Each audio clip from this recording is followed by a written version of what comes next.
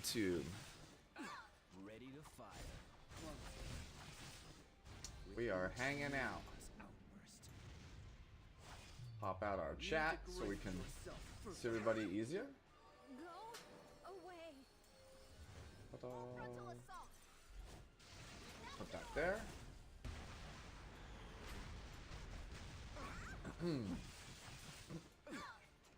Alright.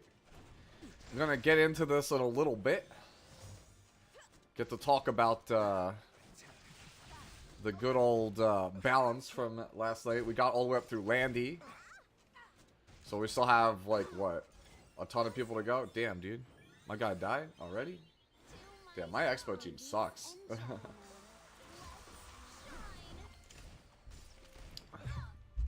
I should probably look into fixing that.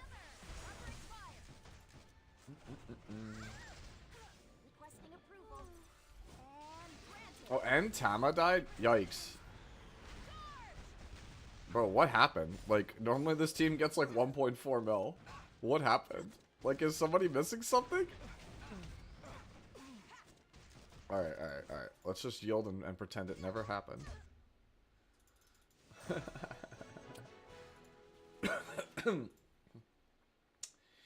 Okay. Oh, whatever. Just send it into open recruitment. And BD. And then my other one that is currently up, I'm just going to immediately just send this one right into open recruitment because let's be real here. These get cleared no matter what. Everybody clears these. Look at me, I'm being a bad man on the internet and not actually contributing. Burn off some stamina while we wait for more people to come in. For those of you who are already watching, it would be appreciated, or those of you at least on YouTube, to just like the stream. It does help increase visibility to remind people that we have started.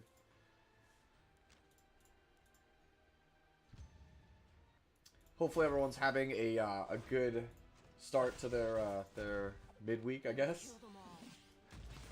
That was like a weird way to phrase that sentence, but hopefully your Wednesday is good. Looking forward to the weekend. I have like a lot of things, a lot of projects to work on this weekend. This will probably be the last stream I do for this week. If I do another one, it'll be on Sunday. As I am pretty booked solid through tomorrow, from tomorrow through Saturday. I have like no free time.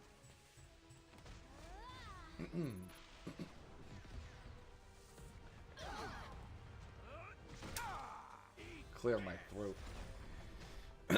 The real question is, does my Rift team actually clear this time? It was clearing one and done every single time, and now it's like starting to feel like it just doesn't. I just feel like I got the bad RNG.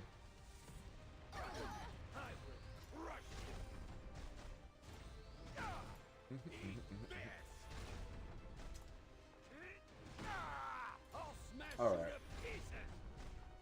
After this Rift, I'll just get started, because we still have a lot of the cast, actually, to talk about tonight.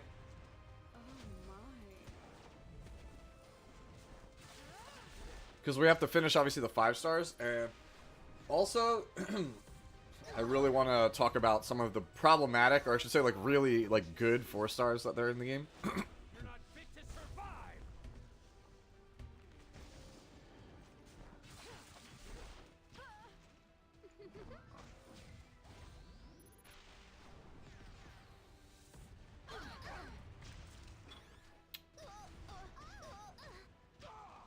Plays bad, so is Cirilla actually gonna die here or not?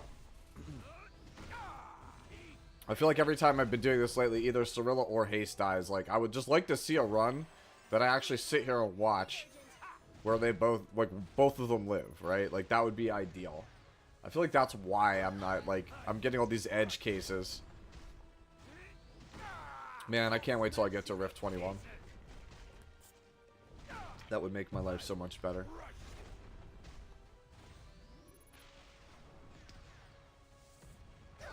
Wonder if Divine's gonna be coming by early or later tonight. I know he's like been pretty busy with a lot of stuff. He's got a lot of moving parts on his end as well. He's working on some pretty cool stuff for the community. So hopefully you guys will be excited for that. I'll probably talk more about some of his stuff once he's got everything lined up. I'll help try and promote it, because he said he's been talking about this for months. Something he wants to do for the community for the end of the year.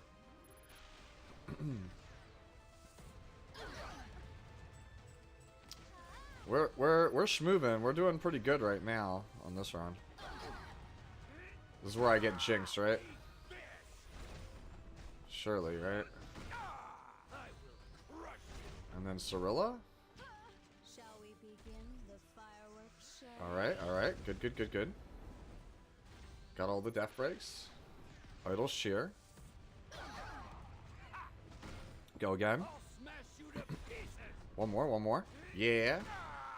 Alright, we love to see it. Alright. That's not gonna do anything. Again.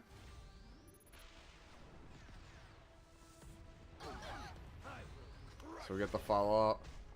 Yep, alright, we're cool. We got the second one. Alright, we're winning. We're absolutely winning. We're chilling. Yeah, this should kill. Yeah. One tap. Good. There we go. That's how every single one of these should go. Except for the actual drops. The actual drops are kind of sad. Let's be real here. How close am I to getting to RC20? Eesh. We're still a ways away, man. That's a lot of runs still. Why does this take so long? Like, who decided, like, yeah, this is like it. This is what takes the longest. Anyways, that's enough stalling. Let's move on over to Cecilia Bot. Isn't she beautiful? Being the... Yeah, I can take a question. That's fine. What's up, Norik?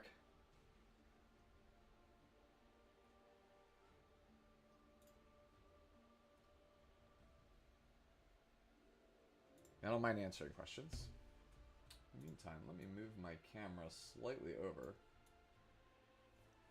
so it's a little bit easier to see. There you go. My mic is on, right? I'm just making sure. Waiting for them to ask a question over on YouTube.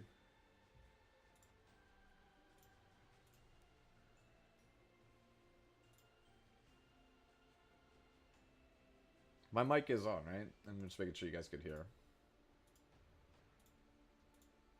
Let's pull up the tier list while we wait. So we could kind of... Oh, no, we do not want to delete that. That would have been disastrous. I would have to start all over again. How do barriers work? So can you be more specific? Basically, barriers, it's just... A effect gives you a barrier in Epic 7. And in the event that you already have a barrier, it will extend the barriers to whatever the length of the barrier is. So like if you use a move that gives a 3-turn barrier, if you have a 1-turn barrier, it will move it to a 3-turn barrier. And in the event of barrier strength, I believe only the strongest is applied. Hopefully that that will suffice as an answer. Okay. Welcome in, Sputnik. Yeah, this was our list from yesterday, if you recall, where we are. So just as a refresher, and for those of you who are new here, we're going through everyone in the cast, right? The higher they are, like the closer they are to the top of the screen, the more, like the stronger I think the character is, or I should say we think the character is, because this is a group activity.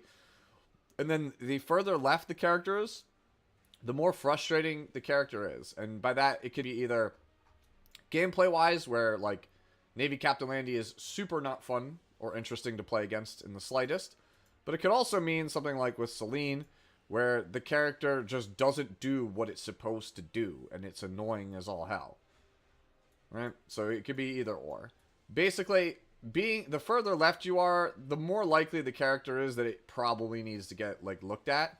Like, anything in the top left quadrant is probably like a, nah, this ain't it, fam. And everything in the bottom left is probably pretty trash and needs to be reevaluated as well. Yes, we also have the happy family in the bottom left-hand corner for those of you who haven't seen. This is our wonderful family of people that just absolutely need to be completely changed. Like, Kane is good now for Rift, right? Like, if we're being real, like, Kane is probably over near Baiken, right? Somewhere close to Baiken, maybe slightly left of Baiken. And Judge Kisei, realistically, is probably somewhere near Cerise. But by putting him here for emphasis, it kind of lets everybody know that they kind of suck. Same thing with, like, Haste. Haste is probably slightly below Cerise, like, realistically. And then Blood Moon Haste, realistically, is probably, like, way below Cecilia. But I think just, again, for emphasis, putting everybody in the lower left-hand corner kind of drives the point home. These characters suck, and most people really want them changed. In the sense of what is the equation that determines how much damage barriers absorb? So a barrier is essentially giving you like extra HP. Like it's like a temporary boost to HP, and I believe it is affected by defense, the damage that is dealt to it. Don't quote me on that, but I believe that is how it works. So getting like a 5k barrier on a squishy is probably a lot worse than like a 3k barrier on a tank. It is essentially just like temporary effective HP. You're sad that Red Araminta isn't bottom right. The reason why she's right here next to Silverblade, again, is because AoE stuns are not fun. So either Araminta gets to be terrible. Like, she's either good and frustrating, or she's terrible. Which is frustrating. Anyways, as we talked about before, we're moving Eternal Wanderer down to the end of the list right here, because this character is obviously not out yet. So we're starting off with Last Rider Crow in terms of power level.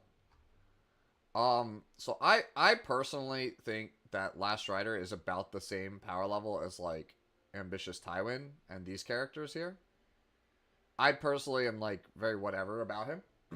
I also think he's incredibly fair. Right? I think he's an incredibly fair character. I think him in his current iteration is just, again, it's just a fair character. Like, this is exactly what I think that he should have done in the first place. Like, his changes just make it so that he doesn't just sit there and do nothing. And even then, he could still sit there and do nothing.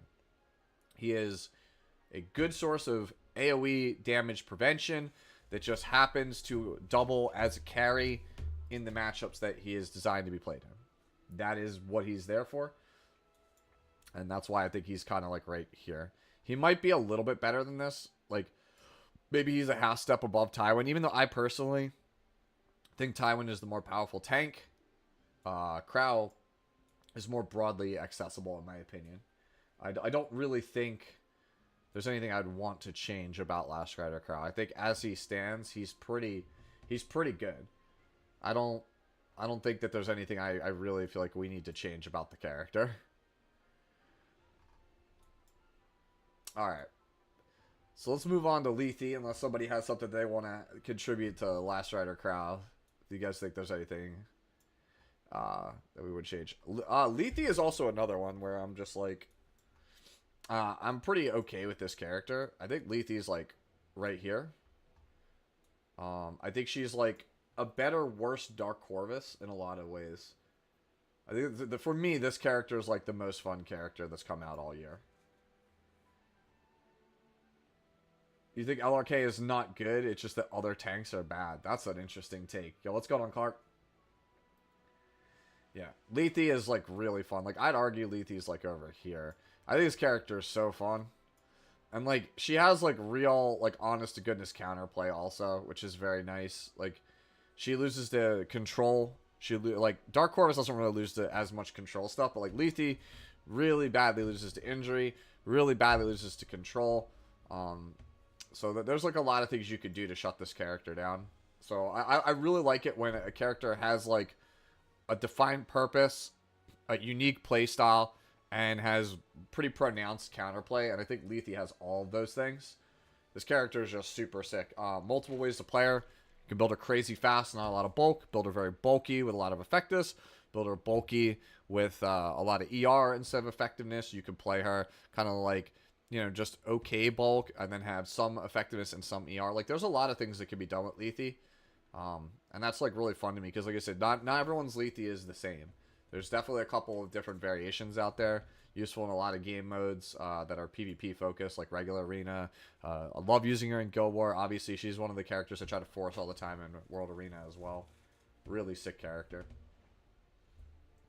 Yeah, I agree, Clark. She's the most fun limited ever released. Of every character that's coming out this year, because we're only going to get, I believe, one more character, and that is Ludwig. Of every character that we released this year, Lethe is my favorite one. By far, Lethe is my favorite one. Yo, what's going on, Cell? How have you been? So yeah, I think Lethe is pretty good. I think this she was a really strong addition to the game. I'm really happy with her. Litica. This is a hard one for me. I think Litica is somewhere down here. I don't know, man. Like, there are some times where Litica feels really good, and there are some times where this character feels like trash. Let's consult ye old text real fast. Because I know her S3 is very strong. Right? I know the S3 is very strong. But I'm trying to remember everything else in this character's kit. Alright. So S1 I know is a CR pushback. And most things that actually can be affected by this, like the things you'd expect to be affected by this, aren't. And it sucks. Yeah, and then Thornbush is blinded on heal. That's irrelevant. And dispels one buff. Wait, hold on. Why is the dispel after the debuff application? Bro, why? Why wouldn't you strip then apply debuffs? Like, how is it 2023 going into 2024 and no one has noticed this and, like, actually fixed it? That's actually sad. Public execution, decreasing buff durations by 1 turn. So it's not a full strip. Okay. Damage on S1 is trash. I know that this character has crazy high attack too, right? This character has like absurd attack. Yeah, 1283 is nuts. Yeah, this character has like real stats though, right? Like, this character is designed as like a debuffer. But this character has, like, actual good stats for a DPS. Oh, no. Law waifus? Okay. Alright, we gotta take the detour for a second. So for those of you on YouTube, for those who don't know, there is a thing you could do over on Twitch where you could force me to interrupt my stream to tier list something else. So, League of Legends waifus is what, King Wyvern has made me do, so we're going to stop this, and then we'll go back to Litica afterwards. Alright. Real fast. Ari is an S. Akali is an S. Anivia is a burb. Annie is a child. Ashe is an A. Caitlyn is in B. This is Scissor Leg Girl. I can't remember her name. We're going to put her in C. Cassiopeia is an F. Dirty Diana goes in B. Elise goes in B. Oh, hold on. We got to do this. There we go. Sorry about that. Suplex God, thank you for the thing. Sorry for not actually switching over to it real fast. So, what game is this? So this is currently a tier list for League of Legends that somebody is making me do. But normally this stream is for Epic 7, which is this. And we'll be back to that in a second, because like I said, we had to take the detour because I have a thing for members where you can kind of request me to tier list something. So I'm doing this really fast. Evelyn goes in B. Ezreal's not a waifu. Fiora is an A. Ilaoi goes in F. Aurelia is in C for me. Janna is an S. Jinx is an E. I actually don't like Jinx. I did not play when Kai'Sa was out, so I can't comment. That's a F for me. Karma is D. Katarina is S. Is this Kale? Kale's A. Kindred is an animal. We don't care about that. LeBlanc is E for me. Leona is A. Lysandra is B. I don't like Yordles. Alright, controversial take. I think Lux is C. Yeah, dude, I am absolutely on... Yeah, there's some hot takes on here. MF is C. Morgana is absolutely A. Nami's a fish. This girl's also a fish. Nidalee is D. Orion is E. This is the only Yordle I like is Poppy. Poppy is the only one I like, okay? Quinn is E. Rek'Sai is a waifu? What? First time. Okay, that's it. Hold on.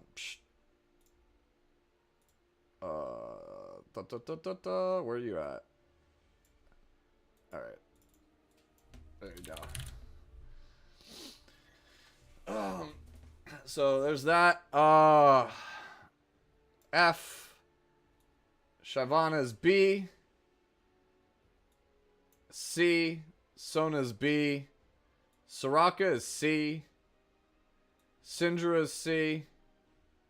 Stone Lady, I don't remember her name, is F. Tarek's husband, though. I'll give him some more points, okay? Right? Tristana is F. Not quite as bad as Lulu, but pretty bad. Vayne is C. Vi is S. I didn't play when this character was out. I'm sorry. It's a cat. She's annoying. She's a plant. There you go. There's my list. Enjoy your hot takes. It's not League today. This is King Wyvern's asked me to redeem a waifu tier list for League of Legends characters. So there it is. Now, back to this actual tier list, right? Did we actually get this wrong? Okay, here we go. This is where I was before. So we were on Flitica. I should say Litica, right? We're on Litica, right? So Litica was the discussion, and going back to what we were actually talking about here. This character has bad EEs. Like, holy hell. Like, this is actually trash.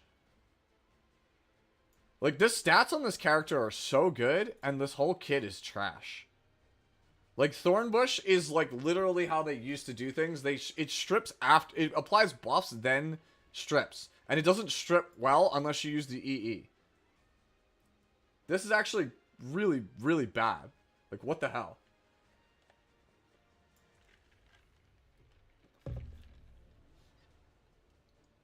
Salty, you are on your way. Those are all really good characters. Chloe's problem is she does too little. Yeah, but Chloe is super fun. We discussed this yesterday on stream. Yeah, this character's got problems. Alright. I think I'm feeling somewhere in this range. Like, this character needs, like, some help. Because, like, I think that there's a lot they can do with Litica. Like, that stat line is extraordinarily good. Like, her stat line is so great. You think it's more fun? Yeah, I could see that. I could see this character being really fun. She does enable some fun PvE stuff, right? Like, there's a lot of really cool PvE things you could do with Flitica, but I think she is, like, probably right here. Her kit is good for PvE, but for PvE it's just not enough. Now, even for PvE, it's only like a couple of things, right? It's only a couple of things that she does well. It's closer to fun because she's great in red lobbies. You think so? Maybe I should build her, but, like, I'm actually impressed with the stat line. Like, once again, like, just going back to the stat line, like, look at how good this stat line is. Like, this is not a bad stat line. Like, this is high attack, high speed. Like, you could do some damage with this. I mean, the defense and health are bad, but, like, let's be real here. Every ranger in the game pretty much has, you know, bad bulk stats. Like, Landy has, like, the best, right? Like, if you look at, like, Elfelt by comparison, like, Elfelt's probably, yeah, Elfelt's significantly tankier, actually. Let's see. Who else, like, can we look at that doesn't have, like, the greatest bulk? Like, Pavel? Pavel's same stat line, yeah. What's Astromancer? She Libra? Libra's usually the balance type. Yeah, so this is like what balanced stat lines look like. So overall, like I said, I think it's a good stat line. But yeah, no, that's enough on Litica. Yep, this is you want to know what characters to avoid. Alright, so next up we have Lilius. I actually think Lilius is like giga fun. I think Lilius I'm gonna put here. I think that she is useful in a lot of game modes, even RTA. And I think that her soul burn is actually like post change is really, really good. You could build her as a cleanser, you could build her as a tank, you could build her as a DPS, like lots of things you can do with Lilius. You know, you can have her be a dedicated like anti non-attack skill character. Overall, like I think Lilius is just a solid character. Yeah, Lilius Cleave is fun. I think Lilius is definitely like a really good character though. Like overall, great Hall of Trials too, especially for like people who don't have Conqueror Lilius. This character is your next best option for getting high scores. A lot of Dagger Sakar quests you can get with her. That you know, so just overall, it's hard for me to sit here and say like I think that Lilius is like worse than this, because even if we're talking about like RTA viability, right? Like Designer Lilith's probably a better character than Lilius for like RTA, but like when you factor in the fact that Lilius is great in Abyss, great in Hall of Trials, good in Guild Wars, good in RTA, good in Expeditions, like it's really hard to sit here and say that like Lilius is a bad character. Like she's one of the most balanced characters in the game, and she's pretty fun. Maybe I move her fun back a little bit. I don't know if it's as like fun as like Brieg. I think I enjoy Brieg a little bit more than Lilius. I think having her like right here, along with like Landy, is a bit more fair, a little bit more generous. I don't want to go like crazy on the fun factor for certain things. Oh boy. Oh boy. Does this character have an identity? Like, why choose her over like anything else? Right? I struggle to think of why you want Lilibet over anybody else. RB counter back in the day, but like this is for modern day Epic 7. Like give me a reason to play Lilibet. She one-shots a thing and it has extinction, but on Luna's stat line? Bro, just play Luna. Luna 2 for once. Rex Raymond says, well, hey, she's at least good as a Designer Lilibet imprint. Yeah. I don't even think, like, Lilibet's gameplay is fun. It's just snip, you use one scissor skill and it gives you another skill. She's functional AI. To be honest, I'm stretching. I have no good arguments. She's going to be good for Grass Expedition? No, but she's not, though. Like, there are free-to-play options that are way, way better. You think Grass Rift she'll be good? No, because she looks like Nui Harume from Kill la Kill. She gets points for that. Yeah, no, I struggle. Like, ATK is the only person I know that plays this character in red lobbies. And I'm just like, dude, she's just bad Luna. She's the old school 1-2 buckle my shoe combo. Yeah, I think that Lilibet is definitely like down there. I don't find anything fun about her, but nothing actually balanced. Like I think she's balanced, like in the sense that there's nothing frustrating about this character, but there's nothing fun about this character. Like this character doesn't do anything. This character literally just goes, "Hey, I use one skill, it gives me an extra turn, so I can use another skill that uses extinction." Like, and it's just on a balanced type warrior. Like, she's not fast, she's not tanky, she doesn't hit the hardest. Like, Epic 7's a game where you want a niche. Like, your character has to have a role, right? Characters are like tools. They have to have a role. Like, Bellion turns off souls. Last Rider Crow is what I choose when I want something that can mitigate AoE damage. I pick Abigail because I want to protect the character, right? You pick Archdemon even though we think she's not the best, or you would pick Archdemon because you want to seal stuff. Like, her role is Extinction when there is literally like 20-something things you could choose that stop Revive right now, it feels like. And she's like the worst of all of them.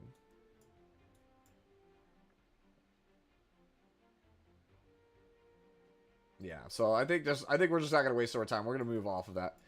Alright, baby. Time for biases. Let's go, baby. Let's go. Let's go. No, okay. Let's be real here. Lionheart's not exactly the most fun. Like, not the most fun. This is my favorite character. But let's be real here. Like, me putting her in fun is probably, that's probably cap. Because depending on who you ask, this character is probably, like, over here. All the way to the top right-hand corner. I think Lionheart's fun because Lionheart is, like, sticking it to people who have, like, who deal with some BS in the game. But there's no denying this character is, like, dumbass powerful, right? Like, this character just pops off. Like, when she pops off, like, the whole team just dies. Yeah, she's very, very fun. I slammed the Thigh Goddess before she was buffed, and I always had fun, yeah. You think she's right at the same level as Edward and Landy in terms of fun?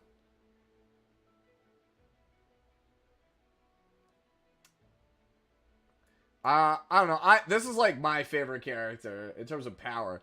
So you think she's like right here? I think Lionheart's stronger. Like me personally, I think Lionheart's stronger than these characters that are here. Like I think Lionheart is stronger than basically everybody. Yeah.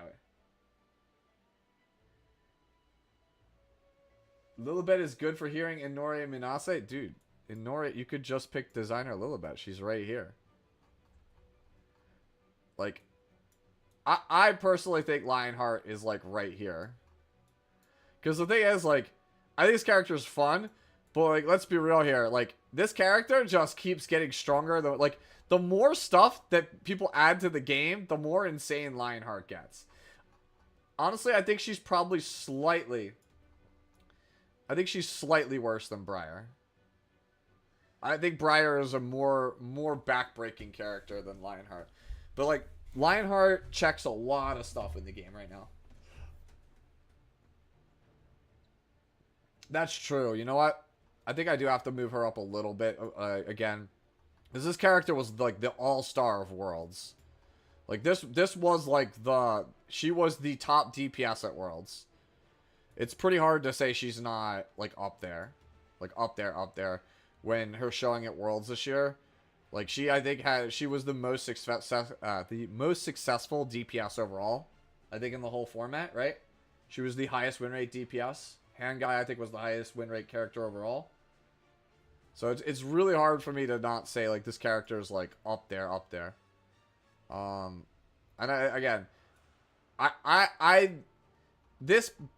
the fun placement is probably some personal biases. Because, like I said, this is my favorite character to play. Because I could definitely see there's an argument being made that she's closer towards Frustration. Because, like, if you get a random dual attack, man, it feels so bad.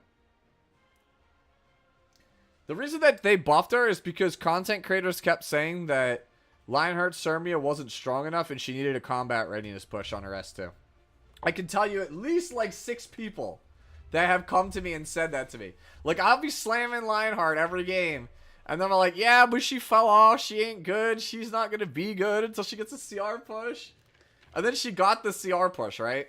And then she also got the damage buff, to be fair. But the damage buff is like a 1% damage buff. It was a 0.1 attack multiplier when she doesn't even really scale off of attack. So, like, her damage was basically untouched. Her having Golden Rose is what really did it. Like, really pushed her over the edge. And even then, you watch people like Elf Mage, right? He still loses to Proof of Valor Lifesteal Lionheart from time to time. So that's not a bad build. That's still a perfectly viable build. Yeah. I think, overall, yeah. She's frustrating in the sense that she makes 3% feel like 15%. This is true. I mean, I personally I'll probably skew her back a little bit. Like, we'll put her here. Because, like I said, this is my favorite character, I think, to play in the game. But I recognize that for some people, it could be a bit frustrating. Should I try to pull for Fumir or Says Banner or save my bookmarks? Save your bookmarks. So Fumir is a hard-to-use PvP only character if you're a new player. And Says is one of the worst heroes in the entire game. We are going to be having limited characters come Christmas time. We already know that we're going to be getting 1, possibly 2 limited banners. So you want to start saving your stuff now. So that way you have access to them when they come out in like 2 or 3 weeks, whenever they get announced. There's also the custom group summon, which I have a video for that here on this channel. That's another thing you could spend your bookmarks on, where you get to choose any 3 characters you want and put them on the banner. So, yeah. Alright, you know what? I'm gonna stick to my guns. I know I'm like wishy-washy, but I'm sticking to my guns. I'm gonna leave Lionheart over here. Alright, little Queen Charlotte. I don't know, man. Little Queen Charlotte is like big number syndrome, bro. I think this is a pretty fair placement for Little Queen Charlotte. I think she's actually quite good this format. That's why I have her here. In previous formats, she's probably down here, a little bit lower. Like, it's probably close. She's probably closer to balanced. Yeah, I think right here next to the another Charlotte. I think she's more fun than regular Charlotte, if I'm being real with you. Let's put her right here next to Leica. Yeah. Little Queen Charlotte needs a Lionheart style buff. She needs something after this last patch. You're not gonna lie. You think so? I mean, she's strong right now, for sure. I think she's balanced. Like, that's the thing. Like, this character has been pretty samey for a very long time, right? Like, they changed the S3 a little bit at one point, where it got the splash, and they changed the multipliers a little bit, so you had the option to go crit damage versus attack, go for bigger splash, or go for bigger single target burst. But yeah, she definitely feels balanced. I think on the level of Kisei is pretty fair, if I'm being honest with you. She gets, well, the thing is, she has to have some counterplay, right? Like, Little Queen Charlotte is, I win the game if I get the dunk, and the challenge of playing Little Queen Charlotte is getting off the dunk. Like, setting up the dunk is everything with her. And when you get the dunk, it feels very satisfying, does it not? You go for a Will of Lemaire, you just dunk them from orbit with the S3, you get to kill the guy, you get the big splash, and then your opponent's team is just in shambles, and you're just like, yeah, I win. So, I don't know. I think this is a fair spot for LQC. I don't even know. Does LQC actually need a buff? Like, if LQC could get anything, like, right? If I could do anything for her, I think that I would want her to have a little bit better base stats. I think that would be good. And I would like her CR push to trigger off of any hit, not just a critical hit. I think that's kind of all I really want on her. I think that if I'm looking for something, that's what I'm looking for, right? I mean, to be fair, Maverick, Savior Auden does a lot of characters' jobs better. Alright, Lone Crescent Bologna. Alright. So where do we put Lone Crescent?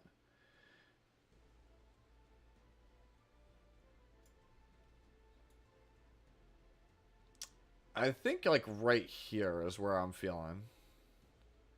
I don't know how far left or right I want to go, but I think power level wise, I'm thinking right here, like above Jacko, about on the level of Lethe. Because she's not really the most consistent, right? You think Bologna is somewhere top left? I don't think she's that OP. You think Lone Crescent is right next to Abyssal? Do we really think that this character is that OP? Do we really think she's like this like up here? Like up here?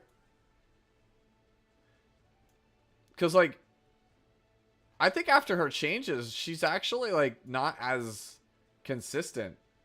Maybe that's just me. You guys think Lone Crescent is about as fun as Lethe? Do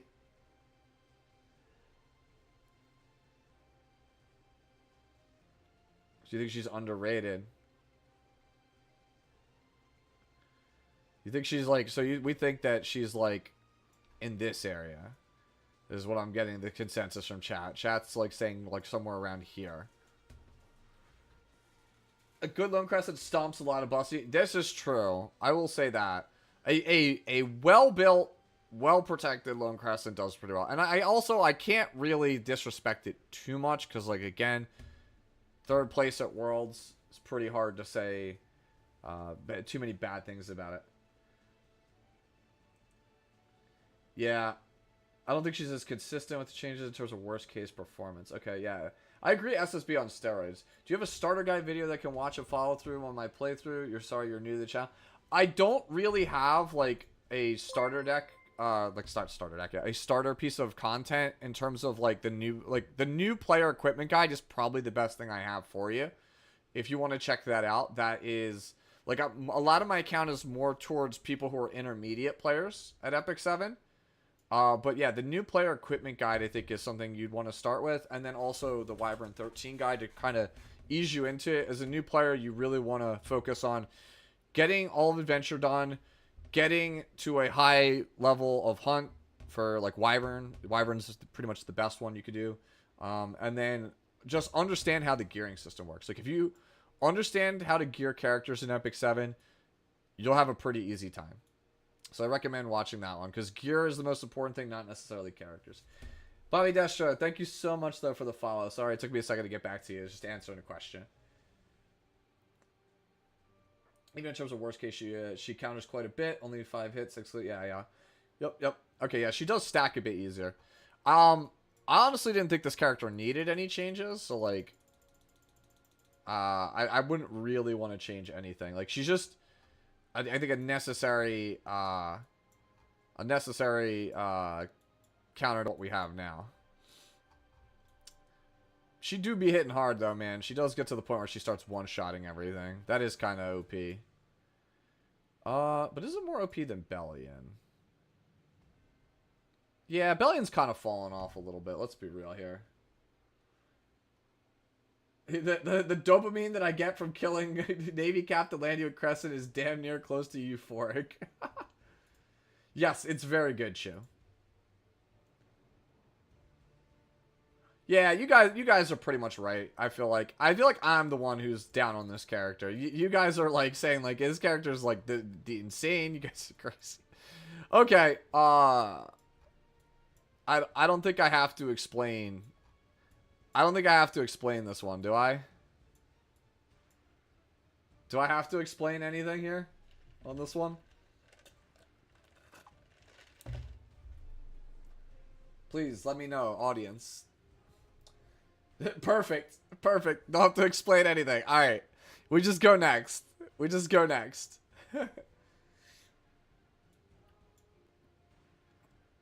Ludwig. I think Ludwig is probably about here. I think that Ludwig, as he stands right now, is the best he's ever been, and like it feels like they finally kind of sort of realized the dream. And just so we're clear, like where I think our boy is, I think our boy is probably gonna be like here, if you guys are wondering. He's probably like up here. So he's basically the design perfected, right? You think that Olu is literally unplayable? You don't think he's on Arya's level? I mean, I think he's a good cleaver, no? That's true. It's not actually. I think Ludwig might be better than Ravi. Like, I'm so low on A Ravi right now. I think it is better to actually do that. Oh. Hello. Hey. I just noticed you. I'm streaming at the moment. Figured you were. That's why I wasn't talking. Yep. We're streaming a tier list. It's a former guildmate of mine, everyone. We're making a E7 tier list right now.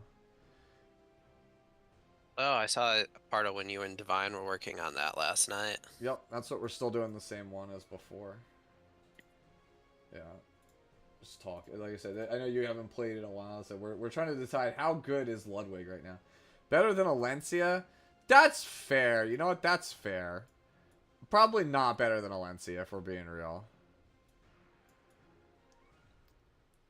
Yeah, you know what? I think right Has here is Ludwig changed in the last year? he got like a little bit easier to set up. That's kind of what it is. I'd still go with Valencia then. I get that Ludwig might have some more PvE usefulness, but PvP is always first. Yeah, I actually think the Alencia is better in PvP and PvE, but I don't know. Let's put it like right here. We'll do it like so. We'll put them like right near one another. So, I mean, the big thing that Ludwig really needs is ML version is just gonna do better. Like that's it. Like the ML version, for those of you guys who saw my impressions video, the ML Ludwig, he just reads like what we should have gotten as a rework for Ludwig. It's really frustrating, right? Honestly, isn't Alencia a bit too low? Maybe you're right. Maybe we put Alencia here on balance and we put Ludwig here. Right? Yeah, I think that's probably better. I think putting Alencia on balance is fine. Like, because we did talk about how I think she's like a balanced bruiser in the last video. So I think you're right. I think it is. We put Alencia here. We'll put Ludwig a little bit lower here. Oh, if the x-axis is fun, is the y-axis good? Yeah, the y-axis is how broken they are, yeah. Yep. Alright, so Tamarin. Here's the thing, like, Tamarin's pretty broken. Let's be real here. Like, I know Tamarin is, like, a PvE only, but, like, we've gotten to the point in the game where it's all balanced around Tamarin, right? You think it's opposite of Lua? Top right-hand corner? That's fair.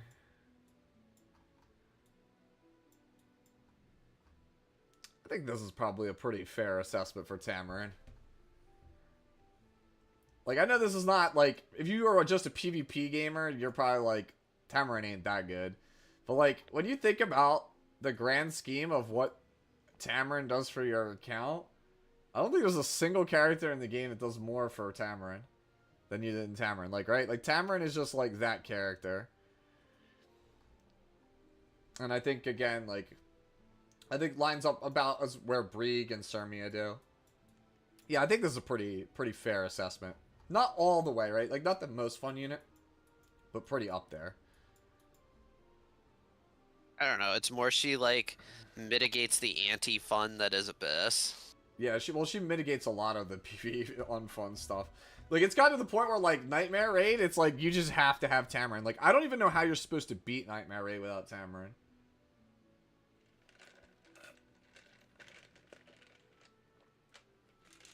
I mean, yeah, you can play this character at level 50. Like, she doesn't need anything.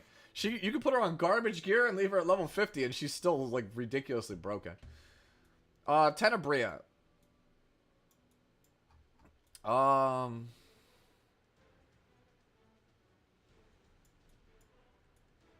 Do we have any bottom rights? Super fun, but terrible yet?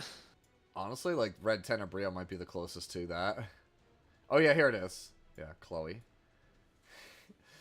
Blue Chloe. Fun, but absolutely terrible. Oh, the corpse of Hua Yang. Yeah, Hua Yang's down here. This is our, like, quadrant of, like, fun characters that suck. I agree with Red Litica. Yeah. I've never used Chloe. Oh, she's only up there because of her voice lines. Because she makes, like plain explosion sound. She sounds like a child making, like, funny sound effects. She just kind of throws like a giant hammer. Oh, I grabbed Arunca. I think Tenebria's here. Right? I know I have Ball down here, but like Tenebria is maybe here, a little bit lower than Arunca. Tenebria is like a super flexible character. Like you could build her as a DPS, you could build her as a counter bruiser, you could build her like as like a very fast disruptor. She could do a lot of things. She's just not like amazing at all of them. Like, she used to be really good in PvP, like RTA, like first like 3 seasons or so. Like first, like probably up to like season 4, Red Tenebria was actually quite good. Now she just kind of sucks because every opener just like stomps her, and counters just not as good. Like, Fairy Tail's just a better version of what people were trying to play her as. But this character's still nuts in PvE. If you watched any of my guides over the last like year and something, you already know I really think this character is very, very good. At least for PvE. But like, in the grand scheme of things, she needs something, I think, to get up to this like level. Like this, if you haven't realized it now, this like quadrant around where Straze is kind of where I think it's like healthy. I think you want to be in this range where my mouse, like you guys can't see my mouse cursor, but I think this is really where everybody you want. should be maxed out to the right. Everybody should be super fun all the time. Yeah, I agree. I think being in this like swath from like between Jacko and Arunka, and like from Bihu onwards to the right, I think that's really where you want to be. Like, I think that's like indication of good balanced fun character. I think once you start to trend even up this way, even though these characters are fun, it's kind of hard to not argue that these characters are just power creep. Right? These characters are just in general pretty power creepy. And then obviously you don't want characters to be in the lower left, and you super don't want to be in the top left either. Right? Well, see, I'd say that Silverblade is super fun and super bad. No, we were arguing about that, but then we were saying like at the same time, being stun locked is like the worst thing in the game. It's like super frustrating to play against. Yeah, but it's super awesome if you're the one doing it. Speaking of which, here, let's put top model here. I think top model being here is about right. So, please don't do this to my girl. I love top model. She's my waifu. I'm sorry to say, your waifu sucks. She's not good. Every girl in this game is going to have at least one person who thinks that's his waifu, and then at least 3 people who thinks that your waifu sucks. I'm a top model Luca diehard to my last breath. Let me cope. No, you did not miss more. It is in alphabetical, I think, right? Oh, wait, no, I did. We went out of order. We went out of order. That's my bad. You're right. It should be alphabetical, but it's fine. Top model Luca can chill right here. While I'm at it, actually,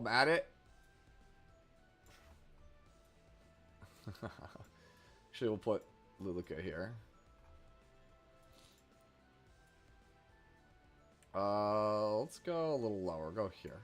Put Luluka here while I'm at it. So, to elaborate, this character, please explain to me, why would I play this character when this character is right here? Because one of them is a waifu, and one of them isn't. Yeah, like, this character is just too hard to use.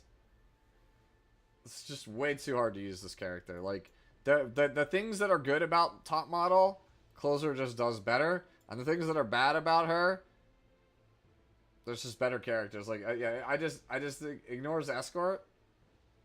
Yeah, but like, there are other like burst moves that ignore damage share, right?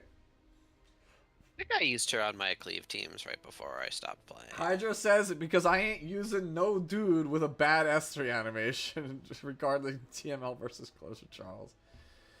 Maybe I should move her up a little bit. Maybe like, maybe up here, right? The nice thing about cleave, though, you can throw in what you want to throw in there for like the 4th slot. You know, I think she's about as good as Celine. I think that's a little bit more fair. Whoa, what's happened to Celine? She used to be like an awesome counter pick. She sucks now, and like they've reworked it so that, like, the damage share is on other parts of her kit. Like, ugh. Yeah, she needs a buff. She's like, new to me. She's not that good. But yeah, going back to Luluka, right? So Luluka suffers from what we were talking about before, where characters in Epic 7 need to be specialized. There is never a time where Luluka is the best pick. But the thing about Luluka is that she does everything in the game. Like, that you could want on a PvE character. Like, we Death Break, we got good damage, We got shields, defense buff, but it's just never the best thing. That's kind of what it is.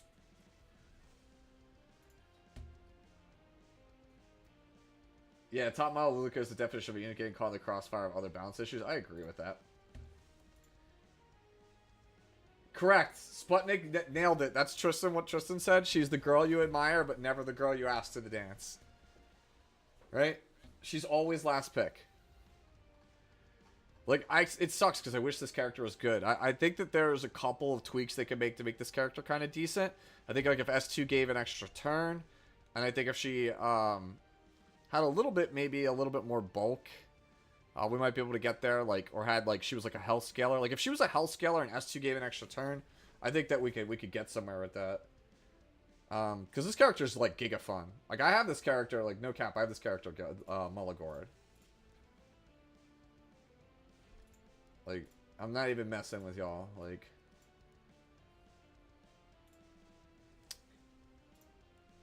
+10. Like, I actually was a Luluka enjoyer at one point. I really, really like playing this character. She's just not good. That's the problem. I liked feeding them to top model. Oh, you don't feed them to top model no more. Because you said you haven't been around in a bit. You feed them to this character now. Feed it to Ocean Breeze, Luluka. Summer Luluka. Bro only did the one Mulla enhancements? No, I don't think it was. Was it only the one Mulla enhancements? I don't think so. Right? Was it? Let's see. Did I get called out? No, see, there's a 3. There's a 3. Don't tell me I didn't. I know what I did. Alright. So we'll move on from Luluka. Yeah, I think if you made her like Health Scaler and an S2 at extra turn, we might be somewhere. But alright. Luna! Alright, so for realsies, most of us, and by most of us I mean like Car, ATK, and me, we want this character to be here. Right? Like, there's nothing you can say to us. We're always going to want this character to be right here. But in reality, this character is like... This character is like... Here? Maybe here? Right? Yep, I think everybody started the game because of her. I wasn't going to play the game. I saw Corinne, and then, like, 3 weeks before this game came to NA, I saw Luna because a friend of ours, Anthony, showed us, and I was like, I'm in. I'm all in. I'll drop every game for this girl. And I remember back in the day, every banner, I was like, it's not Luna, so we don't roll on it. No matter what banner came out. Kayron came out, man, this character looks broken, but it ain't Luna, so I hold. That was kind of how it was. There's, like, Bruiser, like, counter Bruiser Luna is, like, legit one of the most fun things in the game. But it's not that, it's not enough. Like, Bruiser Luna is so fun. Cleave Luna, not as much. The thing is, only really Cleave Luna is good. Yeah, I mean, defense scaling Luna would be actually kind of nice, actually. Move her up, bro? Wow. How can I justify her over Elfelt? At least Elfelt, you can cleave, bro. Move her up. I don't know how. Williams, you have to explain to me. How can you tell me that you think that Luna is better than a Ravi? No, I understand counter is good. In Red Lobby, Luna is a high-tier character because all of this nonsense, like, up here is banned. So in that format, Luna's, like, stonks, right? But on, like, in, like, current situation, You know what? I'll give you a little bit more because actually this character is very good in expos right now. Right? She's like, her with Brieg is very good at expos, and she's also really good in Ancient Inheritance. So I'll give you some points there for that. But I don't think that she's like that insane, right? I know she is literally my second favorite character in the game. I'm trying to be objective here. I told you, straight up, like, if it was up to me, this character would straight up be right here. She would literally be here. If I was in charge of balance, Luna would be here. Right? But I'm not in charge of balance. I'm trying to be real. And, like, real is, unfortunately, like, right here. It's more fun than Ken.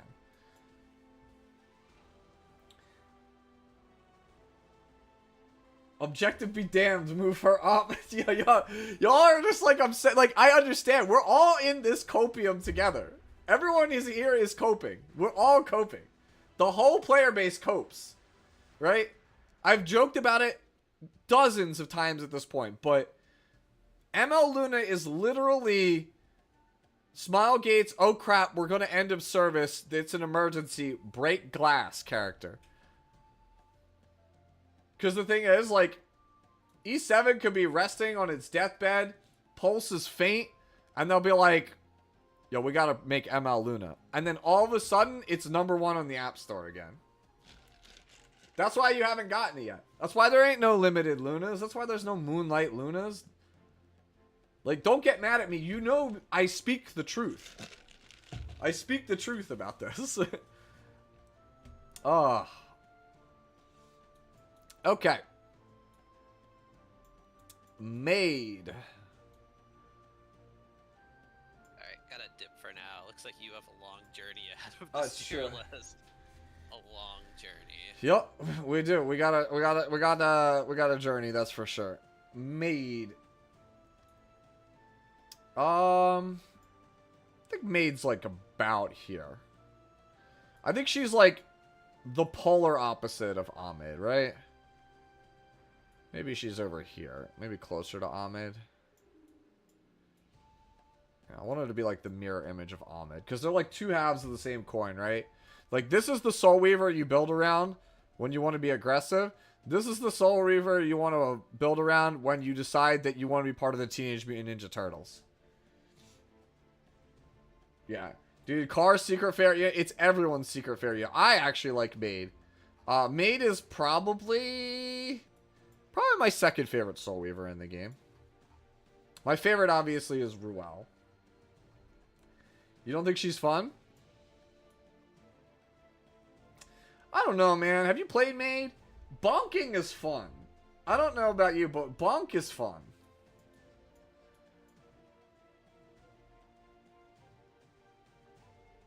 Why the TMNT? Because you're a turtle. I thought that joke would have been self-explanatory. Maid is for turtles. Maid used to be over here with Ahmed. I agree. The days of like 260 speed Maid, I would agree with you. It's over here. But as Maid is played right now, where she's like 200 speed, like ER Queen, build my whole account around her, it's just like right here. You would rather use Blue Clay? I don't know, man. That's cope. This character does a lot. Like, this character has got AoE healing, has a stun, CR push, cleanse, revive, like, attack buff. Maid does a lot. Maid does a lot. Like, it's kind of hard to say, like, Maid doesn't do a lot. Honestly, I'd argue Maid might be a little bit better than I'm giving her credit. Probably, like, right there, I think. You feel invincible when someone can't debuff your Maid? It's true. I used Death Dealer Ray against her to spite her. Yeah, okay. I think this is a pretty fair placement for Maid. Right? I think Briar Witch is really what's holding her back. Like, if Briar Witch wasn't such a prominent character, right? I think Maid could rise up, right? Angry Briar noises. That's true. I forget what other streamer it was I was playing against on ladder a couple streams back, but they were like always taking Maid Chloe Carmen. They're doing the Car 6 special, but they weren't banning Briar, and I was like, why? Why are you not banning Briar? What are you doing? But yeah, Briar holds Maid back, I think. All right. Are y'all ready for some controversy?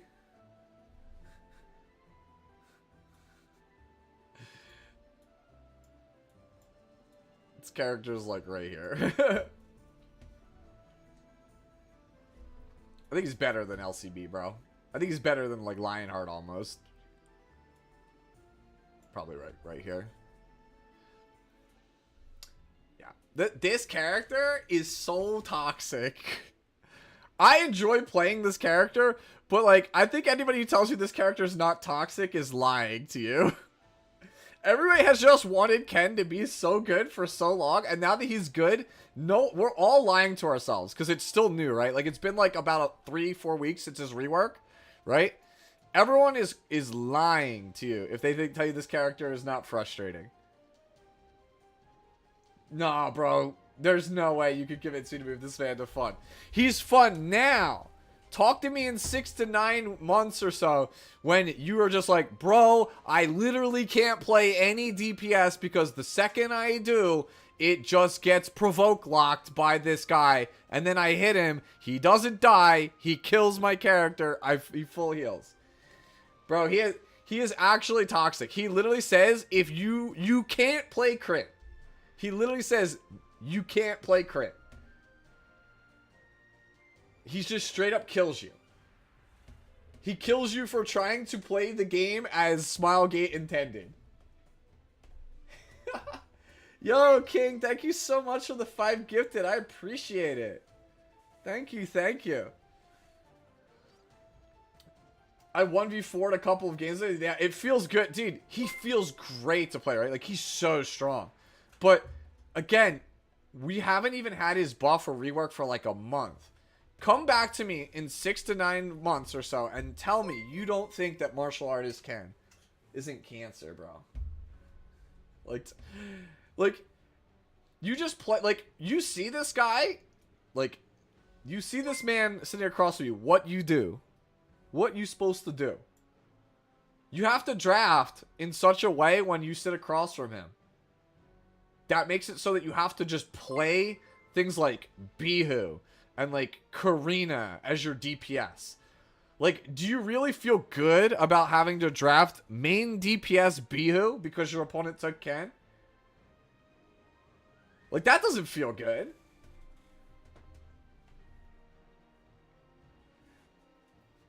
Oh yeah, Bobby, you're right. Game is cancer. Like, because the thing is, that's it. We made Landy, and we made Euphine, and now we need things that can beat them. So why not just take a character that just says, you don't get to play. you don't get to play anything fun. Like, half the reason the format is the way it is because if you try to play fair stuff, you die to RNG. You die to RNGesus over here. You die to Dragon Lady if she gets angry. Or you just get kicked in the face for existing. That's the format, baby. And then you have Savior Auden on the outside. Like, it's those 3 plus Savior Auden. Like, this character is actually just like... Also, he can cleave, bro. Like, what? This character can cleave you. Like, that's the other thing. Like, his S3 hits like such a truck that, like, with enough setup, like, if you put this guy on the same team as Blue Flan over here and go Soulburn, Flan, boost Ken, like, that's it, bro. That's a wrap. You're dead. You are giga dead. Kind of accidentally moved him there. I think I actually moved Belly in by accident also. Alright, so. Yep.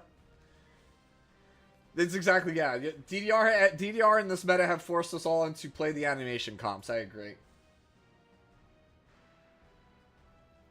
Yes, he does hit harder. Like, S3 on ML can, straight up, like, if he has... Because he gets attack buff before he uses it, right? And he has Vigor. He starts with Vigor. So having Vigor, the increased base damage, the attack buff, and then giving him crit damage buff with Flan, dude literally just deletes your whole team.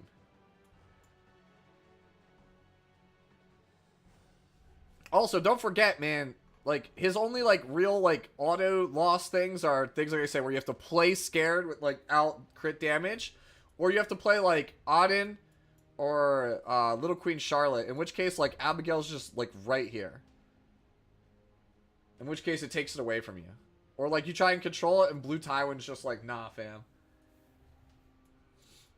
Yeah, I think Ken is, I enjoy Ken. I like playing Ken a lot.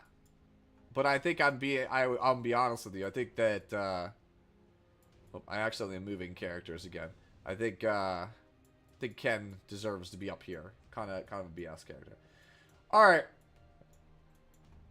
Alright. Put this man, like, right here. Actually, you know what? Move him a little bit closer. Not as frustrating as Briarwitch, but he's definitely on the level of Conqueror, right? Ah, you can hold control on the keyboard when moving the graph. Ah, I see. Ooh, thank you. That is so good. Thank you so much, Giovanni. Yes, he is frustrating. So, this character does everything. This character is bad game design. This character is bad game design incarnate. You don't think I can put him to the left of Conqueror list? Alright. Let me explain.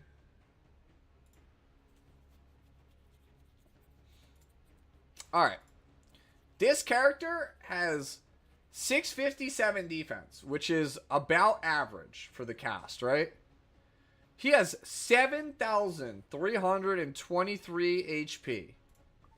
Right? Go here. Great. Knights. Knights are tanks, we can agree, right? Tanks should be tanky. Alright, cool. 6751. Right? But, Tywin. Ares Knight, right? It's still the same one. Let's find a different one. Let's find Gemini. 6148.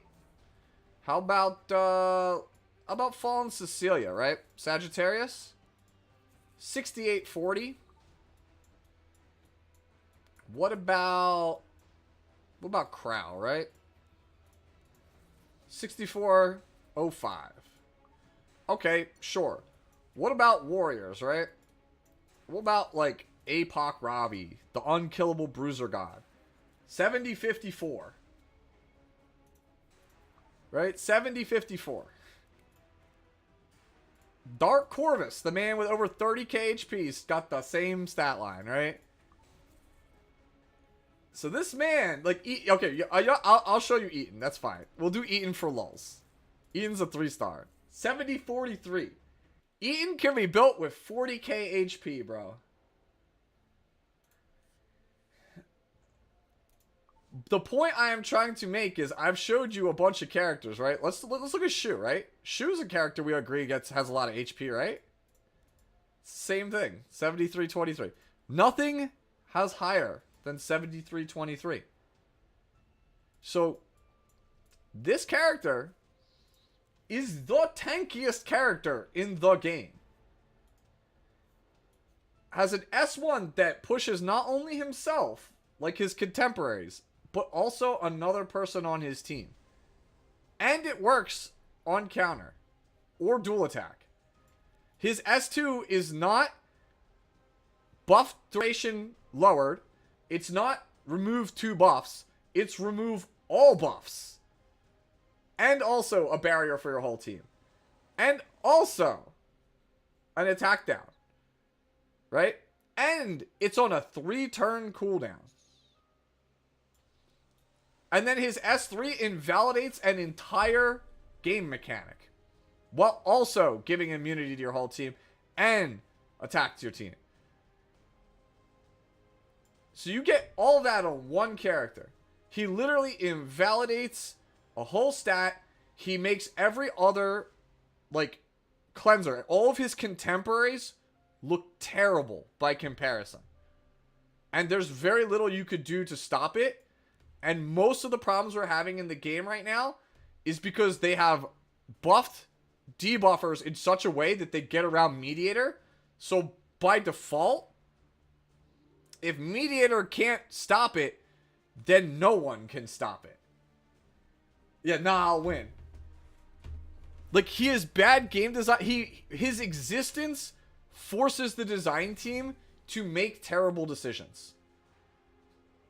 His actual honest-to-goodness existence forces the balance of this game. He forces everything to be a certain way because he exists.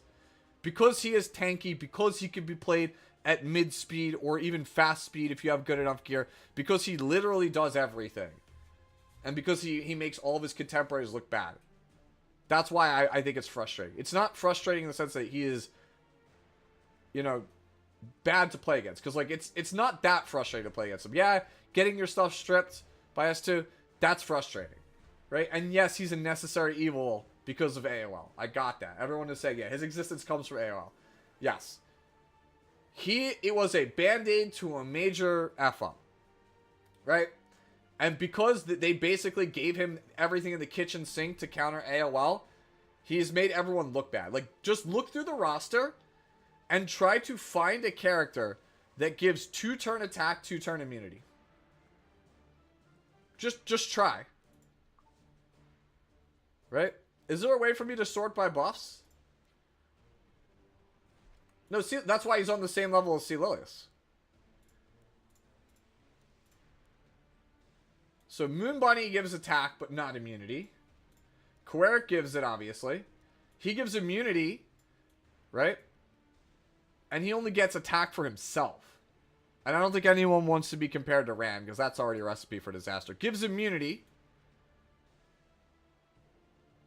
Gives attack to one person. Okay. Yeah, okay, so it's just Vivian. Is it just Vivian? Is Vivian the only other character? It's just Vivian. So his only contemporary is Vivian. And I don't think anyone's out here, like, the difference between Vivian and Queric is night and day. Night and day in terms of support. Like which body would you rather have be your support? 4370 HP and 662 defense? Or would you rather have 657 defense and 7323 HP? Vivian stonks, you guys. You guys. Alright, so now back to the browser. So, the reason why I have him to the left of Conqueror, maybe you're right. Maybe it is correct to be like this. Is this character just straight up, like, he ruins the game. Celilius doesn't make that. That's true. Celilius does not invalidate a whole mechanic. I'm going to go like this. And I know people are going to get mad. Because like, we already discussed why. People are wondering, why is Celilius here? People that asked from last stream. If you weren't here for last stream, why is Celilius in the center, right? The reason Celilius is in the center is because when you have Celilius, she's over here. But when your opponent has Celilius, she's over here. So to balance it out, she is here. You think he's higher than Celilius? No, I don't think he's... I think he's the same tier. These two characters kind of have, like, dictated the state of Epic 7. Like, our current Epic 7 as we know it is because of these two characters. And also kind of sort of a Ravi. But DPS come and go, supports are forever, yada yada. You already know how the drill. Yep. There's a 4-month period in Epic 7's history where this character got buffed and this character released and Ran and Para came out and That was like, those 4 months did irrevocable damage, I feel like, to the whole game. And its ecosystem. And that was 2 years ago, and we're still living with it. There you go. There's the truth, the hot facts. Yes, Mediator is the reason control players have to play styles outside of control. Mediator is the reason control wasn't good. Now they have made control characters that are so busted that you need hand guy to even have a chance of living. Like, do you understand? Like, that was the thing, is he made control disappear. So rather than nerf him so that control could exist, we had to make control characters that are so cancerous that that they could go through Coeric. Like, Fumir giving 2 turn sleep is only because hand guy exists. 1 turn sleep would have been fine. But because Mediator gets rid of 1 tick on sleep at the start of his turn, it had to be 2.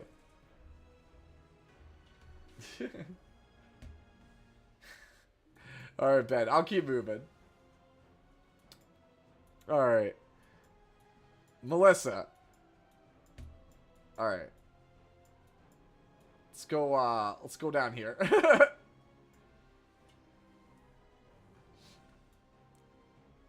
I'll give you guys some fun points, because at least cleaving with Melissa was kind of cool.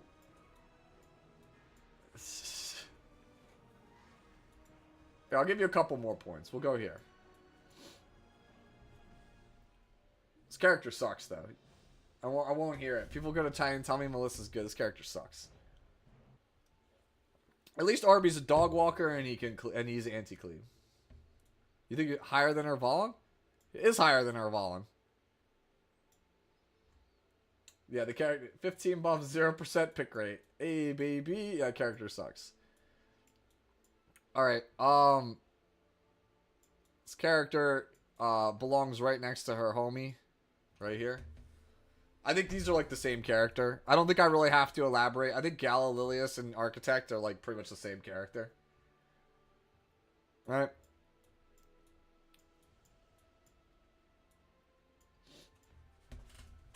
She's fun though? Is she?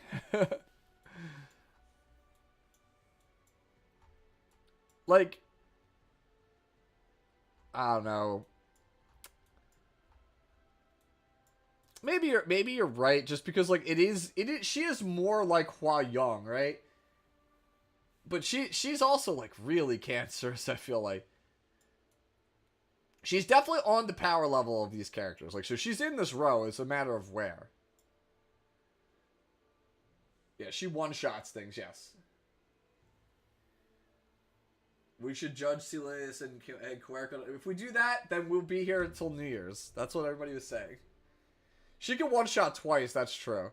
That's kind of why I think it's like she's closer to over here. Right? I think she's like closer to over here. Because like slow players don't have too much of an option, and this thing can kill a lot of things other than the intended thing like this one can. Alright, you know what? I will settle for here. Which is the midpoint between my personal biases and what chat wants. I think that is a fair way to put this. Honestly, do I have Straze and this like too low? Maybe I have these characters too low.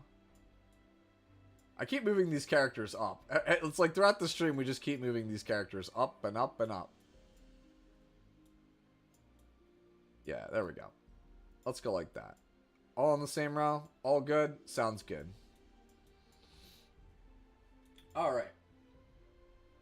Yeah, I don't have too much else to say about Lilius. Like, it's not like this character is broken. I just fundamentally hate characters that just dunk things for free. At least, like, Straze is the most fair, fun one to me because at least it's kind of pretty scripted. I'm undervaluing good characters. I'm also trying to be more inclusive. Like, certain characters, yeah, you know what? You're right. I am definitely undervaluing characters. Because I keep looking at, like, these other ones, and I'm like, these characters probably, these characters here, yeah. Yeah, we're gonna move characters up. Because like I said, I'm looking at this, I'm like, there ain't no way that these characters are worse than Fumir.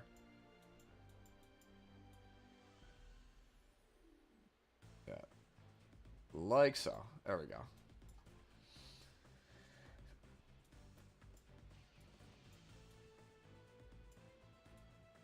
There we go. That's a little bit better. We'll just kind of group everybody here. All one big group. They're all in an elevator just jammed together. Okay. Milam. I think Milam's actually pretty good.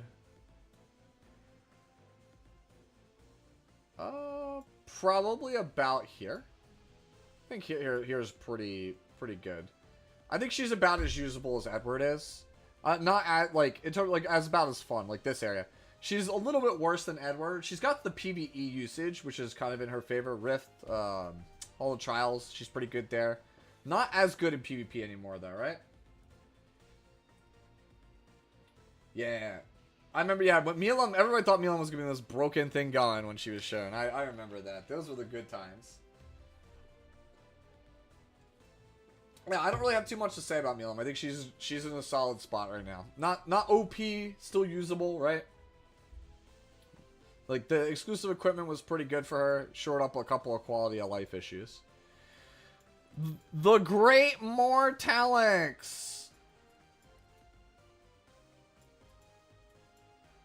I think he's probably, like, right here. That's probably top right. Top right, Dan. Y'all, man. Nah. Up and to the right? Nah. That's cap, bro. We got the numbers. We got the numbers, bro. This is one of the lowest, like, this is one of the losingest characters right now on ladder. Let's be real here. I'm being generous, I feel like, with his vertical position. Everybody, dude, there was a time where everyone was convinced Mort was going to be just broken. Like, the absolute most broken. Like, making how to play Mort, I realized this character is, like, giga fun. Like, so fun. Character is insanely fun to play.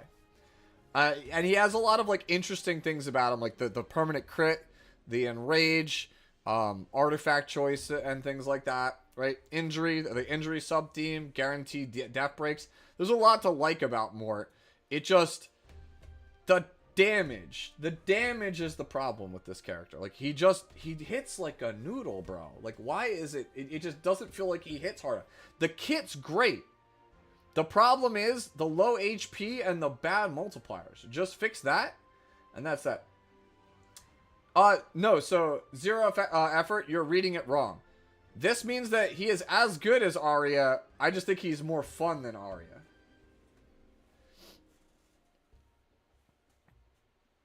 Yep. That's it. Yeah, so, like, remember, the further right we go, the more fun the character is to play. The further left you go, the less fun the character is to play, or the less fun the character is to play against. Yeah. Like, Mort is, like, actually an interesting character to play. That's why I have him over here. He's very interesting to play. Like, you can't just kind of autopilot with him. You have to pick him with intent and purpose. What holds him back is his HP and his multipliers. They're pretty bad. I put him here largely because on Lifesteal with Crown of Glory, he's surprisingly been very good against Landy. He's been pretty good against Abyssal, too. Like, he actually has, like... You know, he's got some skin in the game against good characters. But it's just, like, it's still, like, you're not going to win a ton of games with him, right? You think ML Kowarik needs to be in the middle? Again, the reason I'm going to leave, Kowarik here is because, again, he invalidates a playstyle and he invalidates a mechanic. That's why I'm leaving him there. Let's go with Mui. Yeah, I mean, I definitely think Luna is worse than Mort. That's just my opinion. That's my opinion. I think that Mort is better than Luna in the current format. But then again, Luna does have the... Luna also does have the PvE edge that Mort doesn't. Yeah, Mui is a fun character. Is she after her reworks, though, guys? I haven't played this character in a minute. Let me go look. I know she got changed. Let me see here. This one is target now. It's not random anymore. Bleed and stun on the S2 is still the same. Attack buff plus strip. It's not a full strip. Why does this character not have, like... Why is Grand Finale not a full strip? Why is this not a full strip? Yeah, she has an AoE stun. But it's a low rate, right? It's only 70% chance. Does this increase it? Oh, it's 80% chance to stun. Okay. Yeah, I think we're at the point in the game where like you kind of need to increase your stun chance. I don't know. This one's a tough one. I'm not like I don't think that this character... I think this character is somewhere in this range. Like somewhere where we're hovering.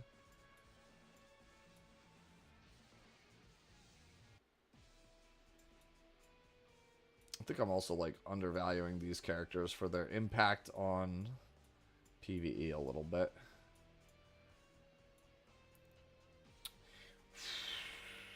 I feel like she's like... I feel like this character is underplayed and underexplored. Right? Like, it's very hard for me to evaluate this character because I think she's underplayed and underexplored. What if Mui was like a control follow-up character? Like, she had increased stun chance the more debuffs an enemy has on them. That would be interesting.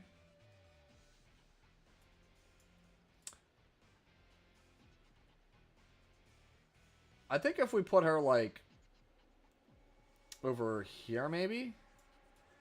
I mean, she's got the same level of control as, like, a Cecilia, right? This one I'm not super keen on. Like, I actually don't really know where I'd want to put this. I wish Crest was here, because he actually plays Mew. He's, like, one of the few people I know who actually plays it. I don't know. She gives off Tenebria vibes, but, like, I don't think she's as universally useful as Tenebria. I think here's a pretty fair. Yeah, 115 speed is not really enough, I think, in the current game. I think here is pretty justified, right?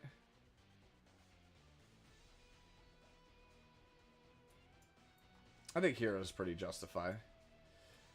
Alright.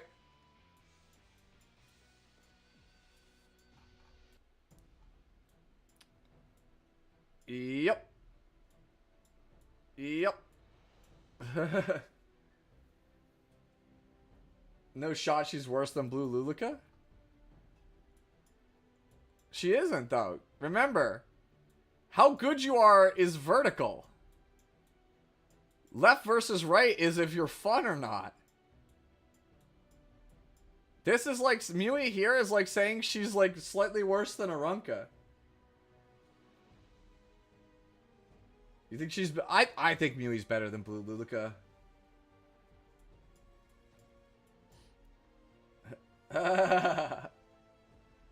You might be right. Maybe Mui's a little lower, though. I mean, FCC is probably more usable than Mui. Yeah, let's go like that. This one is the one I'm the least confident, I feel like, on the entire tier list so far is the Mui. But yeah, again, chat, I don't think I have to explain, right?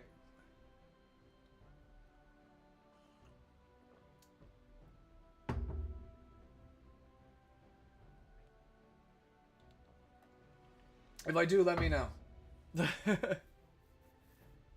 I'm just gonna keep moving on otherwise. You should add a section for literally who. I can't, though, sadly. So. Ocean Breeze.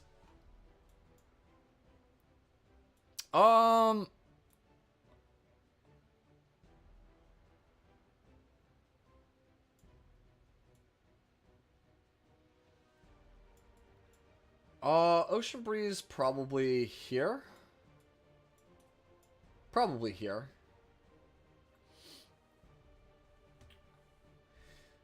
Like, she's definitely on the side of annoying. And I personally, I don't find anything fun about Ocean Breeze Lulica because the character doesn't do anything. Like, it's entirely up to my opponent if I get to do the thing. So I have a hard time, like, calling this fun. Like, it's not like, you know, big flashy cinematics or explosions. Right? When like, if I get, like, the lucky counter, you get the missiles, you get the big numbers, right? Like, you run them over with the car, you get the silence, like, whatever, man. Like, I'm not gonna sit here and tell you I think Lulica is, like, a bad character, because she's not. She's definitely a good character. Hey, thank you so much, Kev, for the raid, I appreciate it.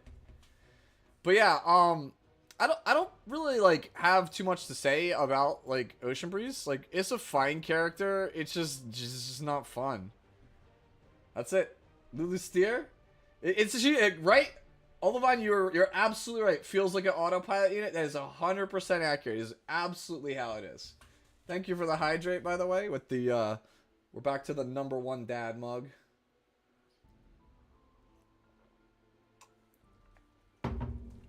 But yeah, strong character. That's why she's up here. But not very fun, right? You don't have any control over what this character does. Like, if your opponent presses the button, cool, you get to run them over. If they don't press the button, okay, this character does no damage and doesn't really feel like she has any function. Like, yes, she holds great artifacts. Yes, you got the cleanse, the ice cream, right? Like the death buff. Those are all good things. You'll get them eventually. Like, she's not Benny Mara, right? Like, if your opponent doesn't give you the thing, you can still do the thing, right? Like, if we did Benny Mara correctly, he would look a lot more like Ocean Breeze Lulica. That's pretty much it. The only thing worse than not being able to press buttons is being made to not want to press buttons. That's true. That's the other thing. Like, you feel like you have to have patience playing Ocean Breeze. It's another reason why I don't think I can have her be, like, on the fun side. All right, let's talk about OpSig. All right, how do we feel about OpSig? Honestly, I've always felt this character is really balanced.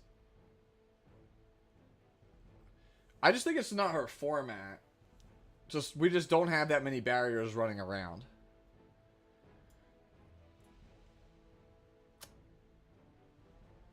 Maybe here? Here. Probably near closer, I would think. Like Arunca.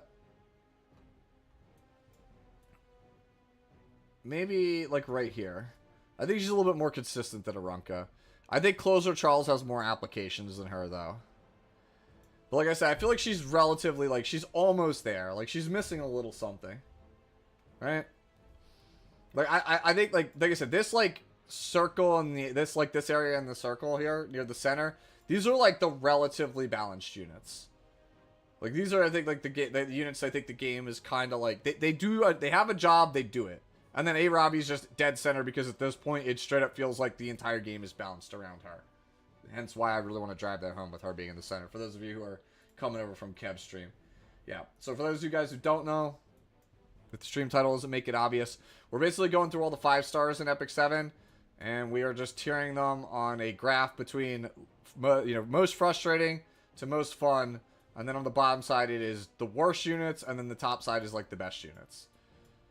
And so, for example, like, we have Lilius is broken as all hell, but she's neither fun nor frustrating. And that's because she is both fun and frustrating, which is why she is balanced. And then Mediator is over here on frustrating because he denies a whole playstyle, and he also invalidates a whole game mechanic, which causes balance issues going forward. So just to give you the idea of how this works. Alright, so, yeah, I think this is a pretty good placement. Like, relatively balanced, a little worse now than she was in the past, but relatively balanced. Has her niche, does her thing, right? Alright. Pavel.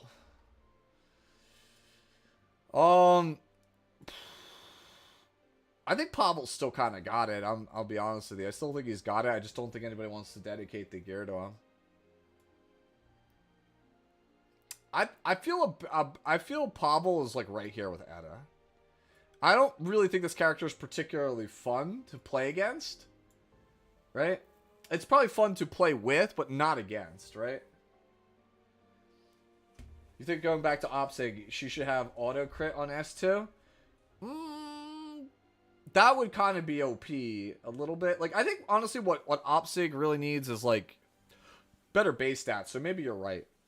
Like, more damage on the S2 is definitely a way to do it. Because that way she could get more speed or more bulk without having to give as much. So that's what, yeah. Yeah. Pavel feels slightly worse than Edda because AOL hurts him way more. That's fair.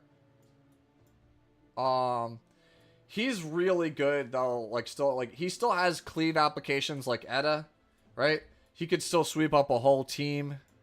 And then he's got the PvE applications. The question is he better than like a Ravi, right? Like, I feel like right here is this is pretty accurate, right? Like, I think this is pretty accurate if they're all in here. Because, like, Kowarik, Pavel, Edda all feel roughly equivalent in terms of PvP viability to me. But Kowarik has no PvE usage. Pavel has some PvE usage.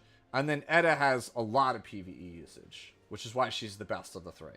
I think this is a fair placement for him. And kind of get it so it's like that. I think that's a fair placement, right?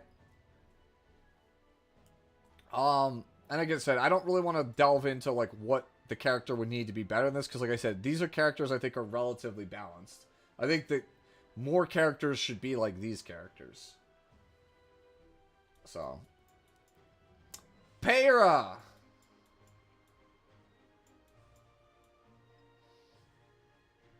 I actually think she's less frustrating than Flitica.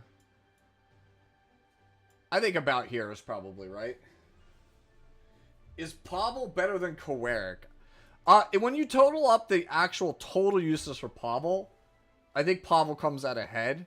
Whether he's a better PvP character or not, that's debatable. But I think when you talk about the total use, what he provides to your account, it is higher than Kowarik. Because he is at least a Banshee farmer. He's actually the best Banshee farmer. So that gives him inherent value over Kowarik. Whereas Kowarik is literally just a PvP character, right?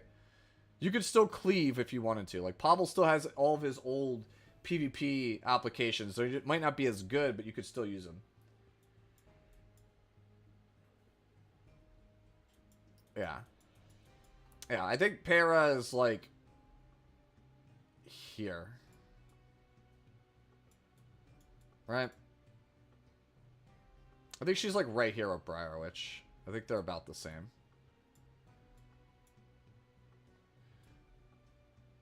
Yeah, I think that's about right. So, Peyra is just... She's not as good now as she used to be, but, like, I think anybody who's saying this character is weak now is, like, they think it's just cap. There have been drafts in the past that have had, like, Peyra plus Zio that are, like, nearly unbeatable, right? Thank you, by the way, for the... am I making this a vid? No, it'll just be a VOD up on my YouTube. RDMX. Thank you for the hydrate, by the way. So you'll be able to just go back and just kind of chill and watch this with the VODs over on my YouTube. Because I am streaming this currently also over on YouTube. But yeah, character's strong. Does a lot of things, right? She's an opener, setup character, control character. She's a tank, right? Like, this is one of the characters that came out. There was a 4-month stretch where the decisions of the game permanently altered the trajectory of what we have now. Peyra is amongst that group. Like, it's like... Like, what do you want to call it? Like, the worst generation? What do we want to call it? Like, there's an era. Like, people always used to say the 7 disasters. It's not really the 7 disasters. Like, it's like the 4-month... Like, the 4-month gang, right? Whatever you want to call it. The 4-month gang. Any character that came out in, like, between, like, October and January, right? Like, that period of time, right? From the time we got AOL to the time we got Peyra, that block of time completely changed the trajectory of Epic 7. And I don't think we've ever recovered from it. It's been 2 years since that time period, and it's still lingers to this day. Because we got Para, we got Reworked Mediator, we got Conqueror, we got Ran, we got AOL. Right? Like, that's literally... We got Bellion in that era also, by the way, guys. Bellion was also in that era. So it's just like, yeesh. When you think about what came out in that era, it's like, damn. All the broken stuff is from that era. Like, most of the stuff that's up here is from, like, maybe not these, like these guys over here. But, like, some of this stuff is. Honestly, Surmia is almost from that era. Surmia was, like, 2 weeks off of that era. The Plague? The Dark Ages of E7. Low-key, that was the bubonic plague. Polius was the first harbinger of power creep in the game, you feel like? But AOL broke the dam. I don't know. I never felt that Polius was, like, that broken. I think Polius was a design mistake, but I don't think she's broken. I think it was oversight. Like, they didn't reel things in enough with Polius. But I never felt that she was, like, broken. Pirate Captain Flan. Probably right here.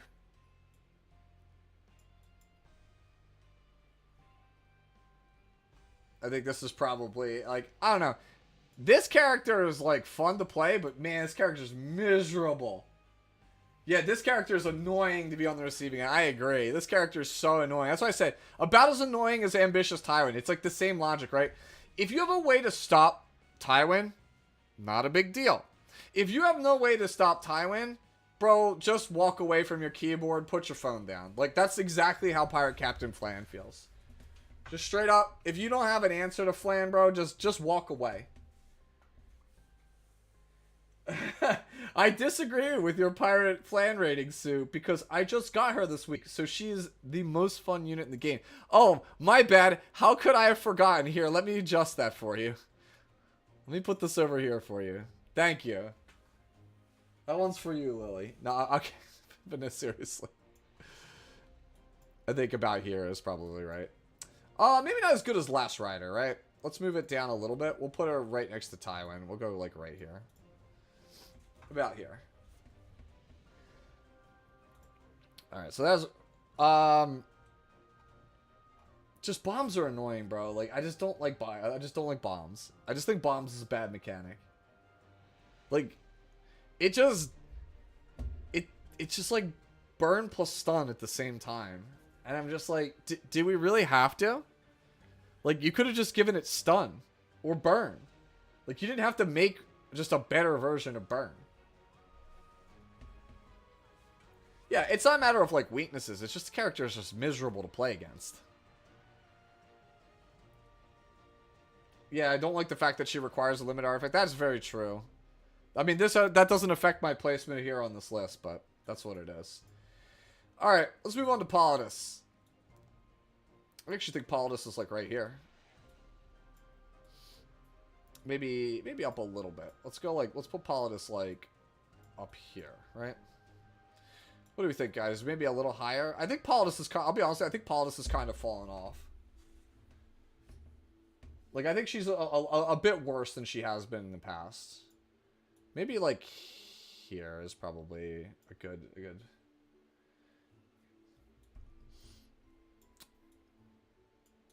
I think she's a little bit more viable than Ahmed. I think she's a little bit better. Yeah. Probably closer to this area. Yeah, probably in this cluster.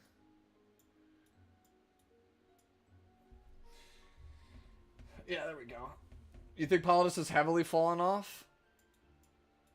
Yeah. The question is like, is she that much worse than some of these other characters? Right? Like, is she better than Edward? Probably not, right? Like, these characters are all seeing pretty heavy usage. I think putting Polius, like, here is fair, I think. When we look at the contributions that Milam and Lilius will have in PvE, I think they make her a bit higher than Polius.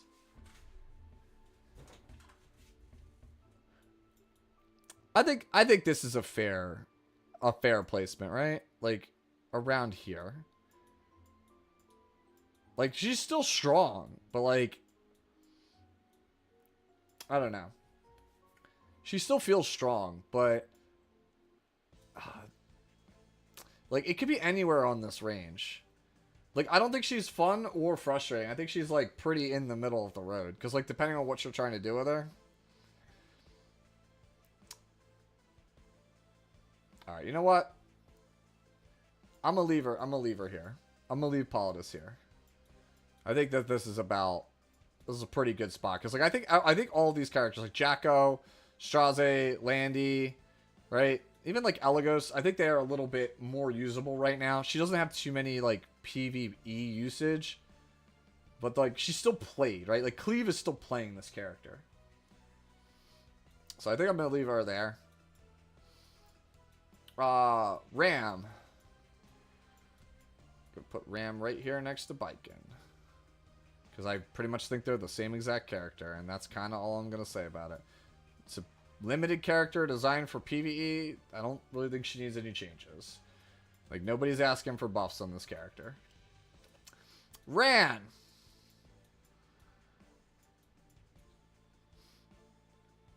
I think Ran's like right here. I think this character does like so much stuff that like I don't even know what they were thinking with this character. Fastest base speed in the game. One of the only 2-turn immunity characters in the entire game. Ignore Soulburn ER, and his Soulburn set the precedent for things being like, I strip you plus death break you. Like, in the past, like, Drax said it best on the Suit Talks. In the past, you needed Basar plus Deathbreaker, right? Like, Basar plus Flan. Or, you know, any other, like, opener. Like, Fairy Tail Tenebria plus Blue Tywin. Like, you needed some combination of things to get rid of the immunity and the barriers and all that nonsense. And then set up a Death Break and then kill them. And then Rand came out and was like, nah, fam, I do it all. And I'm faster than everyone in the game. And you can't stop it. And it's like, alright, but it's okay though, because even though that sounds broken on paper, at least he doesn't do damage. Oh, right. He has defense penetration built into the kit. Yeah, I think this character is, not okay. This is definitely one of those not okay characters. And, like, he's insane in PvE also, right? Like, even if you don't play PvP, right? Like, he's pretty much staple for certain Guild War defense comps, right? And he's obviously what's holding Cleve in the meta. And he's still picked a lot in later parts of the draft, even at high levels, right? Like, he's still a very strong character. Still top tier PvP character. And then, like I said, when you factor in the fact that he's good in hard PvE content, it's just like, dude, what are we doing? Like, this character just has so many design problems. Like, he really shouldn't deal damage and then have all the fixings while still being the fastest character in the game.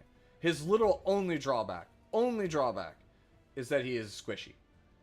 That's it. There's no other drawbacks to him. Now, that said, is he as frustrating as these guys? No, because these don't even let you play the game. Rand, you have a chance.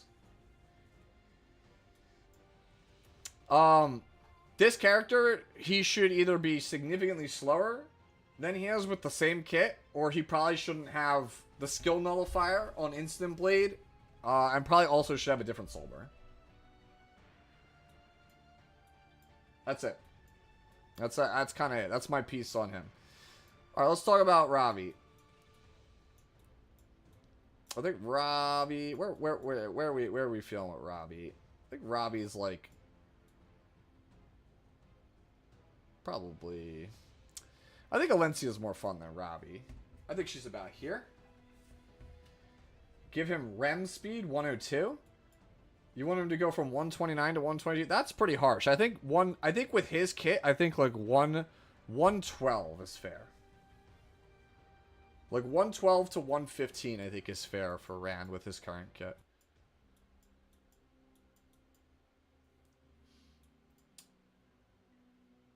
You think 115 for Rand is fine? Yeah, I could see that. Like, again, the kit does everything. Again, Drac was explaining it better than I can.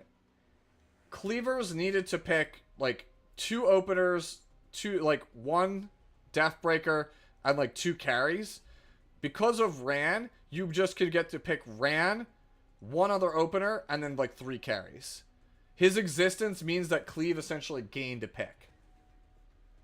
And that's crazy to me. Ravi, I actually think Ravi is, like, pretty close to balance, surprisingly. Like, Hez has a pretty good one. I've been watching Hez play her a lot. Like, it's surprisingly, like, decent. It's just... I just don't think this character... I think the biggest problem is that she's an attack scaler. I don't know if I would want her necessarily to be a health scaler, because then she's subject to all of the BS, like, you know, Ray and Sharoon and all that other stuff. ML Shu. Right? So I don't know if I agree or would agree with it being fully health scaling, but, like, she needs bulk. I think the kid is really good. I think Devil Drive is an insane S3, right? I think that her S1 with its E is actually very good. In my eyes, Ravi's biggest issue is that she's just too easy to kill. If she was harder to kill, then I think she would be played a lot more. You think Ludwig is stronger? I think we'll put her here. We'll put her like right here with ML Ludwig, or with, like right here. We'll put them in right about the same thing. No, I did not get around to doing it yet, Sputnik. Yeah. So like I said, Robbie's not like that bad of a character. Like she's like in that relative, you know, line of balance. Like she's like almost there, right? Like I said, anybody in this area I think is probably fine. All right, Ray. I think Ray is probably about here. I don't really think too much about him in terms of like him being fun. Bologna's actually surprisingly better than him and more content. I think he's probably here. Ray just straight up, Koeric just took his job. And he just doesn't have any tempo or like a revive. And he doesn't attack buff. So I don't know. He's an outdated cleanser. What if you're a new player and you have nothing else over Ray? Impossible. Because by default you have Montmorency and she's way more useful than he is. That's the thing. He's literally only good in one spot. It's Nightmare Ray. That's it. He's not good anywhere else. He's just for Jaleeve in Nightmare. I don't think he's played anywhere else. You're done? How far did we get? You're like, look. Right? So here's Ray, right? So he's got a Dispel on his S1. But it's only one. It's only one debuff. You don't get to pick it. You don't get to pick it from any like from a character. It's just random. That's kind of trash, right? So he doesn't heal on his S1, which is kind of like the standard for your healer. His S2 is a small heal and a small barrier, right? Not recovering barrier strike proportional to allies max health. It's whatever. It's a small heal, small barrier, right? Barrier doesn't even do anything in certain fights anymore. Especially the one fight he's good in, the barrier doesn't do anything. And then his S3 is just a full cleanse. Like, that's the only good thing you could say about him. He's got a full cleanse. Which means you compare him with Destina. And he's like, okay. But, like, no CR push. No heal on S1. No attack buff. No revive. No, you know, like, no CR pushing. Like, what does he do compared to anything else? That just means Ray's buff is coming? That's some hopium, my guy. He's got to heal more. He needs some kind of attack buff or something. He has to provide some inherent value to your team, because right now the state of the game is very tempo oriented. You get attack buff with Maid, you get CR pushes on most other Soul Weavers, right? Or you get some kind of support skill like a AoE sleep or something, right? Ray has none of that. That's why he's back. One Ray has become broken, so the other has to pay for it. Alright, I see. I got you, man. Okay. So, let's move on past Ray. I don't want to spend too much time on characters that are, like, bad. Rem. I think Rem is, like... I don't know, man. This is a hard one to evaluate. Okay. I think Rem is definitely like a frustrating character. Anybody who played through the Remlet meta, no one's gonna sit here and tell you that this character is fun. Ain't no one telling you this character is fun. Right? Because like this character is just like, if RNGesus is on your side, it is miserable. Rem has died and Subaru isn't here to fix it. Honestly, I can't even like move her lower than this. Like, I think Ravi is a better character. Kinda.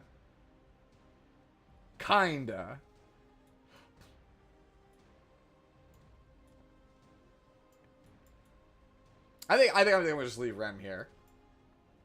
I mean, at this point, it's like we're what, 2 years out from her release. Like, the game is just kind of adjusted to her. That's kind of it. It's definitely a frustrating character to play against, but like, it's pretty obvious. It's a lightning rod character. You just go into her, and if you don't, then pray that you're really good at coin flipping. I don't really think I have too many fixes for Rem. Damage reduction would be what you need, I think, with her to get her back in the meta. Or you would need to make Iron Chain, her S2, or whatever it is. It just have to hit way harder. It just has to hit way harder. So that way it feels more punishing.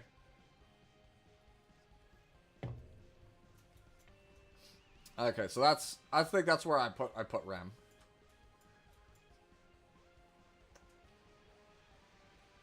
Rem was the beginning of characters nullifying their pre-existing counters. I think so. I think that might be a fair take. Like, I don't know. This character was definitely a game changer. I think it would be disrespectful to move her like any lower than this, because like I said, the game has kind of. She actually was right before AOL. By the way, this character came out like 2 weeks before AOL. So like she's also almost from that exact same era. Also, she has some pretty good PvE applications. I think I'm going to leave her there. I think that is a fair placement for Rem. Alright. Some form of consistency to S2 when the AoE could also be nice. I agree. There's a couple of quality life changes they could give Rem, right? She's not bad, but she's not broken, right? She's just frustrating when you're playing against her and it's like, dude, come on, can you not? Like the soft TM RTX RTA EXE video that he has, that video still is like the funniest thing ever. Where it's like, you know what? I should be able to let me see if I can pull it up here. All right, let me pull this over here. I will real fast. I think it's this one, right? Hey, Neoart, thank you so much for the follow. I'm just trying to see if I can find the... Just off to the side. I want to see if I can find the Rem one, dude, because that video kills me. Every time I see it, the Rem video that he has. Yeah, here it is. Yeah, let's put this up on stream. This man, by the way, if you have never seen Soft TM's videos, I need you to go sub to this man. Like, if you're not sub to this guy, I need you to go sub to this guy. Straight up, because he makes, like, the funniest content. Let me turn off E7's audio so you guys can watch this. This right here, this video is why Rem cannot be allowed to be anywhere other than the frustrating side.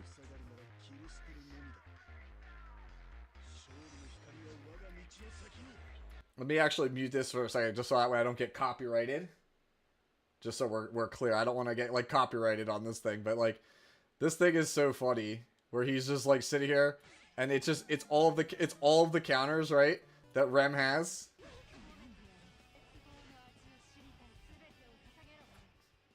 Yeah.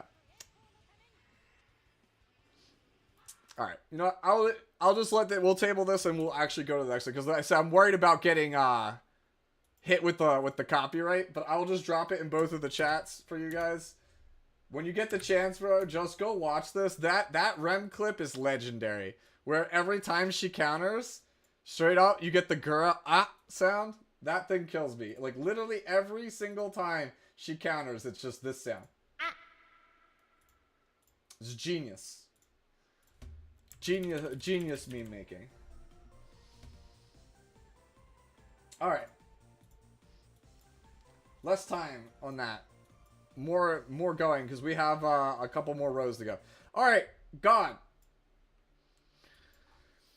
How do we feel about God?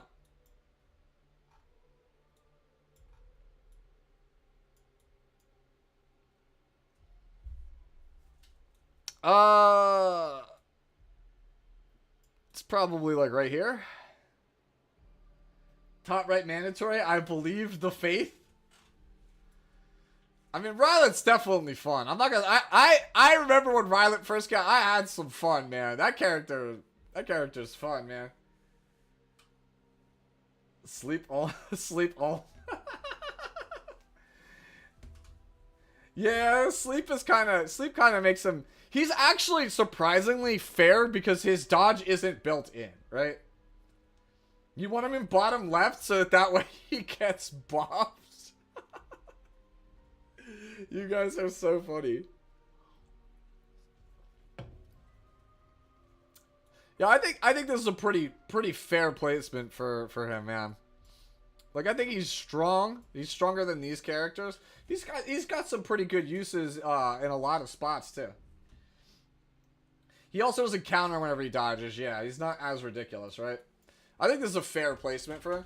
Like, Rylet's really fun, and he has a lot of counterplay to him. I can't say the same thing about a certain 3-star, but yeah, I think God is pretty good. If he goes, by the way, he scales off faith, so if like you're really devoted, he's like up here. Requiem.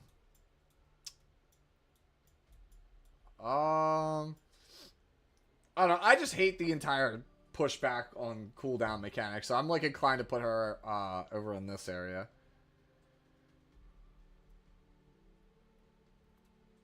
Probably closer this way. Like there's not any counterplay to this character. It feels like the way that people build her. Nah. I think this character is nuts. If you've ever played against somebody who clears with her, you're just like, this character sucks to play against.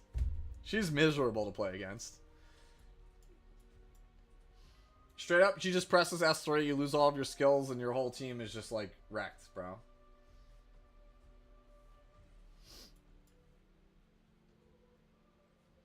Yeah, right? Sputnik is saying exactly. That's the best way to put it. Your only counter to Requiem Rowana is have immunity. Which, good luck having immunity when your openers are things like Para and Ran. Good luck. Right? So, it just sucks. Like, if you've never played against a good player with Requiem, you're just like, dude, can we not? Like, they have Requiem, and you just know if Requiem goes through, you're dead. And then if Requiem is the ban, then you're probably dead to something else. It sucks. This character is, like, a whale character. Like, but when you in the hands of whales, the character feels absolutely miserable to play against. Yep. Cephalos, yeah, that's exactly right. This character either destroys you or she does nothing. That's the reason why she's not, like, all the way up here. Because, like, there are games I've played where Rowana has done nothing. And there are games where I'm just like, cool, I got hit by Rowana S3, the game's over. Yeah, like, this character's played at a really high level on ladder. So, I think this is a fair thing. I just don't like characters that push cooldowns back. I mean, Pandora's box is kind of open. Hopefully, at some point, Smilegate will understand that nobody likes cooldowns being pushed back. And then maybe they change Requiem to something else. I actually like the fact that Requiem, I like her design. I like everything about the character except the cooldowns being pushed back on the S3. That's like my only change. Like, please just get rid of that. Make it like blind or something, right? Change it to blind, and I think we're good. I have no complaints because like the character does good damage, right? Like consistent defense breaks, but like man, the pushback, like maybe a huge CR pushback on top of it, but like just Leave me with the cooldowns, bro. That's the worst part about playing Epic 7 is when your cooldowns get thrown back. Nobody likes it. Literally nobody likes it. Rimuru. I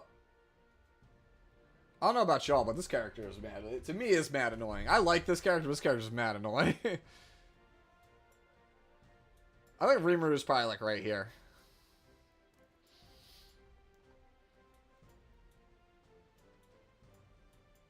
Maybe a little lower. We'll have him here.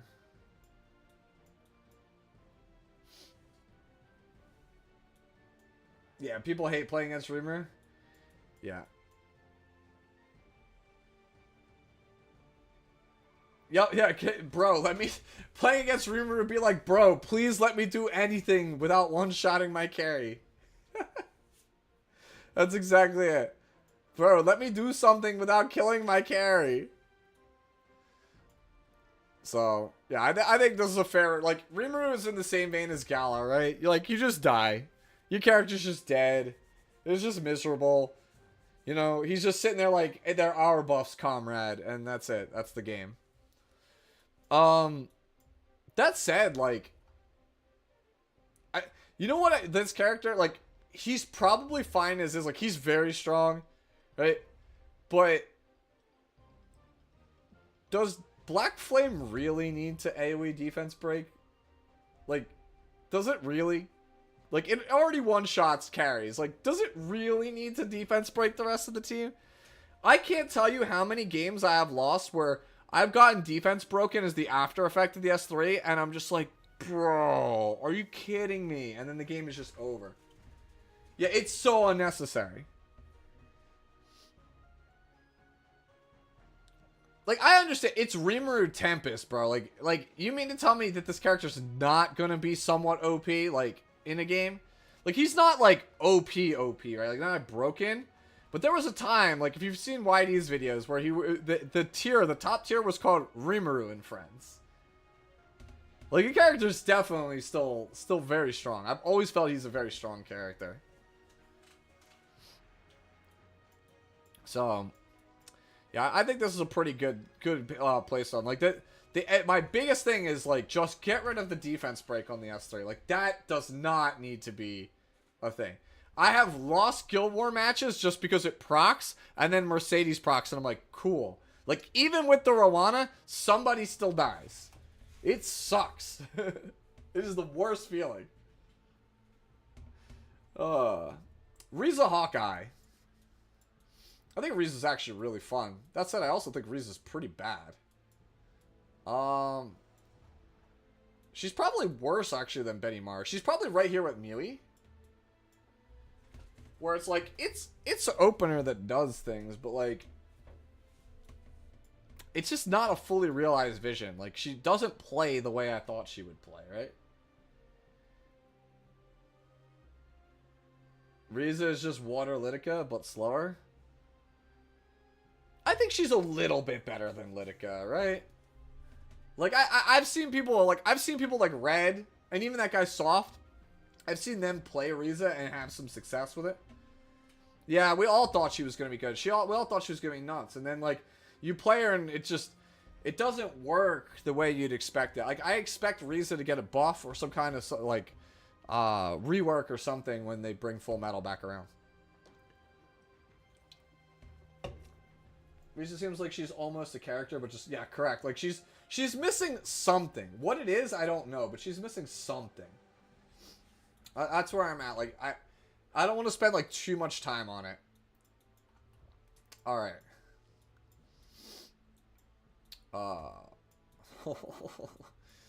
Rowana. I think I'm going to put Rowana over here.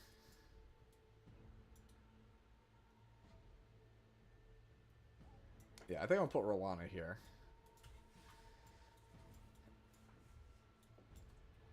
I think Rowana is probably about here, right?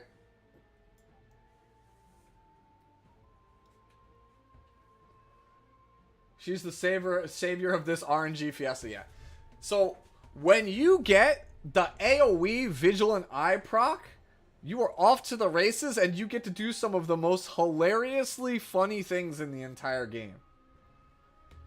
Like, that's why I like Rowana, is because when she's good, man, it's a time, bro. You're having the time of your life when Rowana is, like, firing on all cylinders. When she's eating good, you're eating good. And, like, I don't think anyone here is gonna, like, complain about this. Like, Vigilant Eye is probably, like, the most overpowered passive in Epic 7. Like, her S2 passive is probably the most overpowered one in the whole damn game. She doesn't need an... Like, this character could literally have no S1 and no S3, and she would still probably get the same ranking from me. Yeah, this character, she is actually low-key the savior of Epic 7. We all would have died to Seaside Bologna. This game would have EOS'd ages ago had it not been for Rowana. So pay your respects. If Remnant Violet is God, this is the goddess. The one that saved the game. This website is actually Cecilia Bot. Let's save it. So here, so you can save it. Go to home. Yep. All right. Open it in a new tab. Cecilia Bot. Huzzah!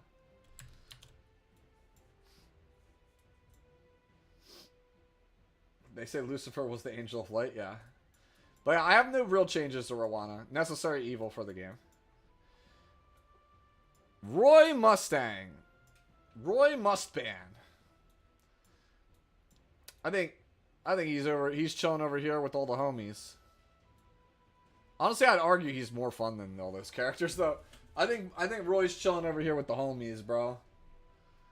He's in the cool squad. This is the cool kids club. Right here. These are like the strong, fun characters that aren't that OP. Yeah, I'm moving further to the right alongside Alethi, you think? You know what? Yeah, I can see it. We'll put him right. We'll put him here with like Fumir, right? Because like Roy is really fun, and he actually is really good in PvE too, right? Like he's good in like I'm confident he'll be usable in Advent. I think I did use him in Advent the last time it came around, not the Ice one. But he's usable there. He's very good in Rift.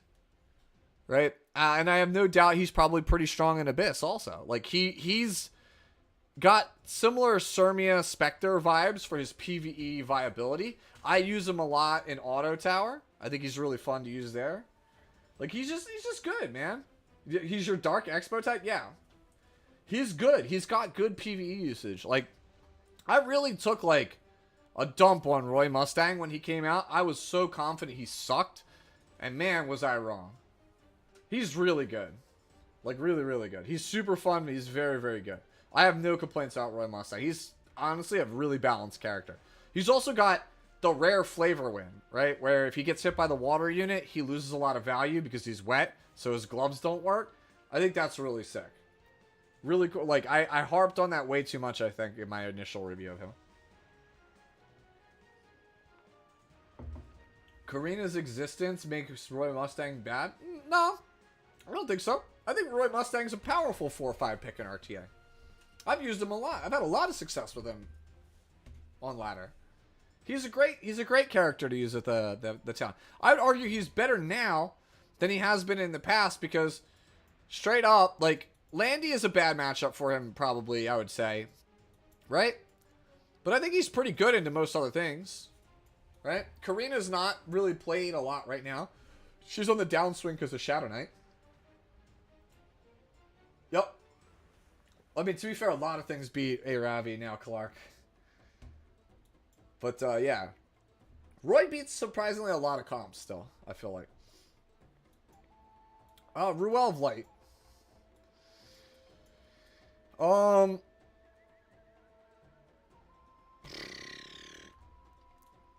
mean, this is my favorite Soul Weaver. I think right now, Ruel's probably about here. Maybe she's actually lower. I think she's having a brief moment in time right now because she could protect specific things. And she's still viable. Not the best, but she's still viable for, like, Raid and Abyss, right? You can still use her there. She's just not the best. I think what she really needs, right? I think what Ruel really needs is she needs tempo and like better ways to heal her allies, because every other healer right now, like, you could give Diane, she has AoE barrier, right? That's some sustain. Amelia's got AoE healing. I wouldn't really say that Ahmed's a healer, but like Destina's got the AoE healing. Ocean Breeze Lulika's got the AoE healing and the death buff. A lot of these characters, they all have CR pushes. Maid has AoE healing and attack buff. Like, Ruel, Light Ascending is good, but her S2 is just, it's not that good. Her S1 is also very, very bad.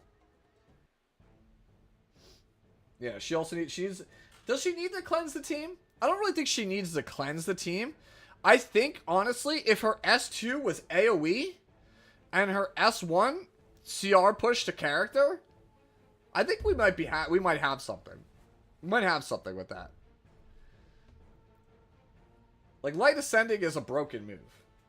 Her S3 is a very, very broken move. But I think S2 being AoE and I think S1 being a CR push is probably fair.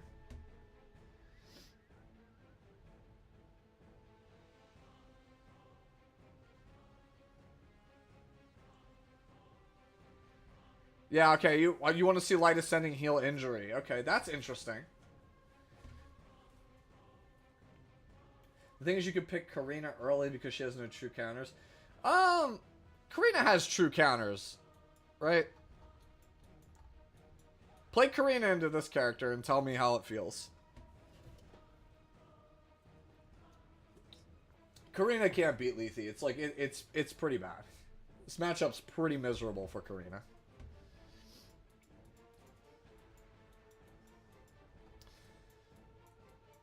Yeah, having Ruel be an injury healer, I think, is probably the logical thing. It's a need that we need, and it's an ML5, so it would be a pretty good place to park that niche. And she's also just in desperate need of something. Yeah, I think this is a fair place for Ruel. It kind of shows, like, what we're talking about. Like, she's very niche. Like, she's playable right now, but she's very, very niche. She's definitely, like, below, I think, where a lot of these other people are. Yeah, and then, like, even then, these characters, I think, are a bit better. So I think Ruel's, like, right here, right? You think Ravi should be immune to injury, but only when on your team? No. That's not how balance works. I hate to just, like, attack you there, but this is why we don't let players balance games. Even, like, this is my list with some input from y'all. This should not be taken as gospel. Sage Ball. I actually think Sage Ball is fairly balanced. I think he's a fairly balanced unit. I think he's a little bit better than those characters.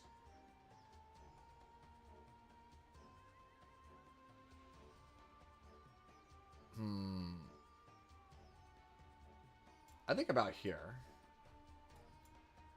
Maybe a little bit better than these characters. No way Sage Ball isn't frustrating. You think... I don't know. Like, to me, he is the savior of my gameplay, bro. Like, for a long time. He's one of the few things that lets slow players combat fast players. So I don't really know if I, like, agree with him being frustrating, because, like, you have to understand, if you're a fast player, Sage probably feels frustrating to you, but Sage is one of the only true real checks. Right? The only real, like, one of the only true checks to that style of play.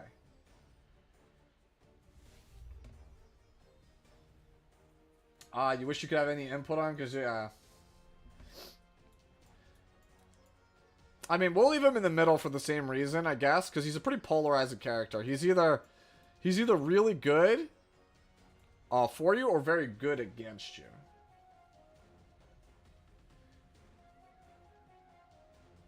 He's the first unit that makes ER feel like a fake stat. Maybe. I think because of how divided chat is, I think that it's actually correct to have him here in the middle. Because depending on your playstyle, he's either the bane of your existence or he's your savior. And I would say he's about here, right? A Tywin really keeps him down. Auden and Tywin really keep this man down. Like, if Auden and Tywin weren't played all the time, like, he'd probably be, like, right here. But because they exist, he's probably closer to here. Right? They really gatekeep him, those two characters. I don't really think I would change anything about Sage, though. I think he's a pretty balanced unit, overall. The only thing I like about Ball is he could carry book and not get banned. That's actually fair. Yeah, like I said, I'm pretty close to the opinion that he is very close to balanced. Right? Like, he is very close to balanced. That's why I don't want to move him too high up on the list, right? SSB. Oh, man, how the mighty have fallen on this one.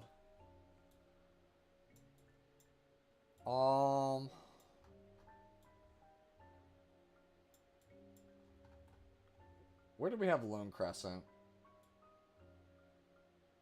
It's probably here. Probably in this area.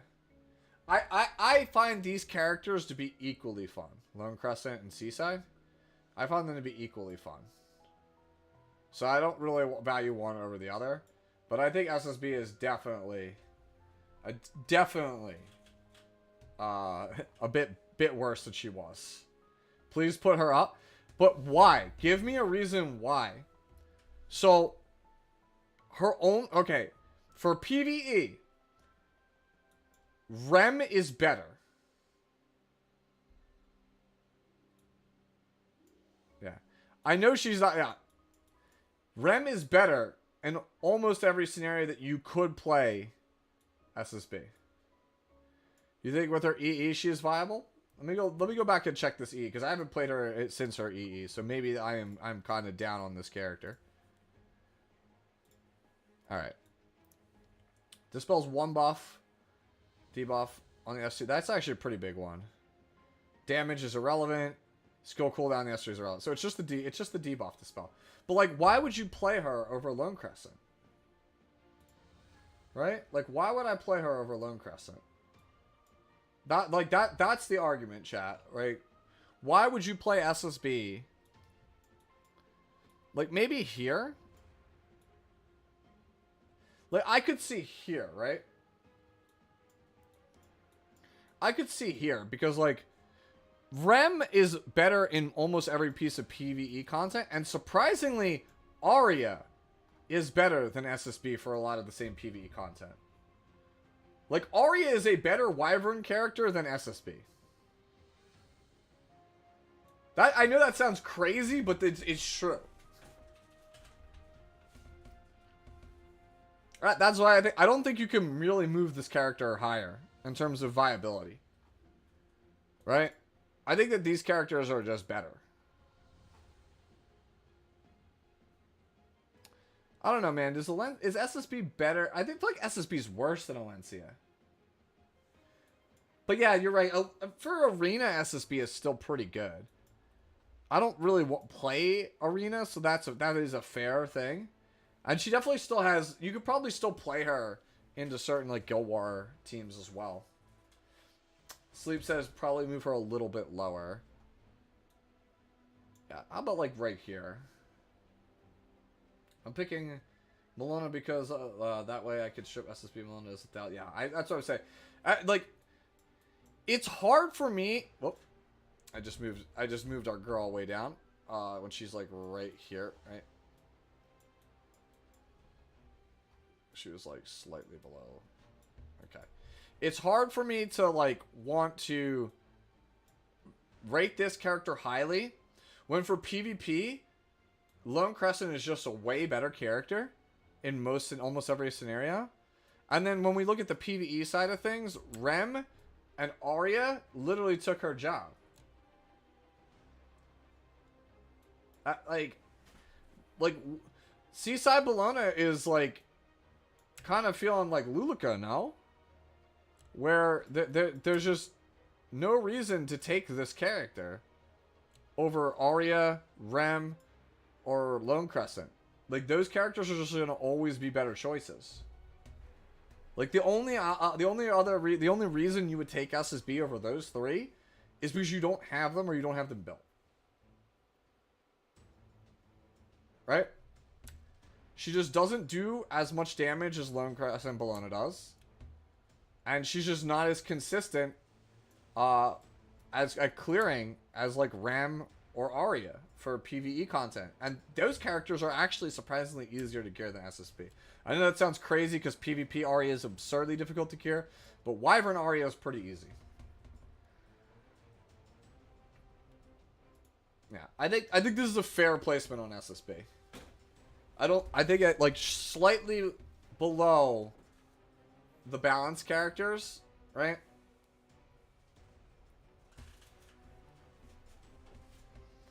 Yeah, that's true. Also, Sanya does a bit better. Like, I don't know, man. Like, I really think SSB is like right here. I really think she's like right here. I would rather play Ravi. I'll be honest, I would rather play Ravi. Ark, thank you so much for the follow. I appreciate it. All right, let's go Sanya. I think Sanya deserves to hang out here with the cool kids. Maybe she's a little bit worse than these. Maybe she's over here with, like, Milam. I think Sanya's, like, around here. I think Sanya's around here.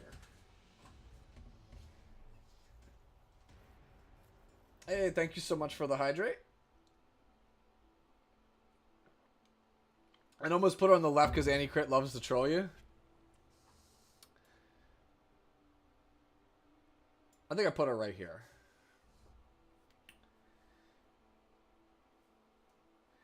Something is frustrating. Either you're playing her or against her. That is also quite fair. She is very frustrating to play against. I kind of agree with that a little bit. Yeah, you know what? Yeah, let's go over here. Move her over a little bit. Yeah, Senya's also very versatile. Senya is cool because she introduced a whole new character archetype to the game. I kind of agree with that. Yeah, she's also a really good anti-cleave tool. To be real though, I don't find her fun to use. When you get a 1v4 with her against a cleave team, it feels so good.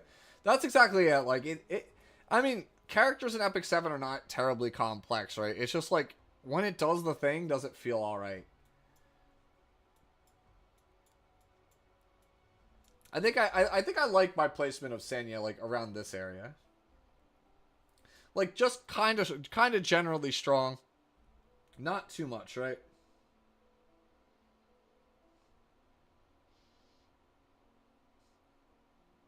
I'm like, did I already rate Eligos? Because I want to build him for odd users. Yeah, Eligos we did like yesterday. We did A through L yesterday. We're doing M to Z today.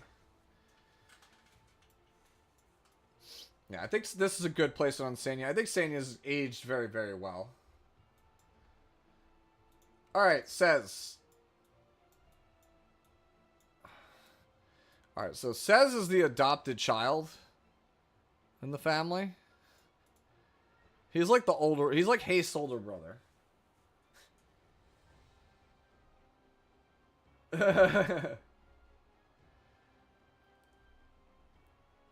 This man is doo-doo incarnate. Yeah. He's just bad. Like, he had a niche and they took it away because they thought it was broken. Like, Whitey's Says Bomb comp was actually kind of cool. And they got rid of it. And then it was like, okay, now what? He does nothing. He literally does nothing. He's damage with, he has survivability now, right? Like, they gave him like a cockroach passive. And he still sucks, because the rest of the kid's bad. Do you know what this character needs? Alright. Here. Let me show y'all. Let me show y'all. Right?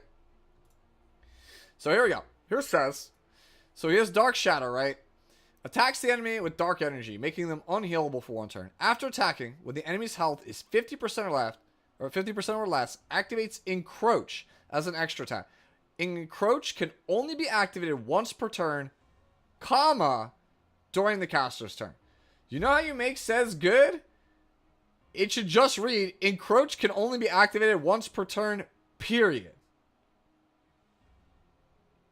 That way, you can build this man on unity and counter and get encroach on your opponent's turn.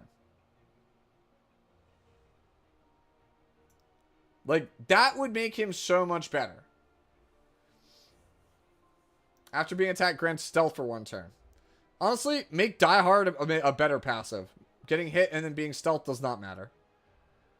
I guess being... Okay, maybe being stealth does matter. But, like, I forgot it's got the cockroach passive. But, like, why, oh, why can encroach not trigger off of a dual attack or counter? Can someone please explain to me why encroach can't? Do you understand how sick this character would be if he could proc off counters and extra attacks and dual attacks? Right? Like, yeah, give him... I agree with that, Rex. Give him... Make it so encroach has built-in lifesteal. Make it so encroach can be used as an extra attack or a counter.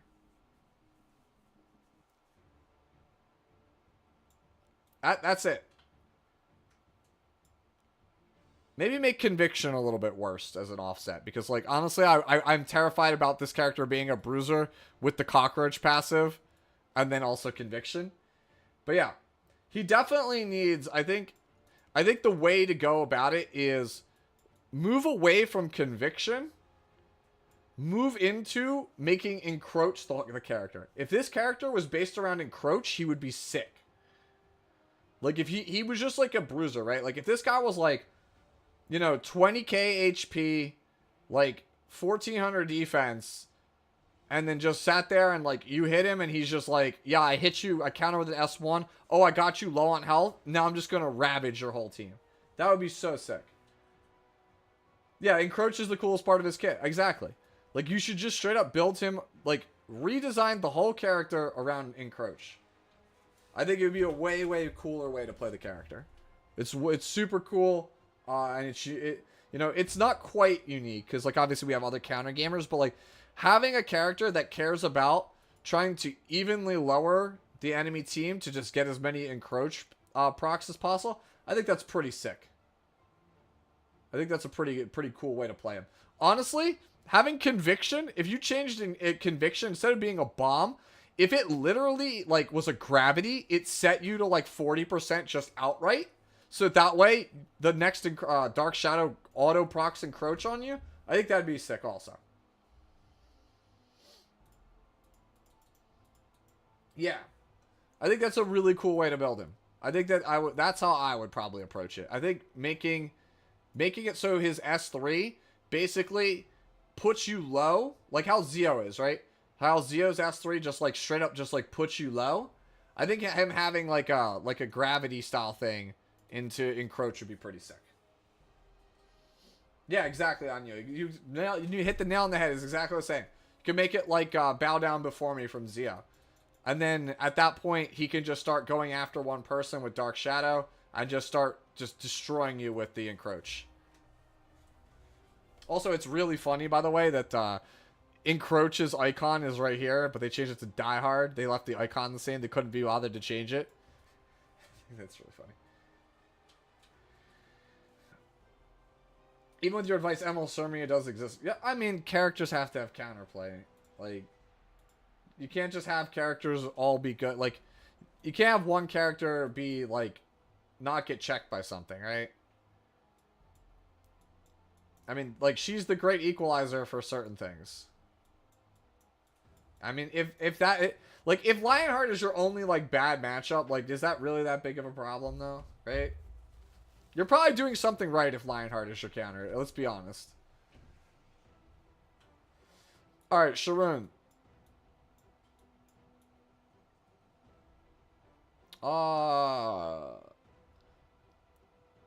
I hate the Venom mechanic, bro. I hate the Venom mechanic. I think it's so toxic. Like, I think injury is also one of the problems why we're in the state of the game that we're in.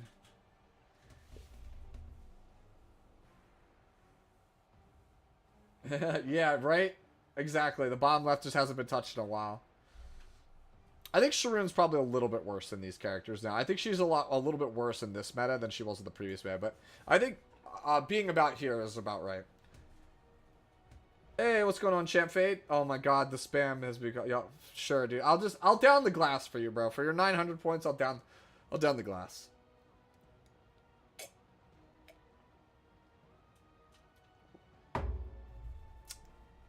This is the part where somebody requests hydrate and I have to go out and get more water. Oh my god, Sputnik.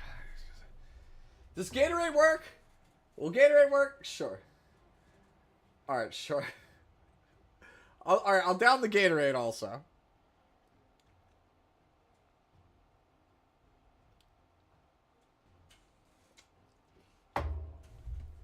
Oh my god. Alright, I gotta go get more water. You guys suck.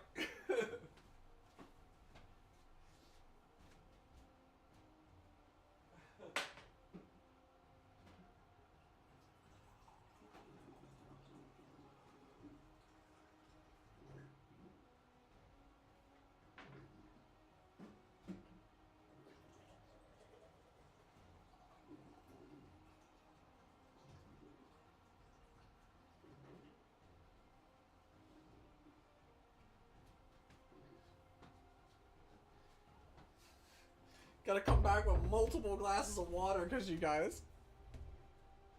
Oh my god, Char! Stop!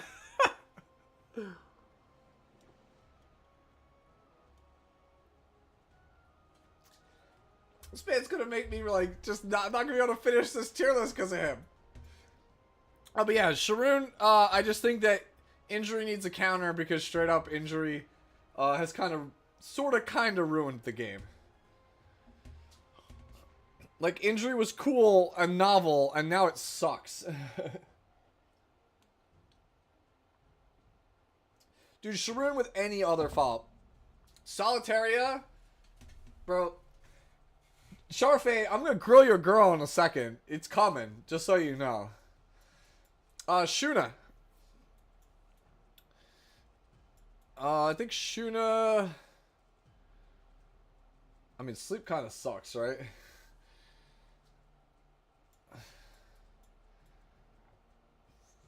I think Shuna, honestly, Shuna's like right here with like Ocean Breeze, man. I think she's like right here. She's like mini AOL, right?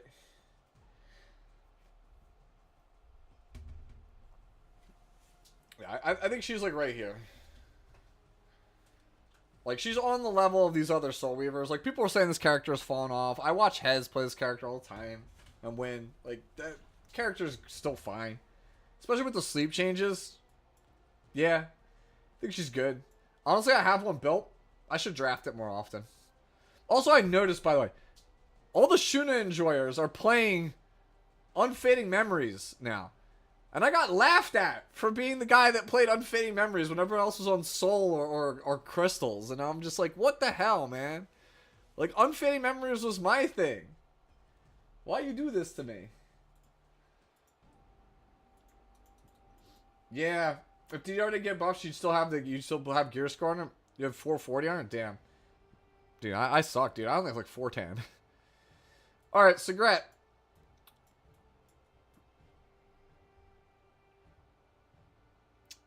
I think we just put Cigarette here next to her boyfriend Crow. I don't have anything bad to say about Cigarette. Honestly, I'd say Cigarette's like right here. I have nothing bad to say about Cigarette. I think she's like the perfect PvE character. Cigarette's like the literal perfect PvE character.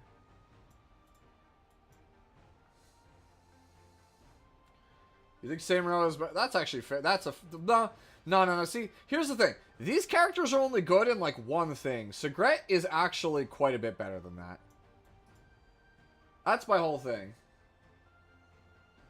Like, Biken is, like, an expo. Actually, you know what?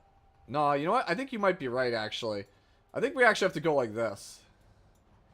Because these characters are just so strong in PvE. Because I was going to say, well, Cigarette's good in Advent. And then I remembered that Byakko and me were clearing Advent with Baiken the same way we did with Cigarette. Yeah. She's good at one thing, but she should play. Yeah, I think these all three are, yeah. I'm going to move them all up. Right? Because like, I forgot how good these characters are. Because like, Cigarette, I was like, Cigarette's good in Abyss. And then I was like, bro, you're literally the dude that made an Abyss guy with Baiken in it and got grilled. Alright, so you can't say one over the other. I would argue that Cigarette's more fun than Baiken. Sorry, girl. Alright. Alright, so I think we're like this. Alright. How do we feel about Saul Goodman?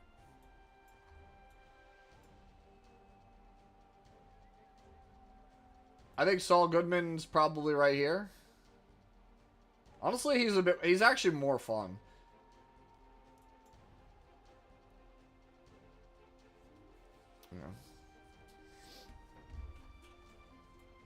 Yeah, I think he's like right here. So obviously he's part of the best Golem team, right?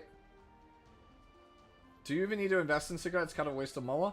Perhaps. You actually hated his buff? Yeah, his buff kind of made him worse in some aspects, right? Like, you don't get the Volcanic Viper spam like you used to. So, Soul is like right here, right? Because he's basically this for Golem. Which is obviously a lot lower value, right? Like, if it was just Golem, I'd put him like here, right? But he's really strong in Ancient Inheritance. Like, he's one of the best Ancient Inheritance characters. Like, he straight up is like Red Ken's little bro. When it comes to Ancient Inheritance. Like, Ken is clearly the best. But Soul's not too far behind that, right? Actually, yeah, he is good in Katie's too. You know what? I'm gonna put Soul, we'll put Soul right here. He's kind of like a hunt one. Yeah, I kind of forgot he's pretty decent in Katie's also. Yeah, he could have been so good for Rift, and he's unfortunately not. But he's like closer to balanced, right? Like, he's close to the middle. Like, people will clown on him, but he's still a good PvE character. Alright. Let's grill Sharfade's girl. And by grill Sharfade's girl, I mean, like, put her, like, right here. Honestly, you know what? No, screw that, bro. That's a bit too much.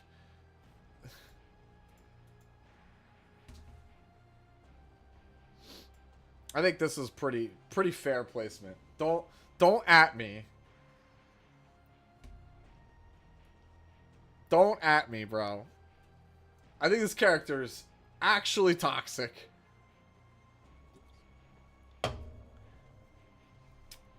Like, perma stealth, right? Perma stealth, random stuns, targeted stuns, turns off a game mechanic. Get out of here, bro. This character sucks to play against. You've been able to punish her for existing? Yeah, she could do, yeah. Honestly, yeah, we could go like here. But bro, like, this character, like, has a lot of ways to beat her, but like, dude, this is like my least favorite thing to see my opponent pick on 4 or 5. This character is actually just obnoxious. You don't think she's lower than ML You think that she's better than ML Just so we're clear, like, Sharfade, just so we're clear, this is in the same tier as Abyssal Euphine.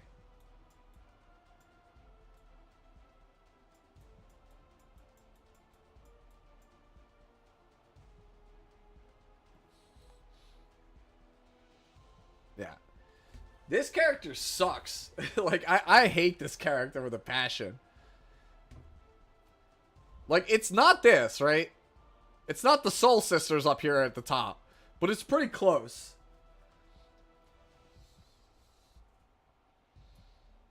Alright, we'll move her slightly above DDR. But this character sucks, man.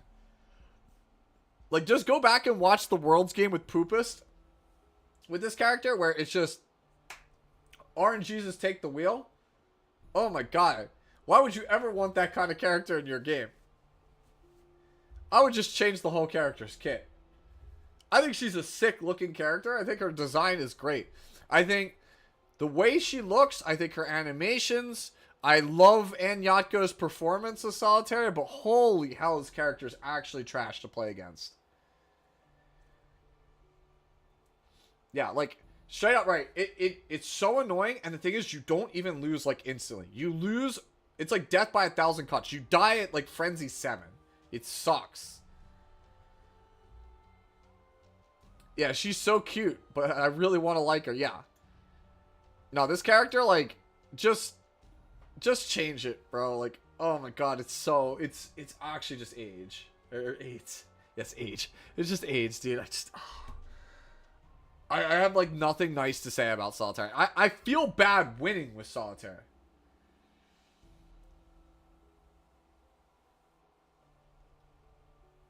Wait, Kev has a 303 speed Solitarian, bro? Alright, dude. You know what? I thought I could get Legend this season, and then I hear stuff like that, and I'm like, no. Oh, you put it on his C. Lilius gear. Dude, that's just demonic. Come on, man. Like, maybe I should just speed up my Solitaire. Mine's like 267, bro. I should just make mine faster. I should go like 280, dude. Actually, the worst. Alright. You already know where it's going, fam. You already know where it's going. Get in the corner. Get in the corner. Oh, this is the trash family, dude.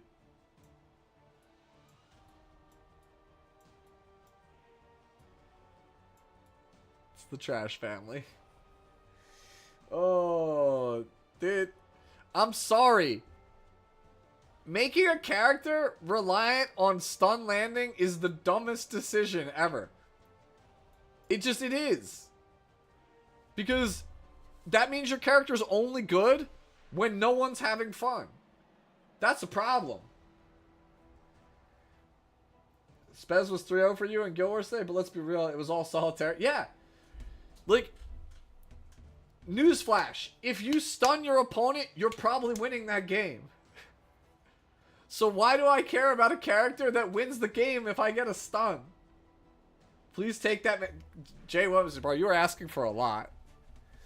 I would argue Spez is like a bottom 3 ML. The point of being in the corner, in case you forgot, is to let the world know they need help. You mean to tell me you wouldn't want this guy to get buffed or reworked? You think he doesn't deserve a buff or a rework? You want me to take him out of the corner of shame? Bottom 2, yeah. Featherless says bottom 2 ML, bro.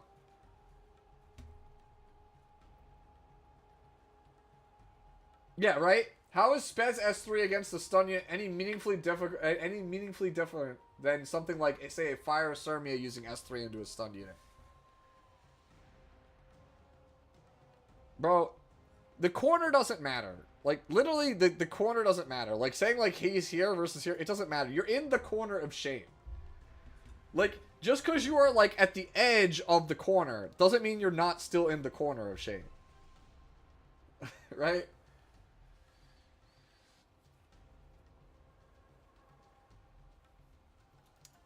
Alright.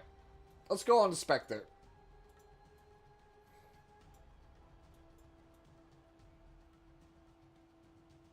I think Spectre's probably here.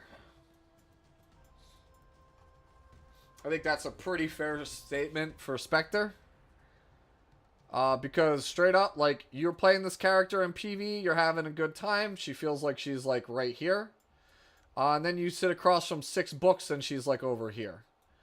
So, that kind of balances out to about right here.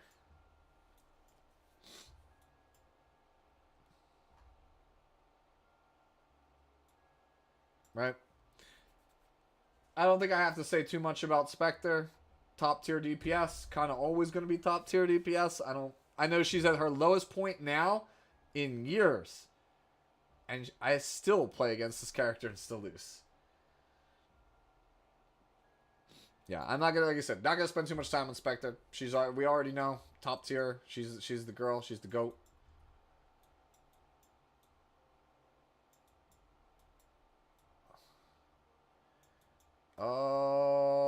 I'm actually inclined to put her over like here.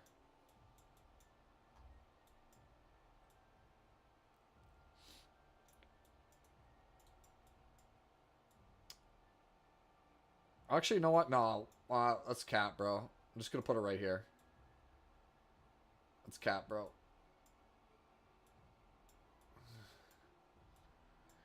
All right. So hear me out.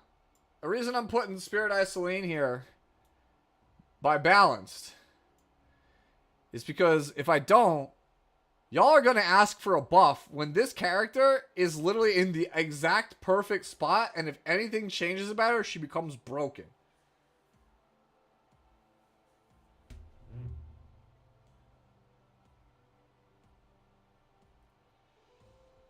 You want to say she's more fun, has a lot of answers?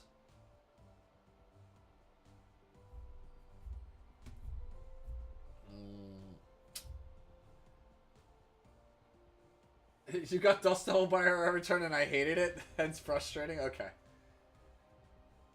She is fun. She's a fun character to play, but like... Straight out, like, she's just balanced. I think if you change anything about her, she's just broken. Like, she's like, just like a Ravi, where I think she's just dead center, like bullseye. Like, dude, just, that's it. You either hate playing against her or you like playing her. Alright, maybe it is kind of fun. I'll give you a couple of fun points, but like, let's be real here. I don't think I'm gonna deviate too hard from the center, right?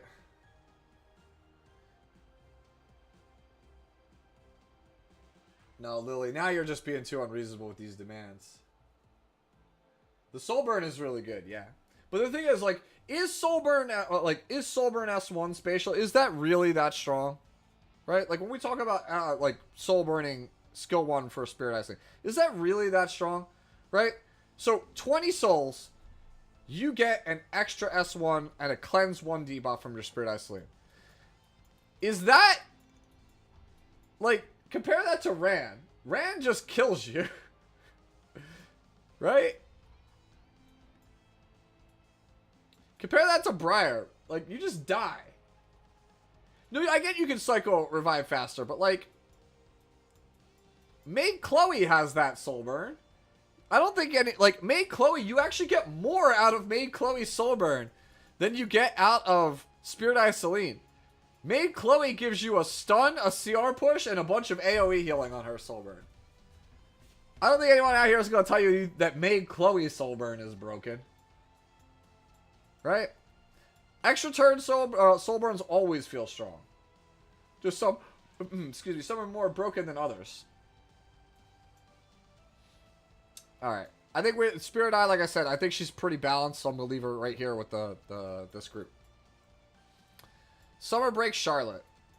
I also think Summer Break's pretty balanced. And I also think she opens up a new and interesting type of cleave. I'm gonna put Summer Break Charlotte here. Thank you for the hydrate, Sputnik.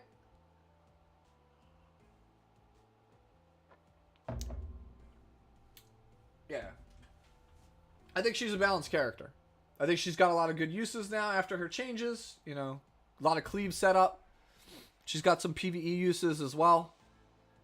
Right? And yeah, she's fun. That's what I'm saying. She's fun. She's a fun and balanced unit. Yeah. And the thing is, like, she kind of does a thing that no one else really does, right? She's like her whole thing is she's the AoE cleaver in a format where we're in right now, where it's a lot of things like Jacko, right? Yeah, and she has a lot of counterplay too, like ML can, correct? Yeah, that's what I'm saying. I think she's here. I think this is a really fair placement. All right. Summertime. Bro, I hate bombs. I hate bombs. Please. Like, I'm begging you. They suck. It's just a bad mechanic.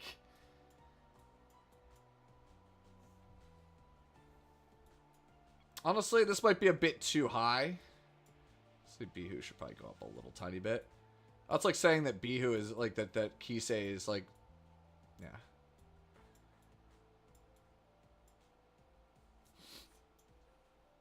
So I think that's about fair, about the same viability as Flan.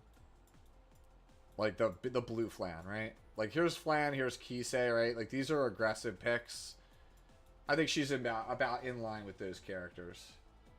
She should be up there, you say, for cleavers, but like, isn't Flan a really strong 3 to 5 pick for cleave already? Right? And then there's Summertime here. What Bomb does is emotional, damn. Oh, okay. What is there between bombs and stun? Bombs do a ton of damage ignoring your defense.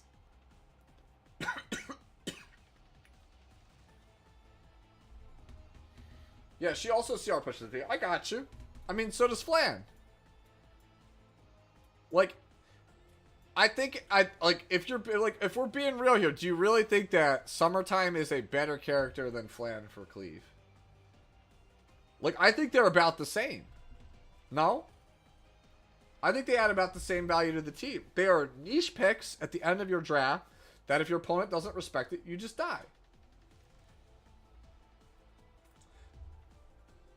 Okay, I mean, but that can also be exploited.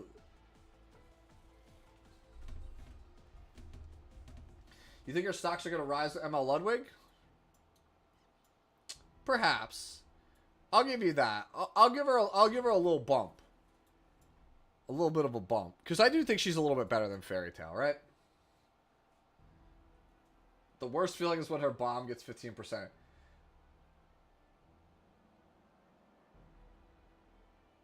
If there are bombs, then there should be a flak jacket? I don't quite get the joke. But yeah, I hate bomb units. I don't have too much else to say on this. Alright. How do we feel about the most aesthetically attractive woman in the game, objectively? I won't hear any subjective opinions.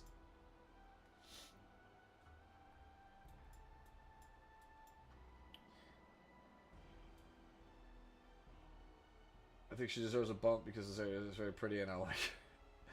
Now you guys are just being unruly with your demands.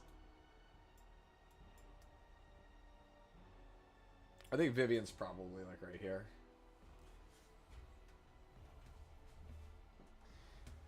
I think she's like right here. Like this is actually like one of the most frustrating until they uncensor her. You know what? For you, I'll do it. I'll move her right here. I'll move Vivian right here. And the slight amount of frustration is because never forget what they took from us. Jamie called it right. Never forget what they took from us. She's my second wife. Dude, I would wifey Vivian in a heartbeat. Vivian is literally perfect wife. Actual, like, honest to goodness, perfect wife material. She's the best. Yeah, she's like just honestly just really balanced. Like good, like solid multipliers without being broken. Decent kit, good support overall. Like I wish the whole game was balanced to the level that Vivian is. Nothing OP, nothing like she doesn't feel weak, but she doesn't feel OP broken, right? Right, Sharfade? True. That's why I said, objectively best looking girl in the whole game.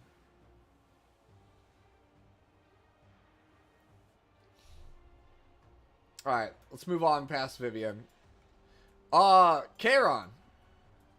I actually think Kairon's pretty fun. I don't have him, but he looks like he'd be fun as all hell. I also think he's pretty balanced too. So I don't really think he needs too many changes. Probably right here, maybe? I think Kairon's pretty balanced. You'd get Vivian from Headhunter? Yeah. If Kisei is a Ferrari, then ML Kairon is an old Ferrari. He needs such a specific gear, and half the time he barely works. Yeah, I think this is a good spot for Kayron, right? Like, he's a balanced unit. He's fun and he's balanced. Like, being on this line is a good thing. Yeah, he's got a niche and it would be dangerous to buff him further. Yeah, he's excited. He's exactly like Celine. That's why Celine's on the line. Speaking of other characters that are on the line, I think Tywin's also on the line. I think Tywin fills a pretty important niche when it comes to tanks in Epic 7. Right? Like, he is like the anti-control tank. He's not the best damage mitigation knight, so you give up a lot of mitigation, but you get a lot of interesting support options. So I think that's like kind of where I'm at with him. Also, I'm going to give him a little bit more fun factor because you can kind of use him as like a pseudo cleave because he defense breaks. But I think overall, I think Tywin's pretty balanced.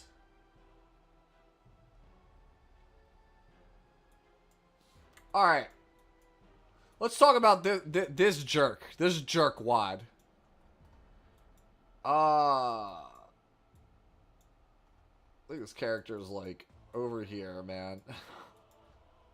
To quote ATK, die rat, die. Oh my god, what were they thinking with this one? You know what? Not as frustrating. Let's say it's not as frustrating as this. Like, maybe like right here.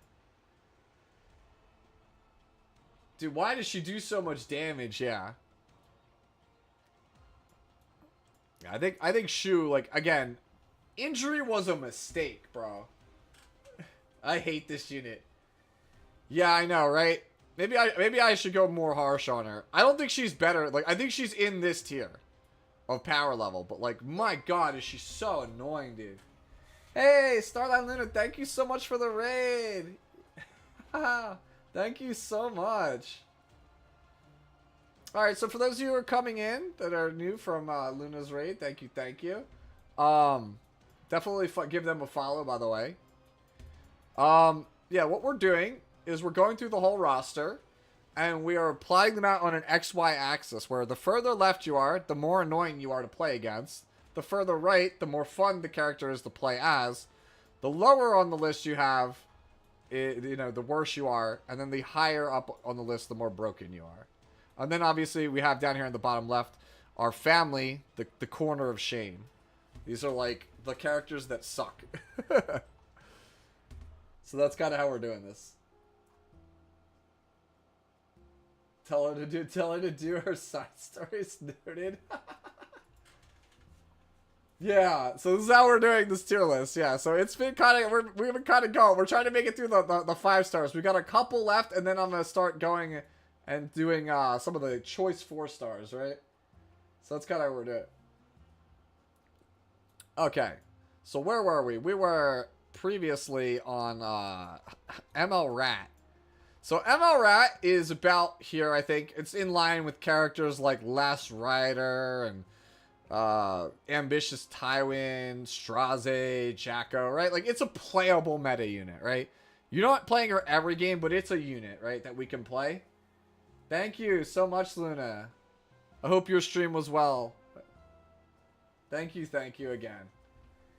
You think she's below LRK? Well, LRK is up here. He's a little bit better. You can see, right? Like, LRK is like a little bit of a hair above, right? He's a cut above Shu. Not by much, but it's a cut above. Point is, injury is a mistake, and this character is literally just vomits out. Like, I feel like when they sat down to make Urban Shadow Shu, they're like, what's the hallmark of regular Shu? To be annoying is all hell, right? Like, here's regular Shu, in case you're wondering. Literally the most frustrating. They sat down and were like, nah, you know what? I'm gonna crank it to the max. I think this is straight up. This is how rats are. You just rat gaming is literally annoying. I said it earlier before everyone came in with the raid, but ATK always says, die rat, die. And there's a reason for it. She is so annoying. Yep. Rat gang. For those of you guys also, I'm also streaming this over on YouTube, so you guys may hear me talk to other people in the other chat. I'm trying to work 2 chats at the same time. So yeah. Injury was a mistake. Please give me a way to heal injury. Please and thank you, Smilegate. Until then, this character just stays over here. She might go down as time goes on. Like, she might fall further into trash. But, dude, injury sucks. It's so stupid to play against. Alright. Vildred. I would say Vildred's pretty close to balanced, honestly.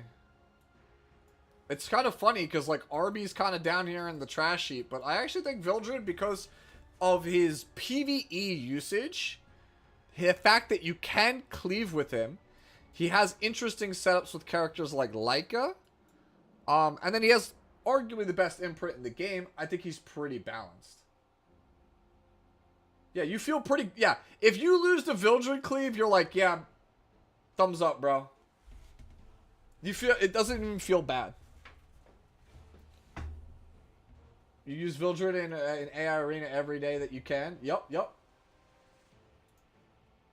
Dude, he's like the most balanced cleave character. He's like the most balanced cleave character. It's kind of wild. Like, he's kind of aged, like, magnificently. Like, out of all of he's not a fun fact, this is not a launch character, if I recall correctly. I think Vildred came out a couple weeks after the game came out, if I'm not mistaken, or am I wrong? He didn't have a banner. That's what it was. He didn't have a banner. You could get him on Covenant, but he didn't have a banner. But Bihu is low-key really good right now. Yeah, I know Bihu is good. Honestly, maybe you're right. Let's move Bihu up. We'll move Bihu up a little bit. We'll move him up here, like here.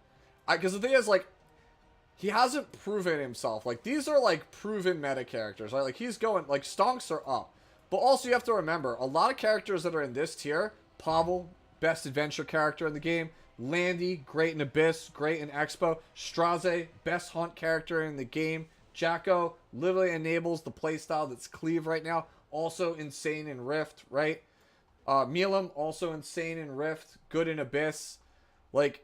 Bihu hasn't proven himself in every single game mode. Like, this isn't just an RTA tier list. That's kind of where I'm at right now. Like, Amelia's obviously a cut above because she's still a viable PvP character and she has great PvE applications. Alright. Honestly, I probably should keep him here because I don't think he's better than DN when we talk about the whole total package also. Alright. Let's go to Appleman.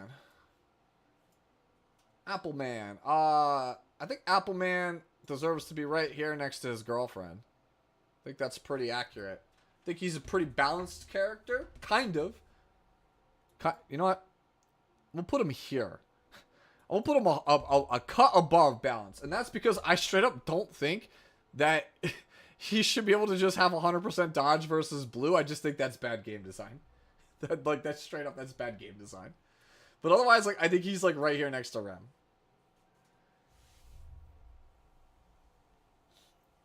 NTR Luluka, no way. Yep. I'm sorry, man. Like, yeah, if you're a Luluka fan, I'm sorry. I kind of poo-pooed all over your waifu. See, no, he has the same amount. Why is A. Ravi in the middle? A. Ravi is in the middle because the entire state of Epic 7 is balanced around this woman. She is the center of the universe.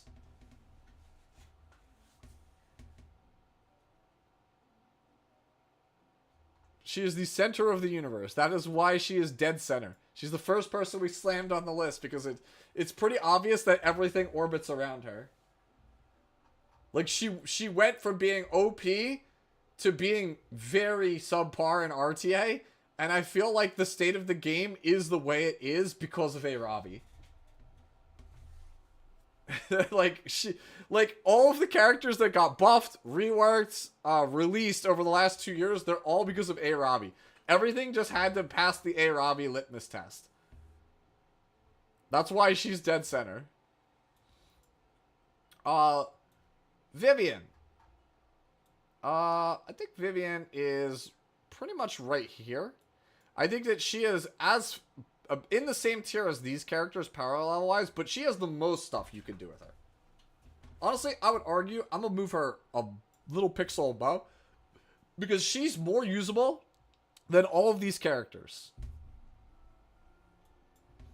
Like, she is actually usable. She is the most of all of these. Ram, Biken, Cigarette, Soul, Vivian. Like, these are like the God Squad when it comes to hunts. Vivian, I think, is just better than all of these because she is pretty much can do every single hunt in the game except for like Wyvern and maybe Katie's. And she's also good in almost every PvE game mode too. The toilet flush gives her points. Also, she's hot, okay? We've already discussed this, but hot gets you a point also. Like I said, I will not hear anything about how Vivian is not objectively the hottest girl, okay? Yeah. Like, she's kind of fallen a little bit down by the wayside, but like she's still within the orbit of balanced, right? Alright. Hey, Soul has lifted over. Alright. We'll talk about the child dragon next, however you want to call her. Whether that is, Euphine, Eupine, or Euphine. Because all of those apparently are correct pronunciations for this character. Depending on what, language you speak. What dialect you are from. Those apparently are all correct pronunciations. But the question is, how do we feel about this character? Because if it was me, I'm gonna put her like over here because I hate what they've done with this character. What a buff she got. Honestly, I think she's not even that good. I don't even think it was worth it. Like, I don't think any of the changes were worth it. Like, they made her temporarily viable in PvP because she was kind of decent with Zio. And now everyone kind of is like, okay, yeah, we know how that works. I really think that it wasn't worth it because we lost basically almost everything that made her at least usable in PvE except for the Immortal Labyrinth run.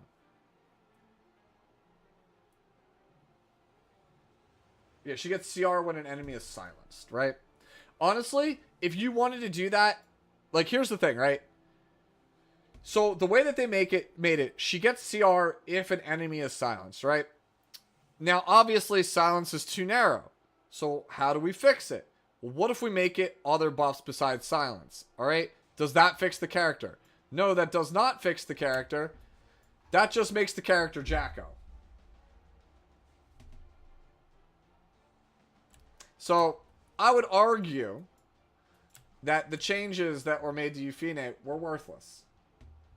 What if we make an ML Euphine? We already did.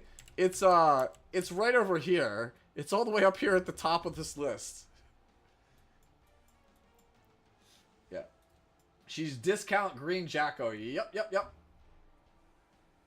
Yes, Jacko is just straight up better than Euphine. And it came at the expense of everything that she was doing good in PvE. Right? She was just all of her PvE uses, like, you can't use her for Asthmatic 13 anymore. You can't use her for Banshee anymore. You can't really use her for Expos anymore. Like, she's just really bad at those things. Like, you could, but she was, like, the best at some of those things. Now she's just straight up outclassed. Dude, Shar is trying to get me to drink water today, bro. Where's best girl Lionheart Sermia, says Alamel. It's over here. All the way here in the top right spectrum. Thank you again for the hydrate. Alright, so let's see. Part of me wants to just jam it over here with Celine because I think that they just completely botched this character. I think she's not frustrating to fight. I don't. I actually don't think she's frustrating to fight because I think she has actual real counterplay. I think, oh, hey, yo, buddy, Red, thank you so much for the raid, my guy. Let's go. Thank you. So we're currently, I'll run this down again for y'all, for those of you who are new here. We are currently attempting to go through every 5-star in Epic 7, and so we'll do some of the 4 stars after, to basically find out where we think they rank on this XY spectrum. The further to the left you are, the more frustrating the character is to play against. The more to the right the characters, the more fun they are to like play with or play against.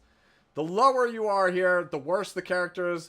The higher you are, the more broken you are. This is just the total package, sheepdog. This is the total package, right? So, for example, Tamarin obviously is not RTA, but like, character kind of enables a lot of the sick stuff you can do in PvE, right? And then like, there's some liberties taken here, right? Like, your Conqueror Lilius, like when you have Conqueror on your team, she's top right. When Conqueror is on the opponent's team, she's top left, right? So we decided collectively as a chat that Conqueror is just dead center. She's just chilling, right? We started this whole tier list with Ravi in the middle because she's the center of the Epic 7 universe because everything over the last 2 years has revolved around her.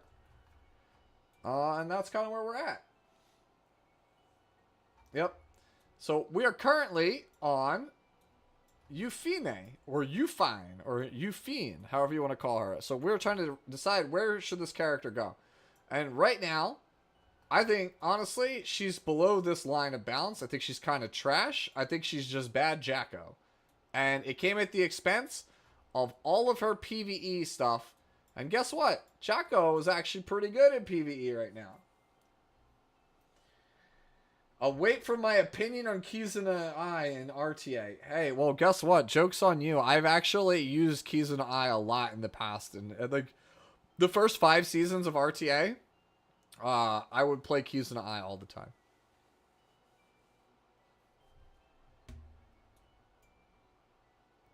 Yeah. I think she's below Kana. Yeah. I think, honestly, like, I think she's like right here with like top model. You could play her, but like better options absolutely exist.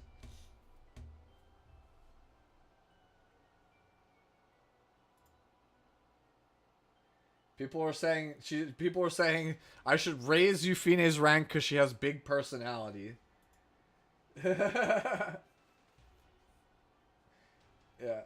I think this is like a fair placement because like I think she just lost so much, man. I think she's like not in this like this is like the balance quadrant. Like this area here near the center is like the balance people. I think she's a little lacking. Yo, what's going on, Shuma? Yeah, I think she's a little lacking. You know what? I'll bump her up a little bit, right?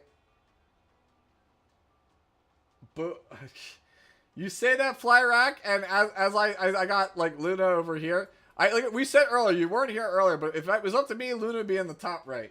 Okay? But that's not the case. Look. The way of the world. I'm gonna hit you with some hard truths, E7 fam. Is that the larger your girl's personality is, the more likely she is to be bad at this game. That's just a fact. Like, very rarely do you have, like, this might be the only one. If this is your girl, then yeah. But any other time, you're down here. You're down here with the trash. Dude, Arya is balanced. Arya's not trash, but she is balanced.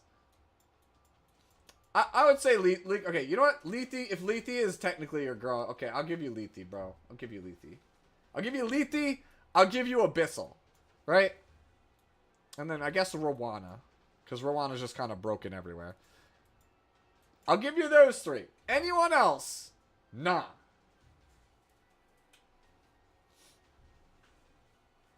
Lethe is just Blue Corvus. Alright. Yulha.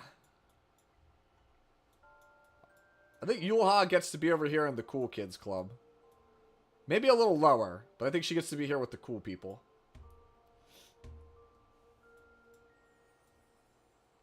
I think she gets to be right here. She's not as good as Straze or Jacko, but I think she's in there with the cool kids club. She gets to hang out with all the cool people. These are like the meta relevant, somehow still fair, fun characters. Like this is like the club you want to be in, bro. You think she fell out of meta? Dude, I've been having success with Yulha lately. I know other people still don't play her, but I like Yulha, okay? No way you call Ed fun. That unit's a scam, says Nori. Oh. Oh, that's funny. Yo, what's going on, Jay? How have you been? This is after DDR buff, bro. As you can't tell, because DDR is big chilling over here with these jerkwads. DDR is chilling up here in the demonic circle, bro. It's just Fire Champ Z, dude. So, again, guys, remember, this list is the totality of the usability of the character in E7. It is hard, even though this character sucks in RTA. I think we all agree this character is trash in PvP. This character, straight up, is like top 2, top 3 Expo units. This character is like a top 5 Abyss DPS. This character is a top 1 Hall of Trials character. Like, this character is broken in PvE. DDR is fun. He's like playing a control or stun card in a card game. Nah, bro. That's cap. Injury was a mistake. Full strip was a mistake. Extra turns are a mistake.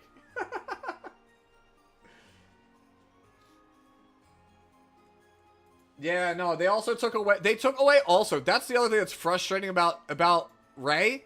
Whoop. Gotta move him back. The other thing that's frustrating about Ray is... He was the most fun and unique character in the game, and they took it away. They took it away from him. That sucks. That feels terrible. Right? Absolutely miserable. Skill reset is also a mistake. Yep. That's why you'll notice that every skill reset character is up here except for Rowana, and she's still in this. This is like the I'll tolerate it. It sucks, but I'll tolerate it club. Right? Like, if this is the cool kids club, this is the, yeah, I hate this, but I'll live. Alright. So, we had Yulha over here. Alright, Yuna. I think Yuna's kind of trash. Is there, like, even a reason to play this character? Like, help me out, chat. I don't play Yuna, but, like, is this character even playable? You put Flan there to spite you? Actually, no. This bombs suck. You'll notice that other bomb characters and injury characters are right here. Bombs suck. They're not fun. But, like, regular Flan's right here.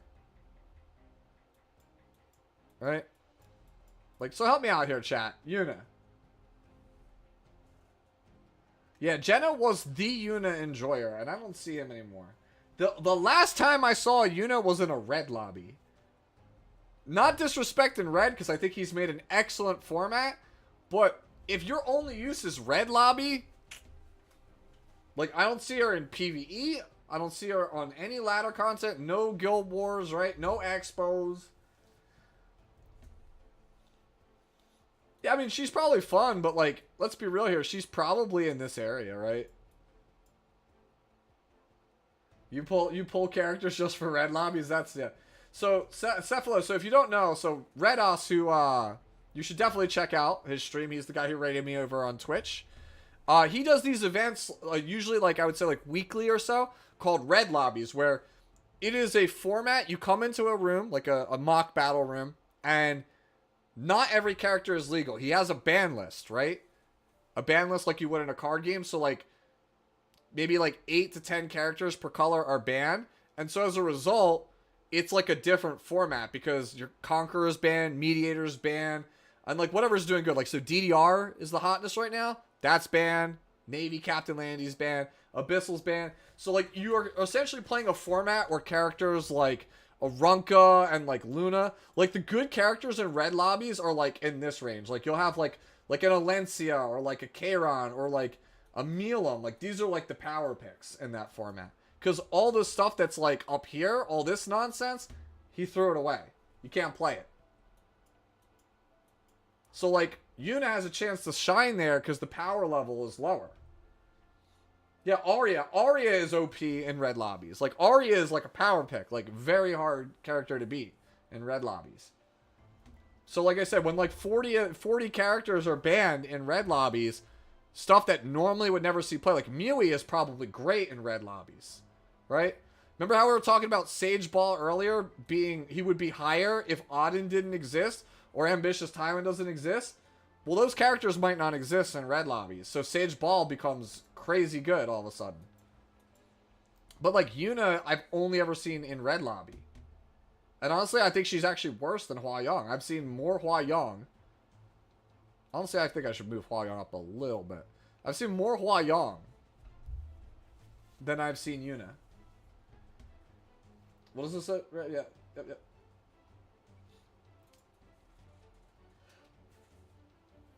Honestly, one of my biggest wishes, like, right now from the E7 dev team, is I want to have the option in mock lobbies to disable characters. I want to be able to just like have a switch that just lets me look at the whole roster and just go toggle, toggle, toggle, toggle, toggle, toggle. So that way we can just straight out make our own formats. I think that would be really sick. Yeah, right? Imagine a world where Epic 7 where you could toggle off the stuff. I think that'd be so sick. Yeah, I think right now, I think Yuna is probably in this area, right? Because, like, I struggle. Like, I would go so far as to say, like, honestly, might even be worse than Urvala. Like, Urvala might be better. But I struggle to think about where would I play Yuna.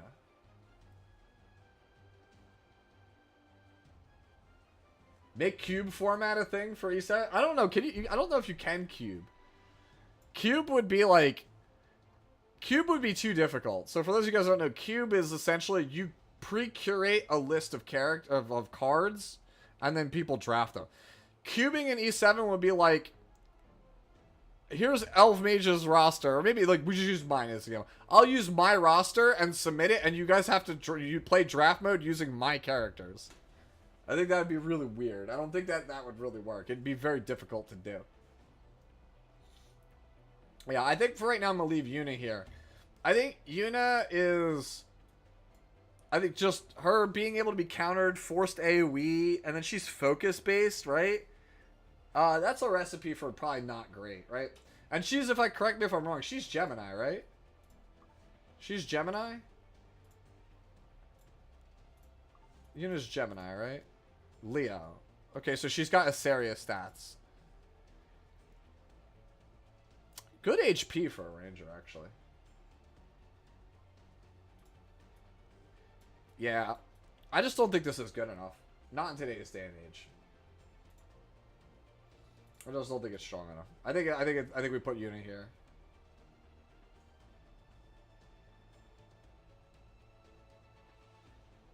$10 speed EE, but yeah. Is it really? It is. Wow. 10 speed EE. Holy crap. Wait, hold on. Let me see this.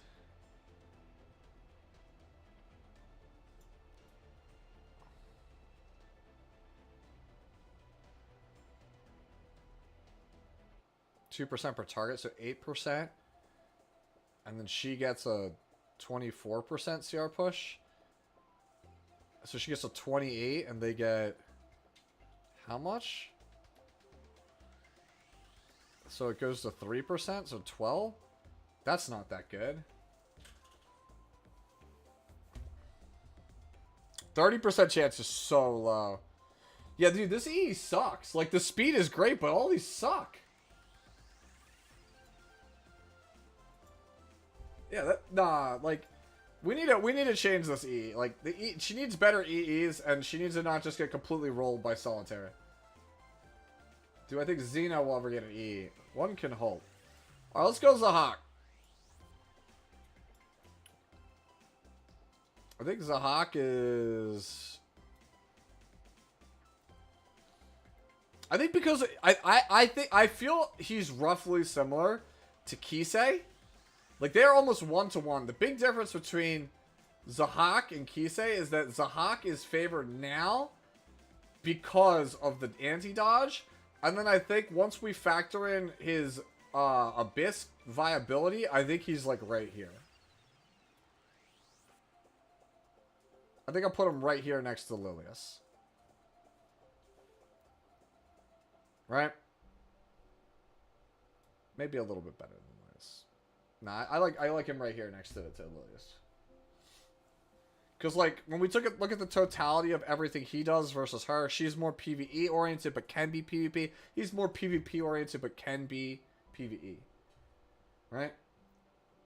Let me know when I reach 3 stars. No, we're only going to do the 5 stars, and then we're going to do some of the 4 stars. And that's what I'm going to call it. I'll do the select 4 stars that I think are worth talking about, and then the 3 stars I think are worth talking about. Basically the specialty change units, right? Alright, Xeno. Bro, hold on. Before I go anywhere, bro. What does this man even do again? It's been literally 10,000 years. Alright. 35 stun when 40 is the standard. Trash. When enemy uses a non-attack skill, increases defense of the caster and damage dealt by his S3 by 8, 9, 10%. And increases it could stack up to 8 times. That's actually, I'll be honest, it's pretty sick. And then S3 is 80% chance to silence and bleed. Scales up max health. Bro, you're a mage. You ain't no way you got health. You ain't, yeah, that's what I said. You ain't got no health, bro. Alright. Straight up, this character was warrior, he'd probably be way better. Like, if Xeno was warrior, he'd be better. This is actually trash, this S3. Like, this is a good passive. Like, this gives identity. I like this. This is below average. This is also below average skill. Xeno's godlike and arc recode. I wouldn't know what that thing is. I'm being sarcastic. Please do not bring up arc. For those of you who are watching this on YouTube, Google at your own risk. I will tell you right now, it is not safe for work. Alright. Yeah, yeah, passive's great. I think it's cool, but him being mage with that stat line, with these skills, is not it. Like, he needs just skills. His skills need to just be overhauled, and he needs a better stat line. I think the coolest thing you could say about this man is he's got the same voice as Mediator Coerc. Because we didn't know, he actually is ML Coerc's voice actor.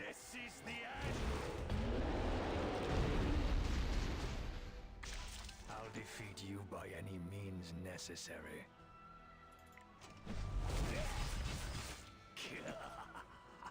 Keep wailing. Yeah, it's the same as Mediator.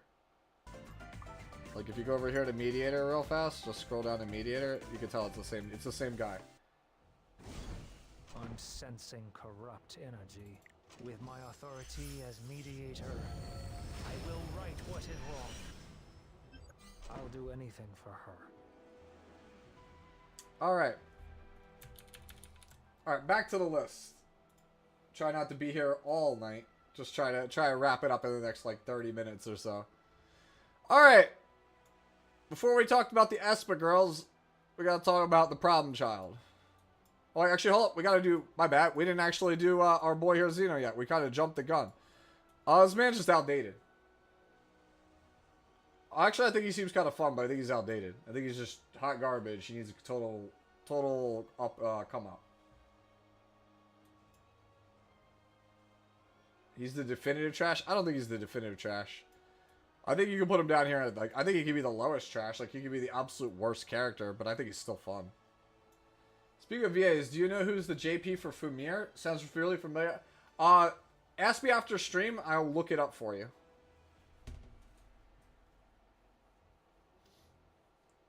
Alright, so that's that. Alright, let's talk about the problem child.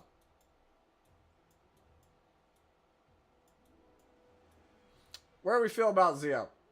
I actually think he is in this tier. Just so we're clear, I do think he is here. Because I think that, like, he actually created a lot of problems. I thought he would fix all the problems. He did not.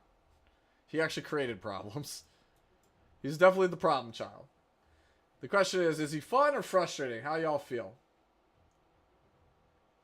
Like here?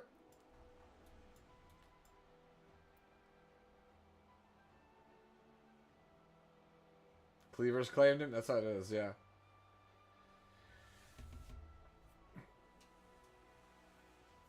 Like, I actually think, like, he's somehow, like, his S1 and his S3 are very fun and surprisingly very balanced. Like, the S2 is like, holy crap.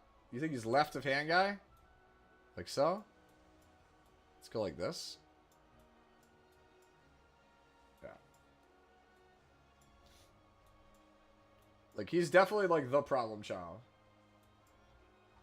I don't think he's as annoying as Ran is, but, like, because he's, like, it's weird. Like, I always view him as a necessary evil, but then I realize, like, when cleavers have Zio, there is nothing you could do about it. So it's like, it's basically he who holds Zio holds the initiative. Like, there's nothing you could do about it. And it sucks. So, Zio's problem isn't being unfun. I don't know. When so much of the game is dictated by speed, having a character that says, it's mine, like I have all the speed, is very frustrating.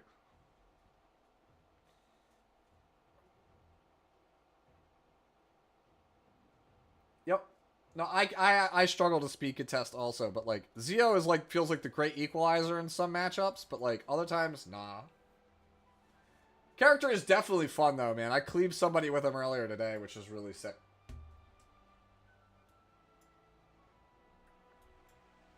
Yeah, but Zio trapping doesn't work as well. I feel like people are aware of that. You could absolutely get trapped by Zio, but like I definitely feel like Zio players have gotten better. They have evolved. They have learned. I don't think I would first pick Zio anyway, but yeah. Definitely a problem child. Alright. Moving on. Let's talk about You're Trippin'. I feel like you're tripping if you think this character's good. I think she's probably fun for some of you. I personally don't think she's that fun, but whatever. Y'all tell me how y'all feel about this. So here's the thing. What is the problem with Giselle? Like, right? Like, she's squishy, hard to set up. Like, she's like Ludwig, right? She's basically Ludwig, but, like, worse.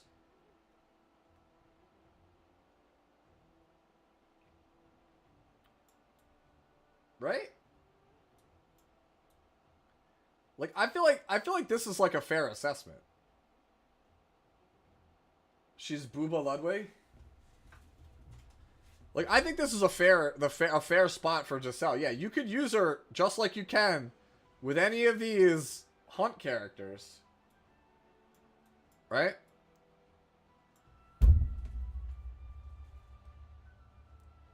She's Mage Sid. That's fair.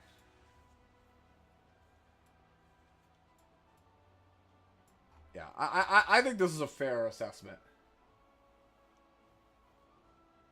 She is more like, yeah, she is more like Luna. But the thing is, unlike Luna, like, so Giselle can do the Luna combo, but doesn't have the ability to be played in as many spots as Luna. And doesn't have the Bruiser. You can't build Bruiser Giselle. Yeah, I think this is a fair spot for Giselle. Alright.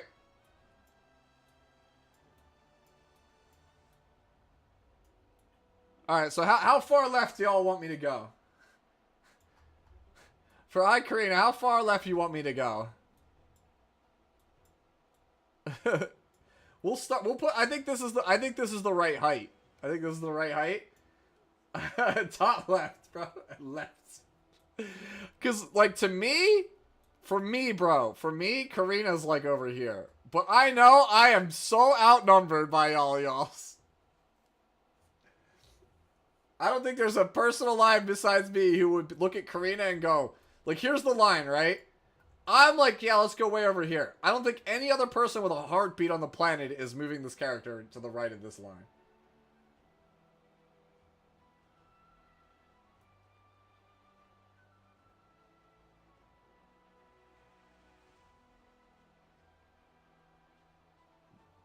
Put her change your monitor resolution to 32 by 9, then move her all the way to the left.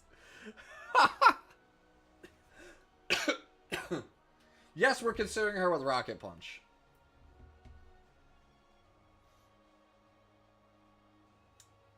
I feel like Korea should be far right. She's one of the least RNG anti-cleave units. That's actually true. Like, are we saying that, like, she should be here in the middle? Dude, it's so funny. It's so funny because my YouTube audience is literally just, like, telling me to just do this. My YouTube audience is literally like, just do this. This is, like, all everybody wants on YouTube is just do this. Nobody likes this character.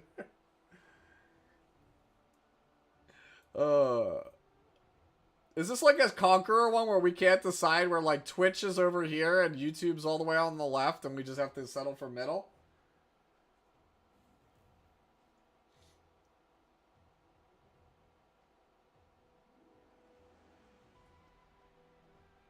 Yeah, a couple people are now people are saying, a couple of people are saying right sounds good. But that's the whole point, Lily. Lily is saying that Karina has a way too consistent S2. But that's the whole point that Sputnik was making, is that anti-cleave units inherently are just a ton of RNG, and you'll just lose games because of RNG. Karina is the one character where everyone knows exactly what the condition is, so they have to just play around it. Like, it is exactly the same every game.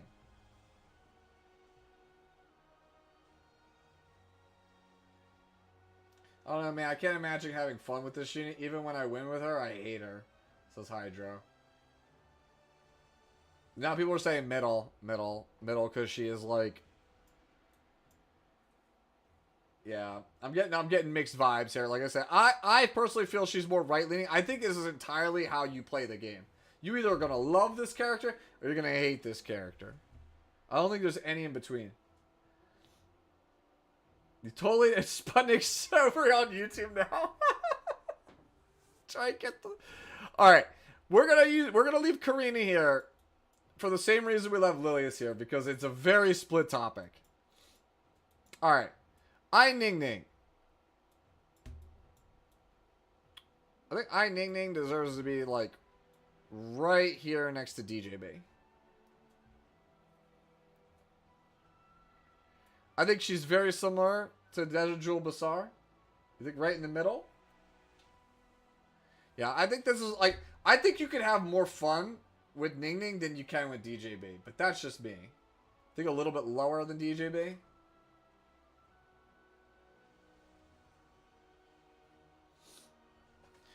Yeah, like, I think you could do some fun stuff with her. A little bit more. Yeah. Because, again, the same thing we talked about with DJB, right? We're in the Soul Weaver renaissance where there's just so many great Soul Weavers. Like, Ning Ning just feels like just another one, right?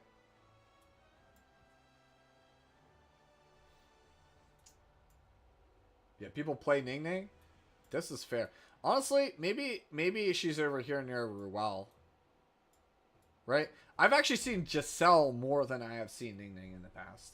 Sharfade, you're going to kill me, bro. I'll have to use the restroom after we talk about Winter and Tehu.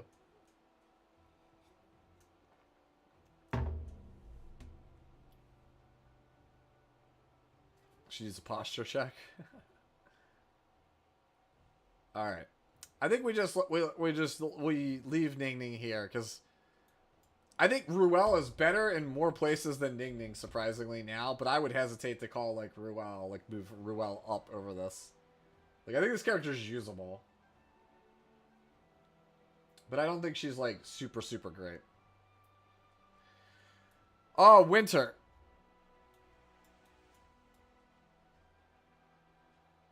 Honestly, this character is probably more balanced than I think she is. How are we feeling about Winter, guys and girls?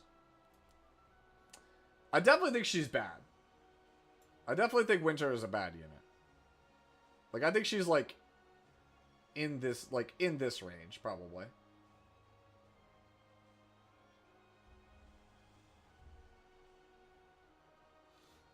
Like, I think, like, this is the right height, because, like, ain't no way you're gonna tell me this character is good with, like, a 38 to 40% win rate. And she's not played in any form of PvE. Ain't no way you're gonna tell me this. Ever fight a 200 effectiveness winter with a 2-turn stun? Yes, I have. Guild War unit. Yep, I think that's fair. Guild War unit's fine. Ironic that she sucks because winter is one of the best seasons of the year. That's cap, but sure. Yeah, I think this is a good spot for... maybe we just put her here with, like, Ning Ning. Do we think winter is better than Ning Ning?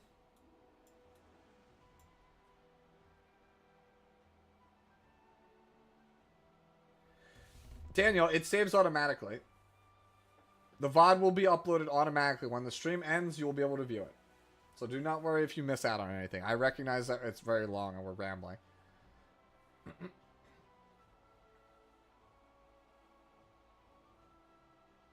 Good luck with her this season.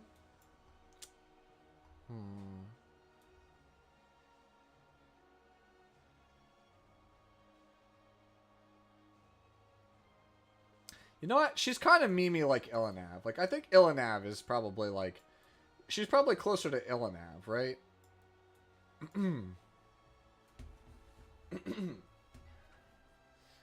Because, like, this character stays perma-stealth, like Solitaria, but doesn't have anywhere near the vice grip on the game. Alright, last one is Tehu.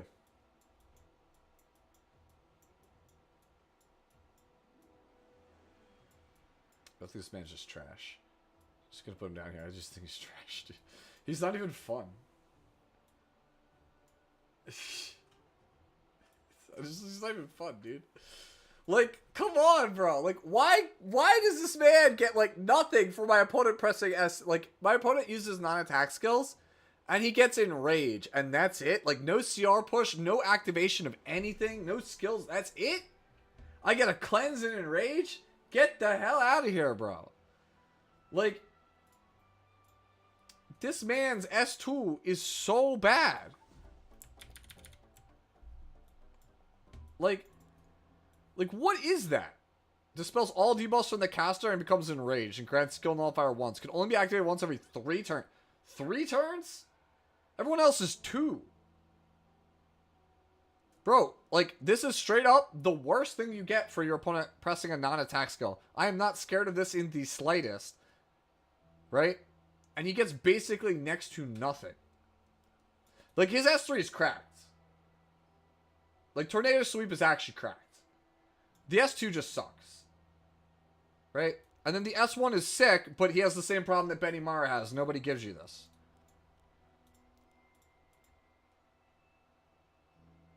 He's also actually really, really weak. He's got Judge Kisei stats. Yeah, Judge Kisei stats are also pretty bad. Like, Judge Kisei stats don't know what they want to be. They got low attack, low health, good speed, but it still sucks for an opener, right? Average defense, and then effectiveness.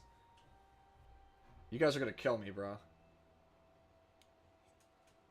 With all this stuff. It's because no, dude, enrage is not even that good, dude. 10 speed, 10 attack. Yikes. Are we in a swimming pool? You guys are killing me with the hydrates. I'm gonna die. Alright. I'll be right back. I'm gonna go use the restroom and then we're gonna go for more 4 stars. We're gonna talk about some of the 4 stars in the game.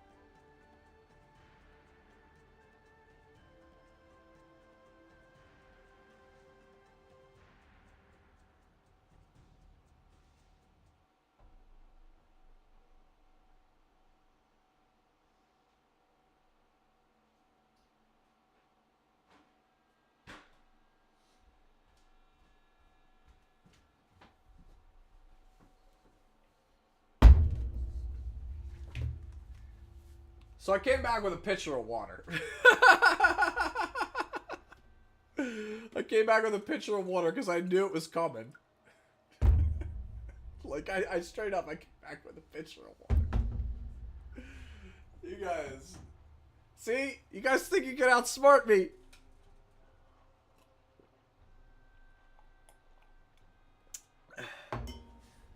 Put a cooldown on it? Nah.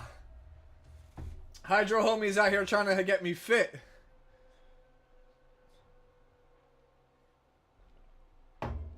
Alright. Chill.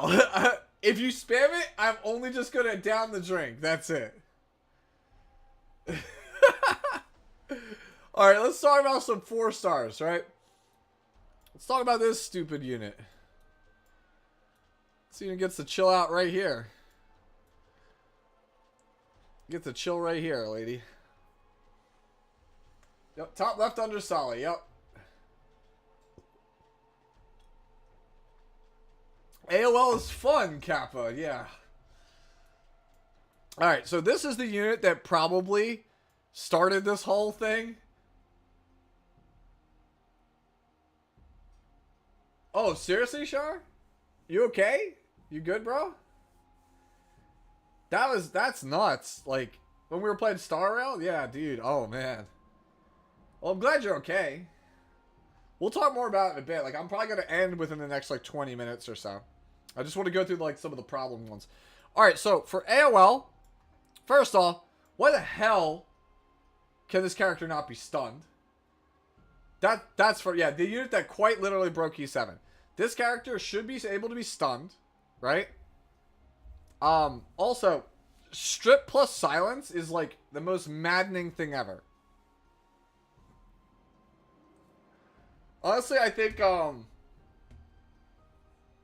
at this point, the strip plus the silence is probably fine. The unbuffable, yeah. I think it shouldn't have unbuffable, yeah. I think strip plus silence is probably, at this point, Pandora's box has been open. We let that rock. But characters should be able to be stunned. Characters shouldn't have unbuffable. And also the CR push, yeah. The CR, honestly, the CR push I'm fine with at this point. It's broken, but like whatever. You can't just make the character unusable, right?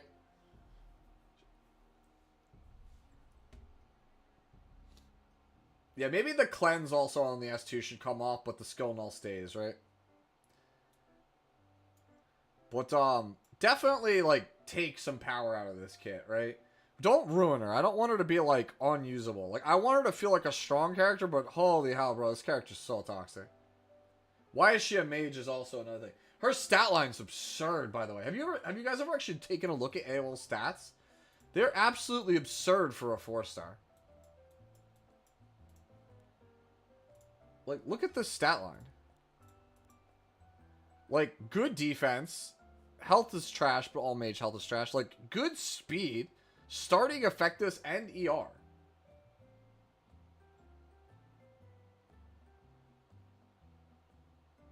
Like, aside from health, what's bad about these stats?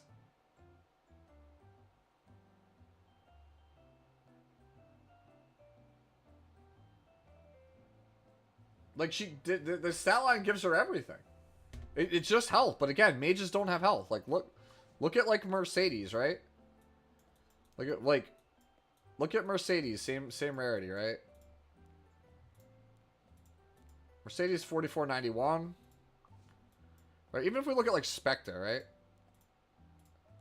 Spectre's 4572. What about Bassar? Bassar's one of the tankiest mages in the game. 4777. Right? Who else you want? People play Fumir tanky, right? It's almost the same as Fumir. Oh, ADS, yeah, ADS is another one. People always are like, oh, Bruiser, right? This is like considered a tanky mage. 4777. What? So, like, why does this character have this stat line? Like, the character is literally just, you know, for a character that's meant to just be a debuffer, she has everything. She's immune to the best debuff in the game, has innate ER, above average health for a decent speed. Like, come on, man. Like, that's what I'm saying. Like, this character, yeah, we already know. Character ruined the game. Again, shouldn't be able to be immune to stun. Take away a little bit of power from the S3. Take away a little bit of power from the S2. I think is where you gotta be. Let's talk about. I want to talk about like the really like the really good ones here. The ones that like Sid. Like Sid is one that I want to talk about. You know, this character is actually stupid. This character is actually stupid. Where's Jacko at? I think he's like right here with Jacko, but I actually think he's more frustrating than Jacko. If I'm being real with you, I think he's way more frustrating than Jacko. I think he's like over here chilling with like Reamer and stuff. Like I don't know, man. It's like should a 4-star be allowed to be this good? Like for a while, Sid was just running the game. He's not as good now, right? He's worse now.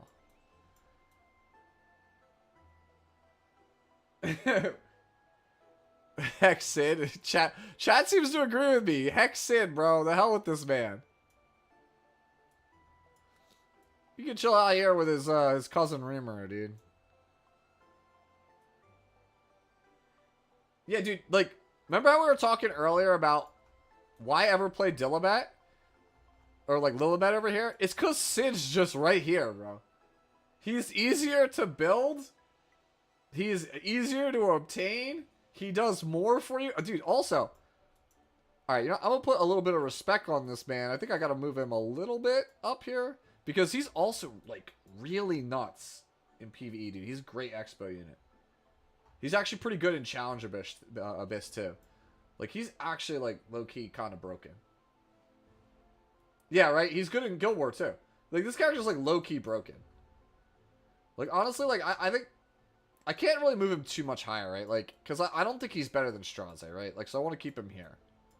But, like, this character for a 4-star is, like, low-key kind of broken.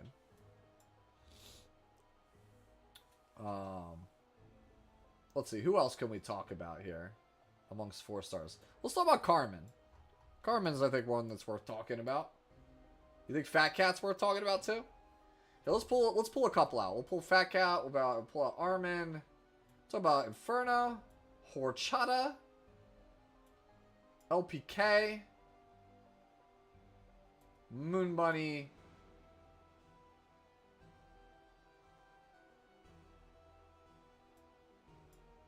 Watcher, Veronica, Trouble.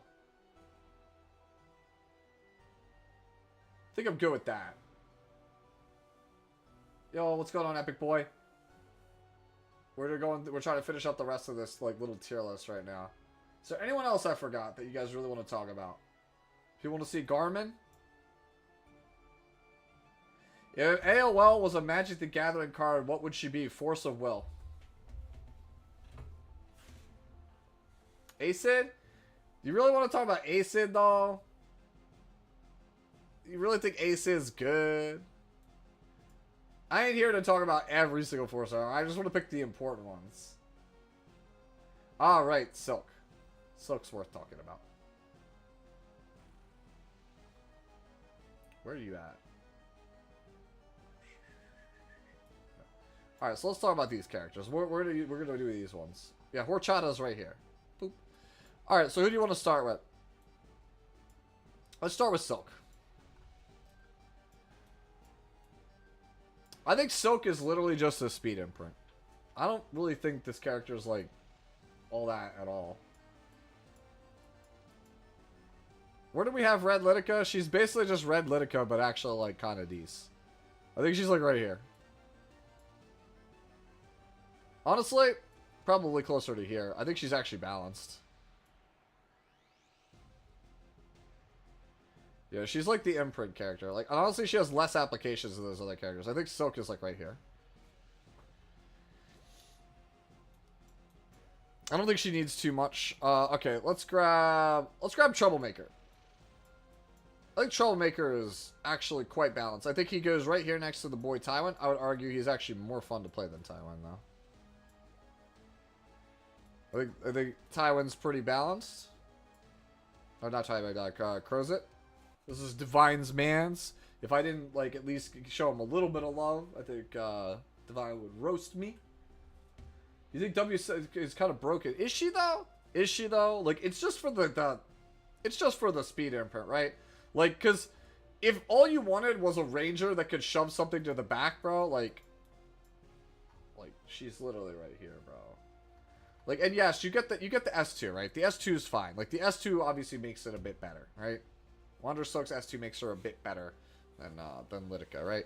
Like, but it's the 14 speed. Like, without the 14 speed, like, Silk is probably, like, here, right? I think it's because of the 14 speed she's here. Alright, so Troublemaker we had here. She's good. Yeah, I mean, like, you act like, J-Wobs, you act like being in this area is, like, bad. Like, this is the balance squad. Like, you want to be in this, like, these are the people that, like, this is where you want the power level of the game, I feel like, to be, is in this area. That's on my screen right now. Like, you kind of want it to be here. Like, when we start dipping up this way, this is power creep. Like, you're going this way, this is just power creep, power creep, power creep, power creep. Right? You don't want to be there. By that metric, I think Watcher Shuri, I actually think, I'll be real with you, dude. I think Watcher Shuri is, like, right here. I think Watcher Shuri is, like, right there.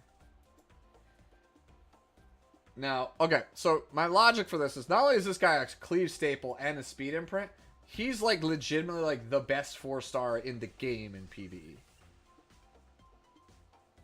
I think he's legitimately the best 4-star in the game. I think he's right there. Like, I think he is as important to your account for PvE as Asaria is. You think that MLN should be higher for a president GVG?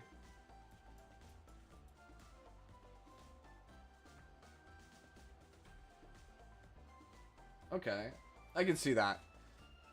I'm gonna leave Astromancer here for right now. Last piece. Last piece is right here. Last piece is basically Zahak, but with less applications.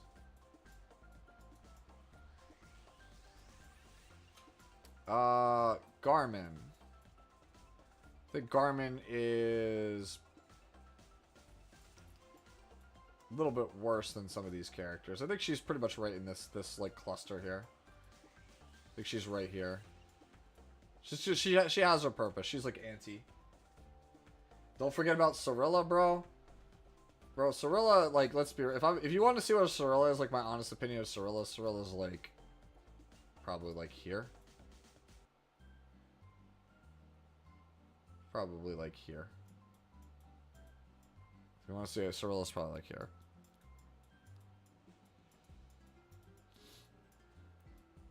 Like, Shermie is just outclasses her most of the time. Veronica.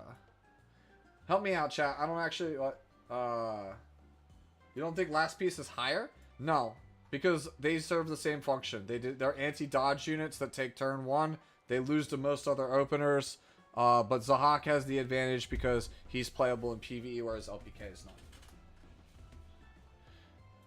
Help me out here, chat. Is Veronica just a speed imprint? Is she actually, like, really good? Because I actually don't know. I know she's playing, but I don't really know where you'd want to stick her.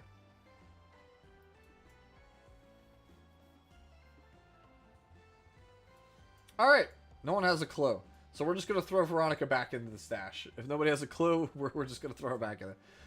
Fat Cat.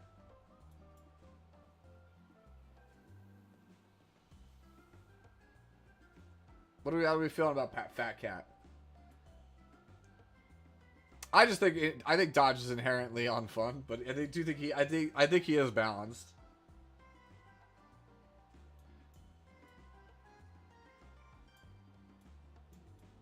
Yeah.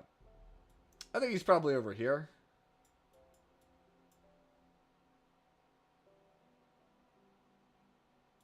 Hey, thank you, William, so much for the super. I appreciate it.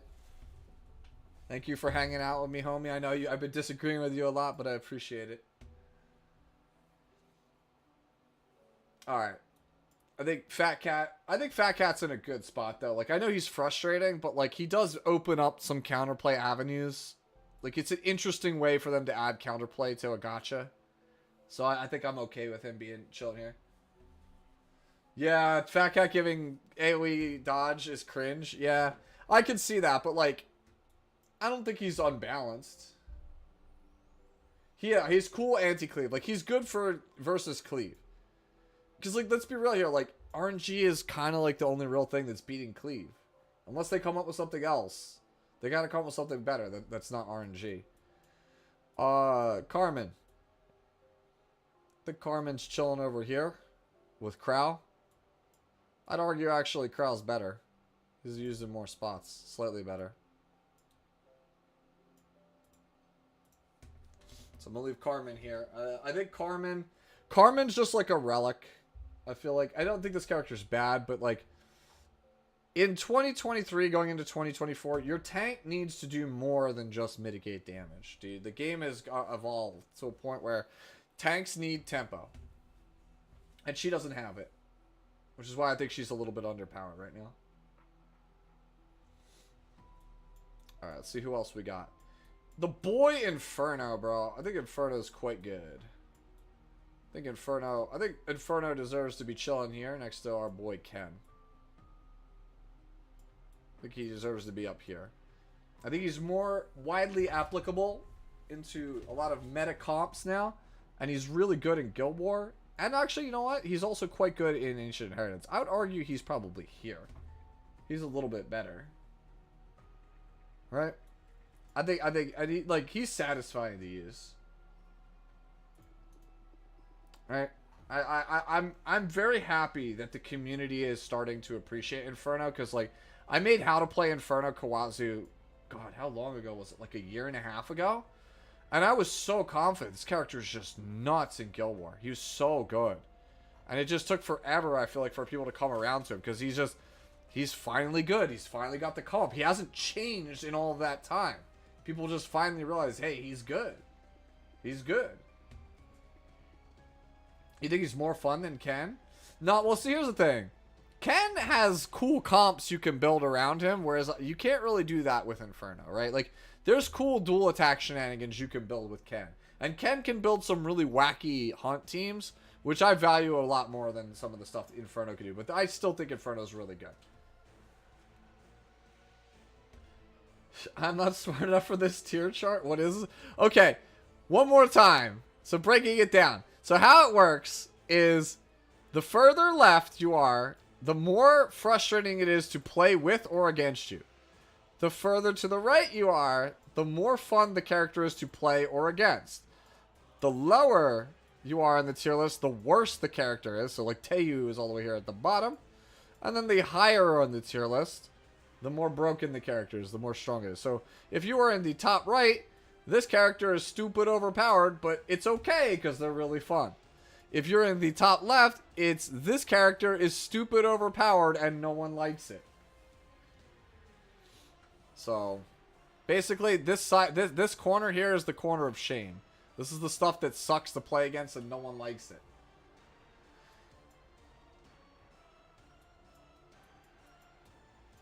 Alright. Moon Bunny.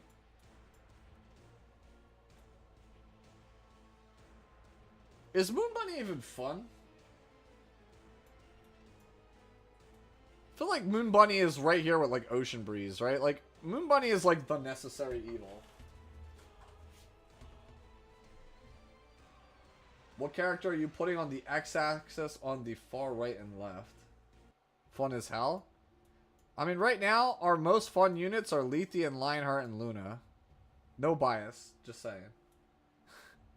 And then our least fun units to play are the Shoes, AOL, Solitary, Landies, Lua, Nuckwall. I think this is a fair replacement for Moon Bunny, right? Hey, I asked chat. Everyone loves Lermia.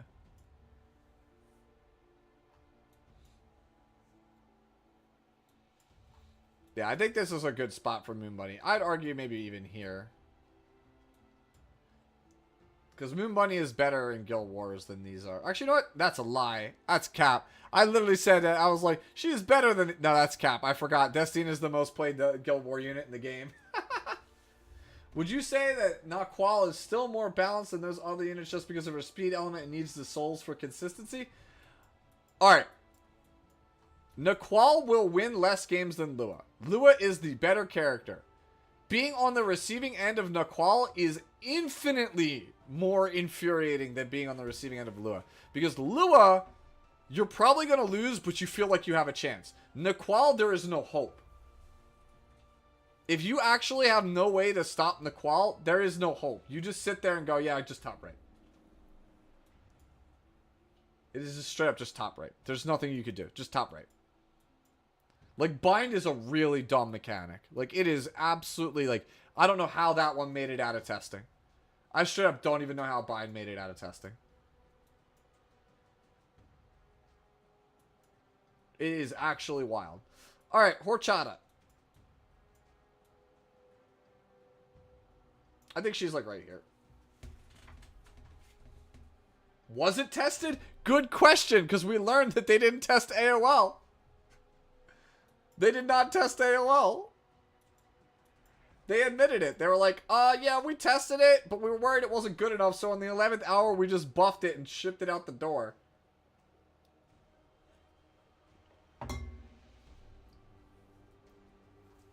Yeah, I think this is a fair spot for Horizon right now. I think that...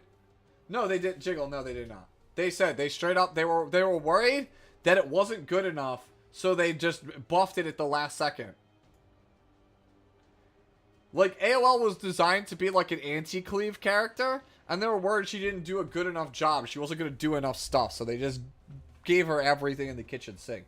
Because they were afraid, oh, what if you could stun her? Yeah.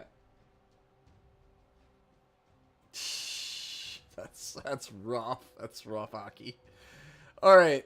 See, I think Horizon is pretty good right here. Let's talk about some 3 stars real fast. Let's talk about some specialty changes. Right? Let's scroll down and find the specialty changes. So, let's grab this one. Let's grab this one. Let's grab this one.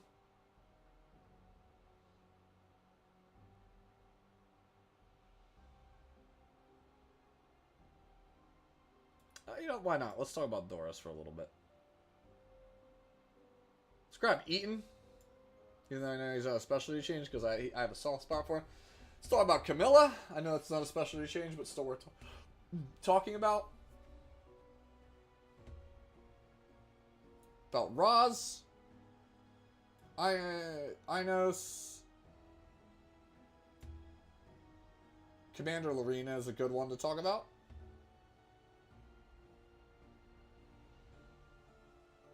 Do we have to choose Hez's girl? Where's Hez's girl? Let's grab Hez's girl. Let's grab Carrot. I think that's everybody that's actually worth it. Alright, see ya, Alan. I mean, I'm going to be wrapping up after we talk about these 3 stars. Alright, let's talk about Eaton first, I guess, because he's the non-specialty change character. I think he goes right here. I think he goes right here alongside of the other anti-cleave characters. A Momo is worth it. Yeah, I agree. Okay, I'll grab A Momo. A Momo is worth. That's the character that's worth talking about. A Momo. Alright. Yes, Hydra, I think he's that much better than FCC. I'd argue... I think he's less fun than FCC, though. I think he's right here.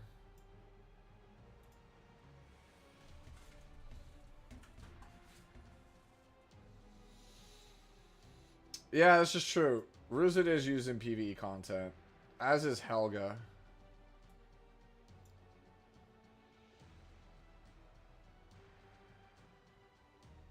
Okay. And then we have to, of course, grab the boy Terran Guard. All right, let's do a Terran Guard first. We have to put some respect on this man, I think, a little bit. I think we got to put some... We'll put Terran Guard here.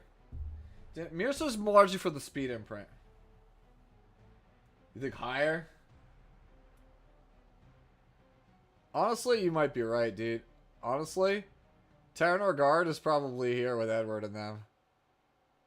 He's over here. Higher? Nah, dude. You guys are wild.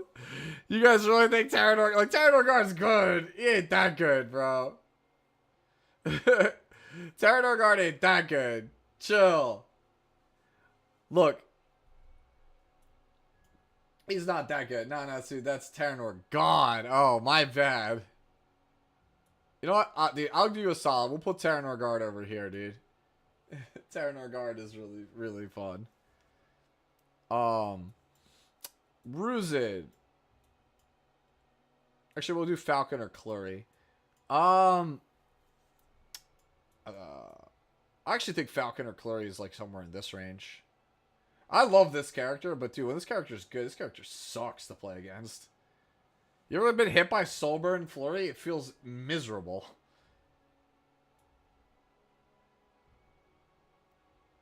I think about here. Actually, not here is probably fine for Flurry. Yes, they did nerf Flurry.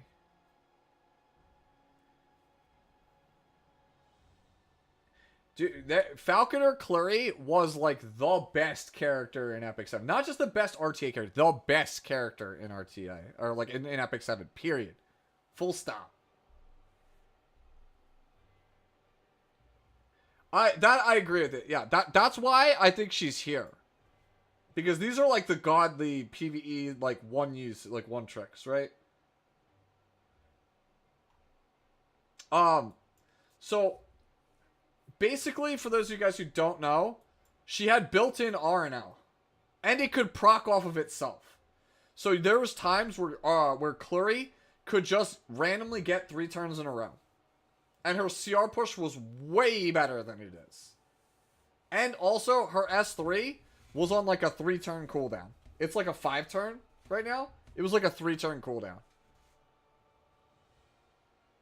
Bro, absolutely like ludicrous character. She just straight up for like... When I first started the game, she was the first specialty change I ever made because she was the only knight I owned on my entire account. Like here, watch, I'll show you guys. If you sort by acquisition, right? We can hide favorited, right? So Raz, Aether, right? And you see, you start to scroll down, and it's like, there you go, boom. There's the first knight I ever owned, Falcon or Clury. She was my knight, and I was like, I think this character's kind of broken, my friends, because like she heals and she's fast and she's hard to kill and she defense breaks and she provokes. Like she does everything, and she takes extra turns, and then like, then people start to realize like, oh, this character's like dumb broken. Like, it took people like a month or two after the game, but people started to realize, wow, Falcon Clury is kind of broken.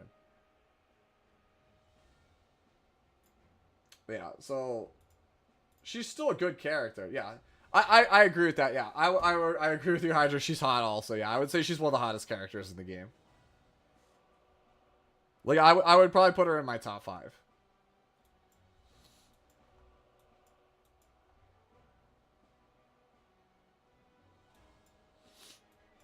Alright.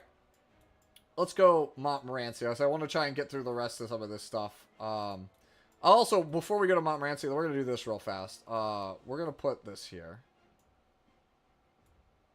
Going to put Camilla here. So if you guys don't know, this character is like God tier in PvE. This is like this is one of the best PvE characters of the game.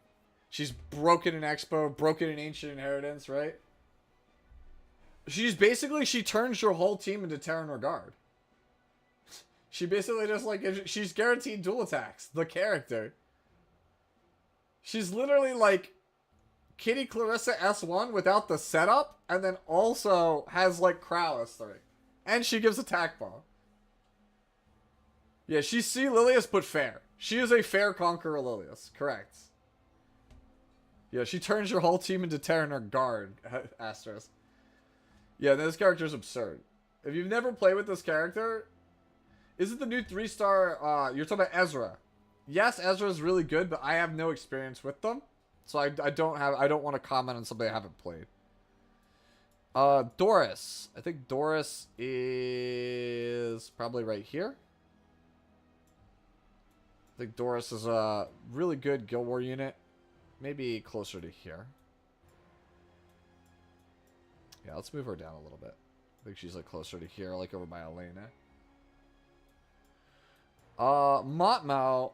I think Motmo's also over here. I don't really think there's anything fun about Motmo. I think she's like right here in like the balance group. Actually, no, I gotta give her a little bit more credit than that. I think that's a little bit too low of a placement considering how great she is in PvE. She should at least be on the level of DN. Doris against Abyssal is underrated. Really?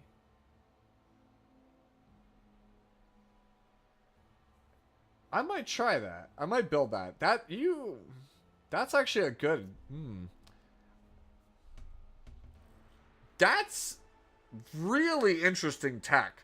Because they'll S3 you, strip you, but then you'll get the defense buff and you'll heal back some of the damage. No, no, the man is actually cooking, or woman. But yeah, that actually cooking. Like, that's actually, dude, that, alright, yo, you might be onto something. We might have to do a stream on that, like, next week. We might have to might have to build a Doris, like, that's, like, other than the spare Guild War gear, and try it into Abyssal. Because, like, Doris has got a good kit. Right? Doris's kit is quite good. It's close to balanced.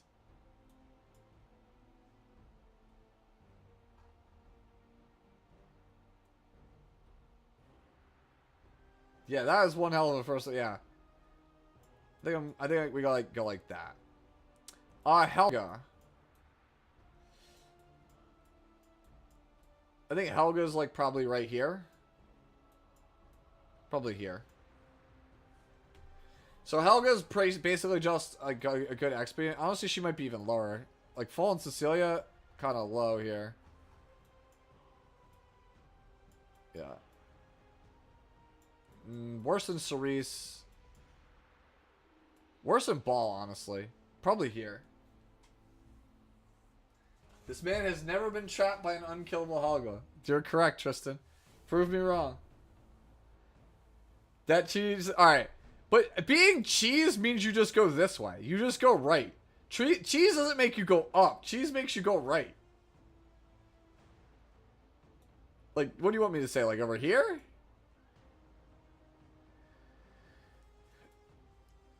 You mean to tell me you... Yeah.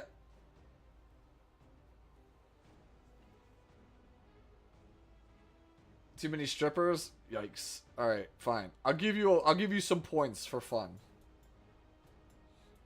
Ruzid. I think Ruzid is probably like right here. Honestly, a little bit better. I think Ruzid's a little bit more fun. But I think he's like right here in the same tier as Helga. Right? And like Lulika, like he's a little bit better than Lulika, right? I think he's like right here. I think he's about here. What the hell does this dog even do? He is a CR pusher for your team, and he gives healing to your team, and he has slows and CR pushbacks. And he has a speed imprint. He's the original CR pusher. He's like he was Cleave's original opener. The reason why he's still here is because he's a good expo unit. You're working on making Righteous Thief Ruzid 300 speed. The healing's only for Ruzid? Oh, okay. Ruzid was bestest boy in Ice Expo until Wolf Girl came along. Sad times. Yeah, he's the OG. He's the OG Cleave opener. Him and Ogslots were the two OG Cleave openers. Yeah, Judith also. Alright.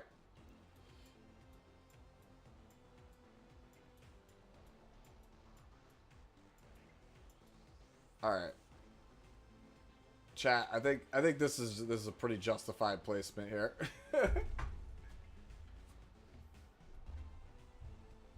More to the left. More. More.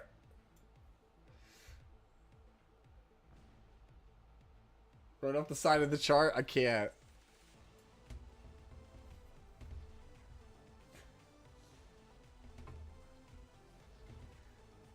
No shot. Auden isn't as frustrating as DDR. I agree with you. But I do think she's like right here. Bro, I am so tired of being like, I want to play X. Oh, right. I can't. Auden. It is so annoying. Anytime you're like, oh, dude, I could. Oh, wait. Nope. Dies the Auden. Bro, straight up. Yeah, she does everything. Unbuffable, steal souls, AoE, massive defense penetration, right? Hard as hell to kill. Infinite builds. You think Auden is more of a frustrating than DDR?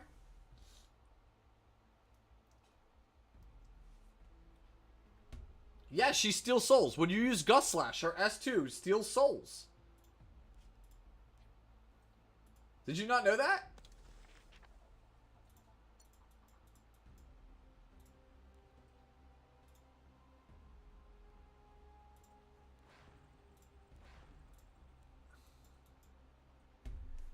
When using Blade Gust, has a 100% chance to remove 5 souls from the enemy.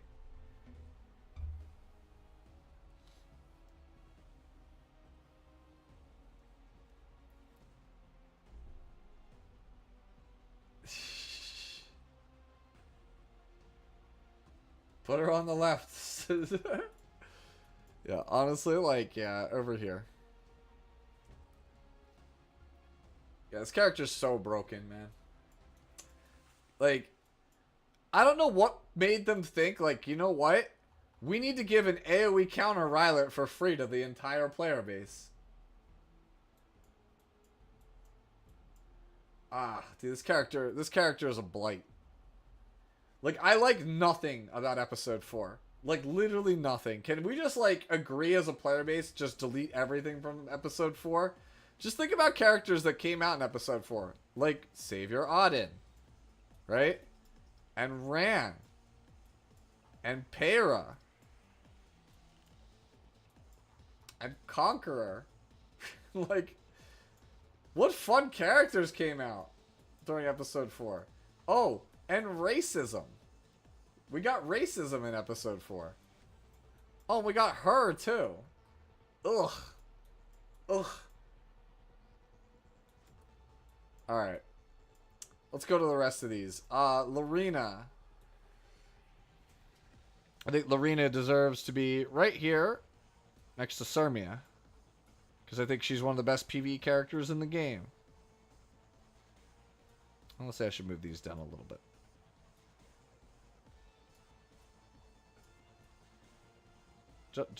Un poco, just like a little. Move her closer to Sirmia. Tristan. Vertical is stronger. Right is more fun. Closer, no. Tristan, you're killing me, bro. Honestly, I should move this like a little bit like this. I just got Zio for my free 20 subs. Let's go, Samara. Let's go. Alright. Who else we got here? Alright, so let's talk about Carrot, because this is clearly the weakest one of these. I've always thought Carrot's reasonably balanced. Also, she's the most aesthetically pleasing looking character in the game. It's another top 5 hottie.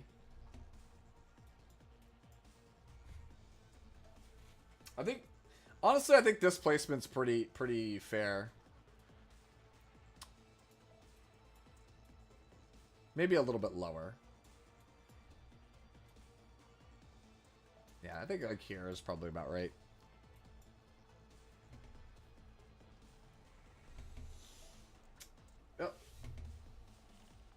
No way I called Carrot. No, dude, bro. You really think? No, I'm serious. Like, I really think Carrot's top 5. What is this really like? Is this take so bad? Straight up, like, is this take really that bad? Like, I straight up, so many people have blasted me for saying Carrot is hot. I really, like, it's that bad? Damn. Like, what is there not to like about Carrot? Carrot has everything.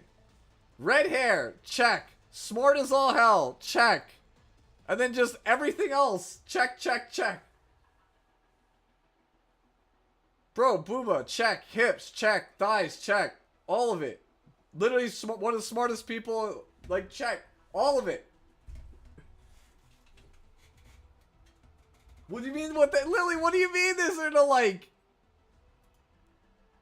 Bro, she's a math whiz. My whole channel is based on math. How is this not like an auto win?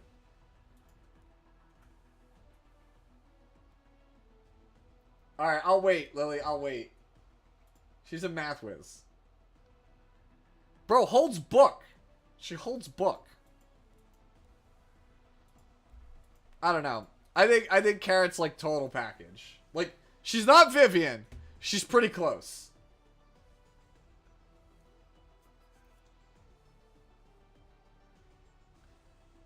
Actually, Tristan, she's not.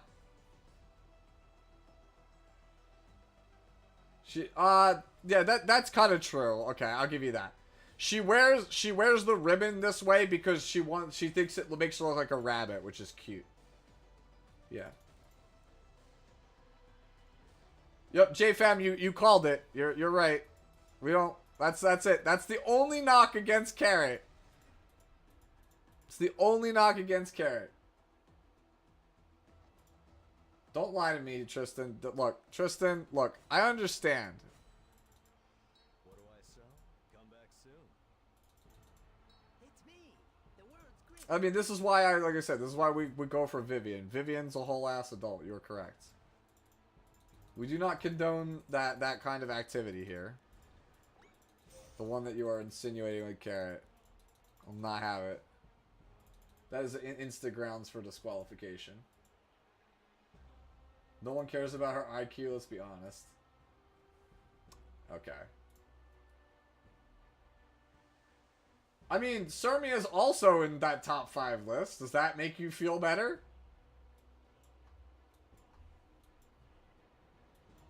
Like, the only thing Sermia doesn't have is Booba. She has literally everything else. Where's FCC on the chart? She's down here. She's down here near trash.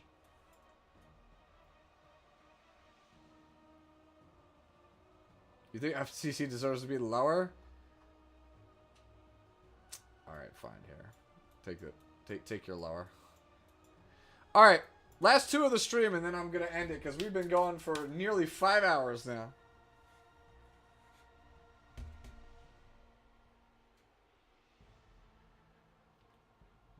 Put her in the bin? Nah, man, I can't do it. Alright. Shadow Knight. How do we feel about Shadow Knight after in a post Landy world?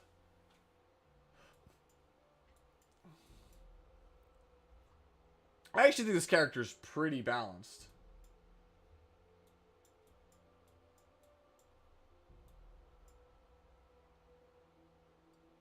I think, hear me out, I think Phyllis deserves to be right here near the Cool Kids Club.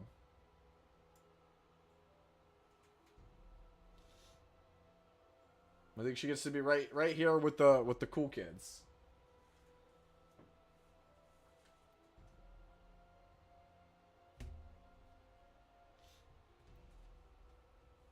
So, we'll do that. Alright. It's time.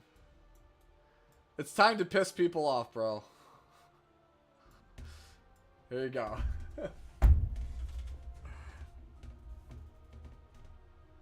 There you go. That's my take.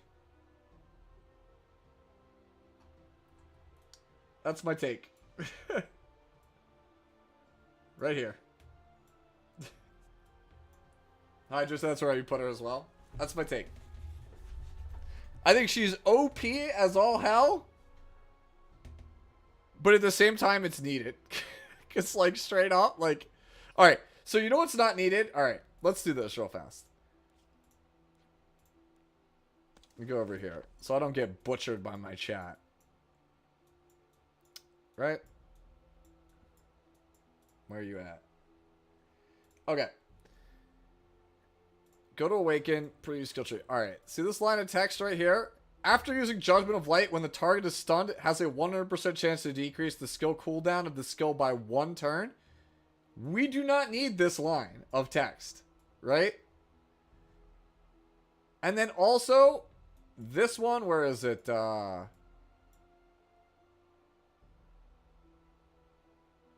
Where's the one that's like, when she gets, is it this one? Yeah, it's this one. Escort also does not need Helag Lance. Otherwise, we're good. I think everything else about the character is fine. Right? Like, do you agree or disagree? I'm not coping. I'll be real with you. Like, I think that what makes ROL broken is this skill. Judgment of Light being a 3-turn cooldown move is broken. It's the same thing with Mediator Querg. I don't think Balance of Power should be 3 turns. Judgment of Light should not be 3 turns. Straight up just should not be a 3-turn skill.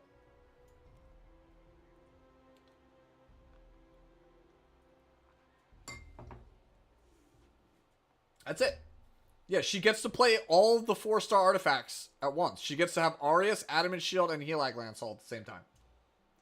So just take away the Helag Lance, leave her with the Aureus, and then make Judgment a 4-turn skill, like every other ultimate in this game.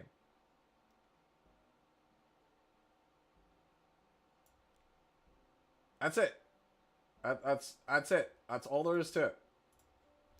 If you made S3 a 4-turn cooldown, and you got rid of Helag Lance, this character would be just chilling right here. She'd be chilling like right in this area. And that's acceptable, right? I don't think that this character is like as broken as people think it is. It's literally just, why the hell is Judgment on a 3-turn cooldown? And you give her the ability to cycle it off so fast. Right? It's literally just how short the turnaround time is for the S3. If that turnaround time was somehow longer, like, right? Like, you could even, you know what? Leave her with the Helag Lance and make it 5 turns for all I care, bro. So that way she can have the Gigaturn cycling. But then she has to pick and choose her spots for the S3.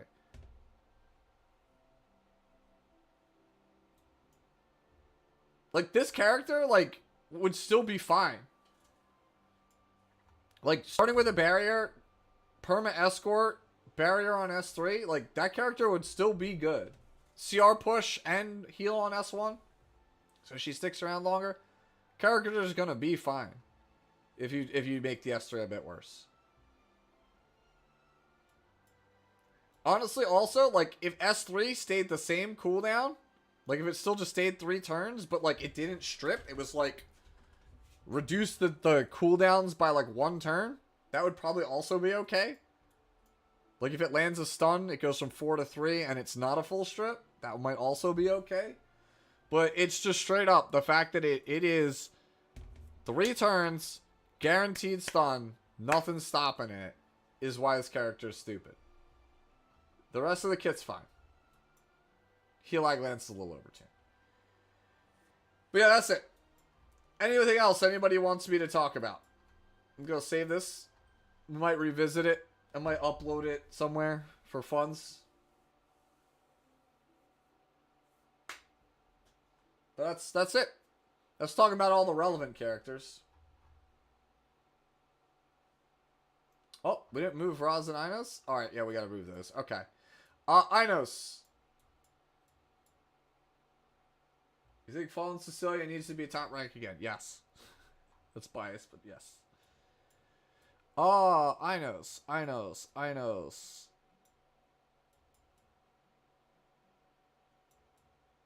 Probably in this area.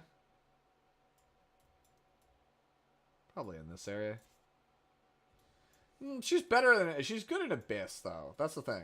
She's good in Abyss. Like, that's worth something, I think.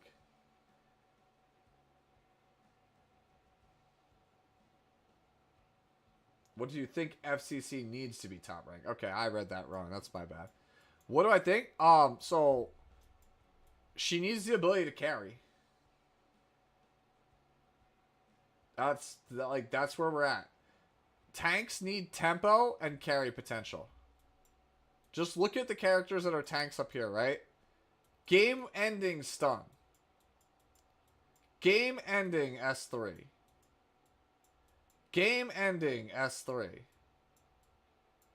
Game ending S3 that you can't really stop. As opposed to Crow, who is game ending S3 that can absolutely be shut down. Right? So when you look at those tanks, like the best tanks in the format, they are characters that just kill you.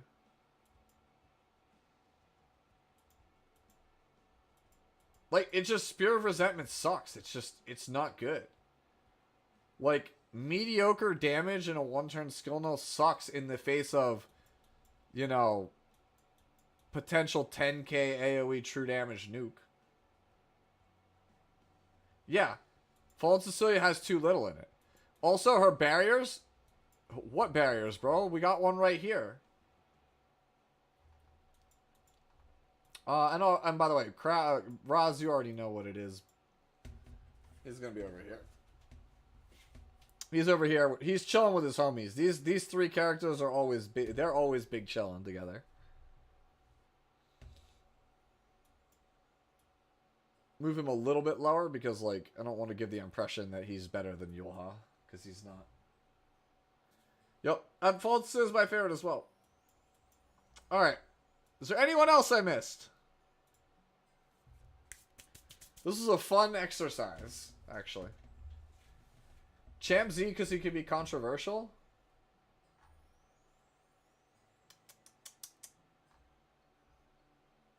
My opinions on Champ Z. Where are you? Champ Z. Champ Z is here. Champ Z is just Edward Elric, just way worse. Oh no, we're not touching Adley. BBK? BBK is like right here. It's like a cleave character, but it's like actually not. It's probably a little bit. No, I don't want to give the impression that it's better than like some of these other characters, but yeah, she's like a cleave character. She's like she's a balanced cleave character, in my opinion. I don't have enough information on Veronica.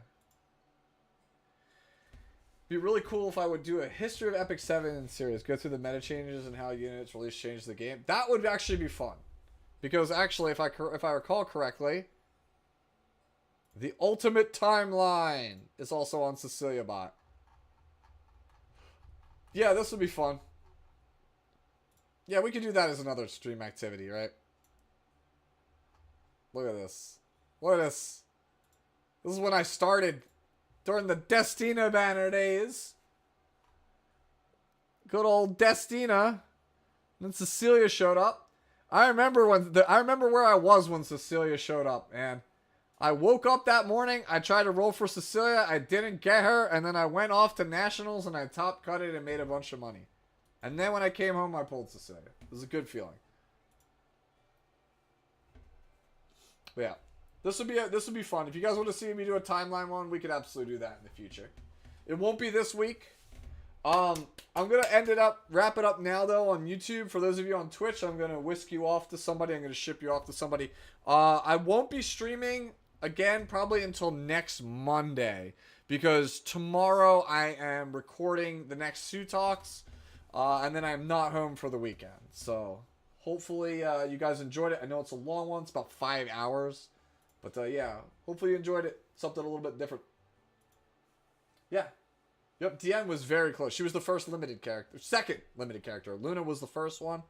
Luna actually came out in October of 2018, but it was Korea only at that time.